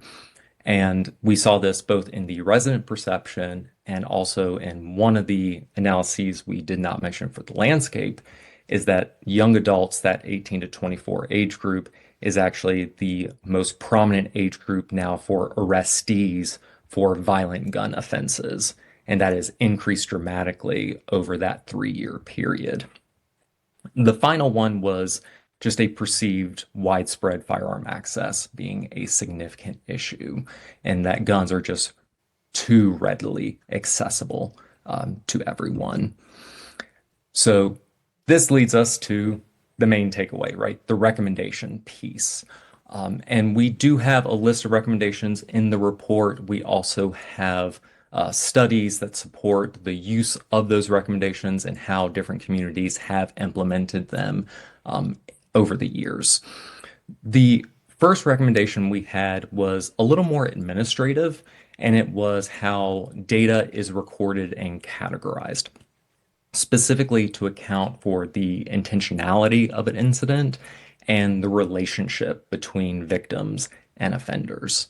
And the reason we denote this, and obviously there is a way for Fayetteville Police to figure this out through various forms of their administrative data, but it's not as easy as it probably could be or should be, is that intent matters. right? If you have a suicide or a self-harm incident as opposed to a targeted assault, those require different interventions. Similarly, if the offender-victim relationship are one of strangers, that's a different conversation than if they are disproportionately victims of domestic violence. So understanding these categories and how these intentionalities, but also the relationships differ is going to be really vital to understanding how best to intervene and prevent crime and gun violence moving forward. The second one is something that you probably already guessed, is that expanding prevention strategies in and outside shot spotter areas, specifically by seeking support by local organizations. The next two really look towards the types of intervention strategies, because we do understand talking about gun violence in the South and the state of North Carolina, we understand that governments and local governments in particular are a little hamstrung as to what you all can do. So these next two recommendations are really about investing in prevention programs, specifically early prevention for those young adults by building skills, employment pathways, mentorship, and safe spaces. And then for more adults, offering gun safety courses, hands-on demonstrations, resources on best practices. And then finally, we have one that is a little more kind of in the macro level, is reframing the conversation around gun violence.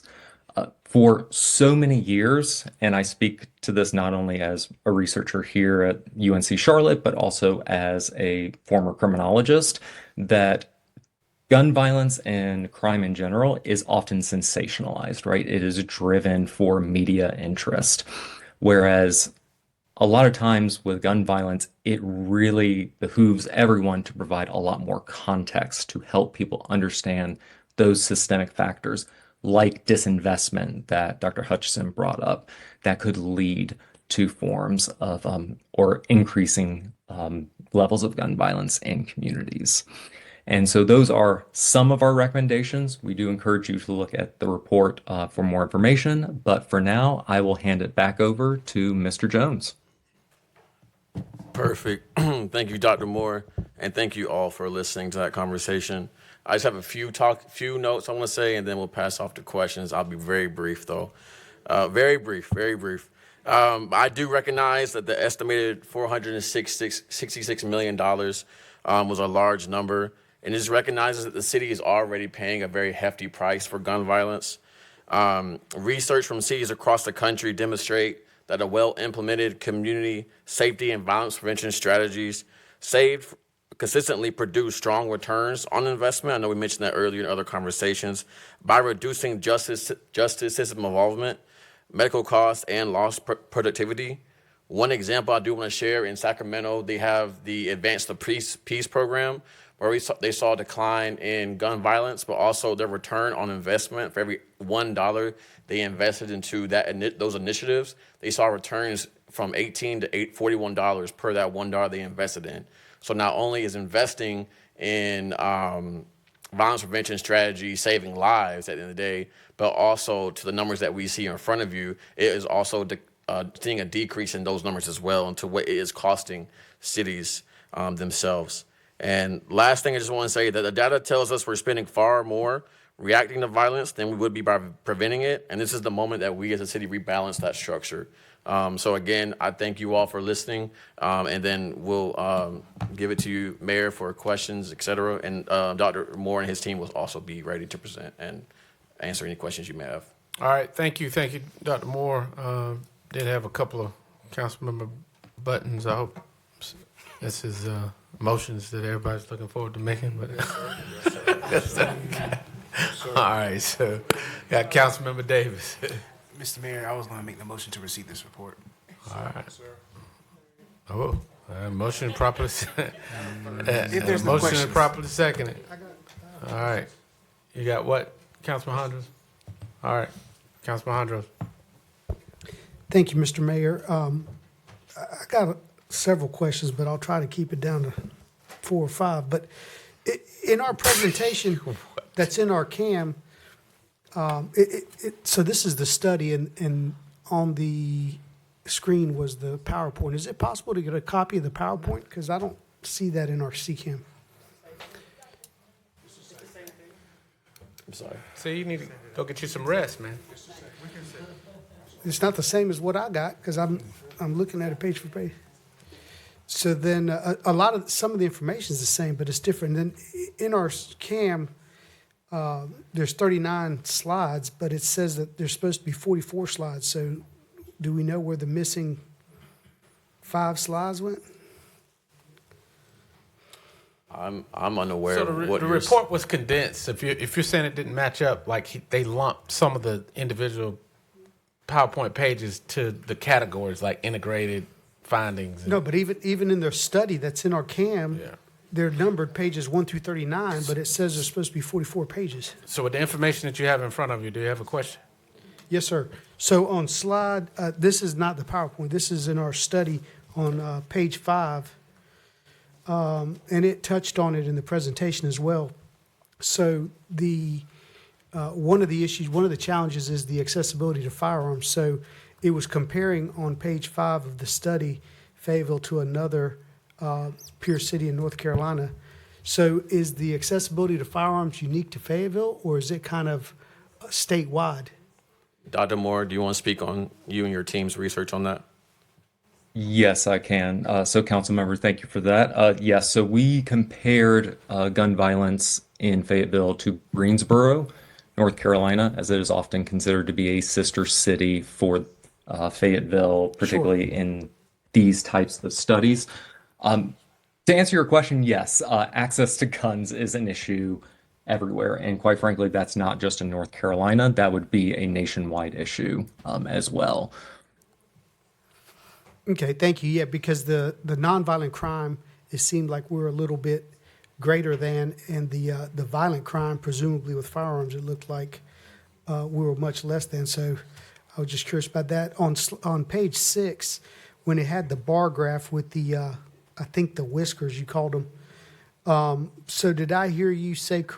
Did I hear you correctly or understand you correctly when you said that the 3 identified areas within the ShotSpotter identified areas, there was no increase in gun violence, then no, maybe nothing more than negligible additional gun violence in those areas than areas outside of the ShotSpotter areas?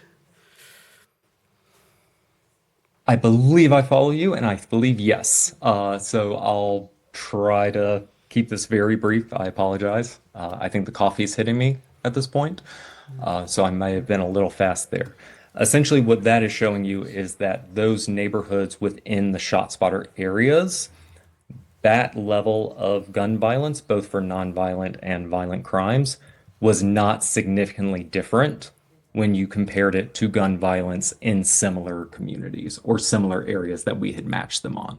So yes, sir, you were correct. There was no statistical difference between the two. And what was the significance of the quote unquote whiskers? So those whiskers, those are confidence intervals. They essentially allow you to see, essentially, I'll try to phrase it as a margin of error, how accurate your estimate is. Because the bars are an average of what we expect the average to be, but the confidence intervals tell us a range that it could be, because this is a statistical analysis looking at various neighborhoods. So it's an approximation of how accurate we are, if I'm not making this more confusing accidentally. No, I think you're making it clear. I just think it's a pretty wide range. So that's a pretty big percentage. It's like double digit, wouldn't you say? Over 10%, right? So because it is looking at the rate of gun violence, it's not technically a percentage, but you are correct, because it is so wide, that is why we can tell it's insignificant. And that is why we cannot discern any difference between those two neighborhoods. It's essentially a null finding is what we find. Okay. 5 in it, Council. Thank you. All right. Councilman McMillan. Just want to give thanks. I actually woke up during this portion because I think this is what we need to be focused on moving forward. Just want to note what was said about our investment in reactive strategies, not really looking at the root causes of the crime. We're reacting to crime in a lot of ways. And urge the council to look at budgeting-wise what our priorities are. How about 98%, roughly 98% of our resources are put currently towards being reactive. And I love that this look at data actually gets us looking at the root causes. I appreciate hearing the analysis of the ShotSpotter areas and understanding that those aren't statistical outliers, and want to dig deeper into what it looks like to focus more on those propensity scores. Looking at things that do relate to the root causes, things like poverty levels, racial makeup, age distribution, veteran population, and economic conditions. Last, just want to plug, just because we talked about opportunities for mental health resources, that the SEL, social emotional learning, is something that has been proven, and there's data connected to bringing that to some of the same areas we're talking about, high crime areas, where these same propensity scores are high. So I have spent time with a group called Black SEL in Durham.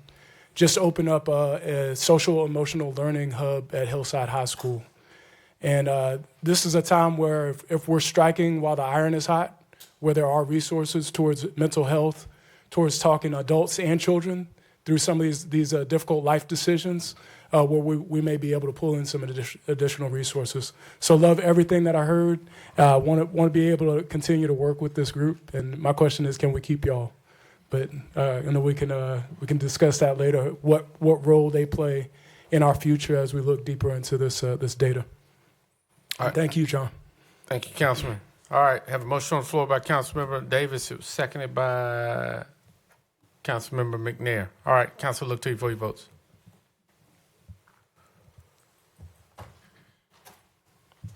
Who are we missing? Councilmember McNair. Councilmember McNair. All right. Motion to adjourn? All right. Good meeting.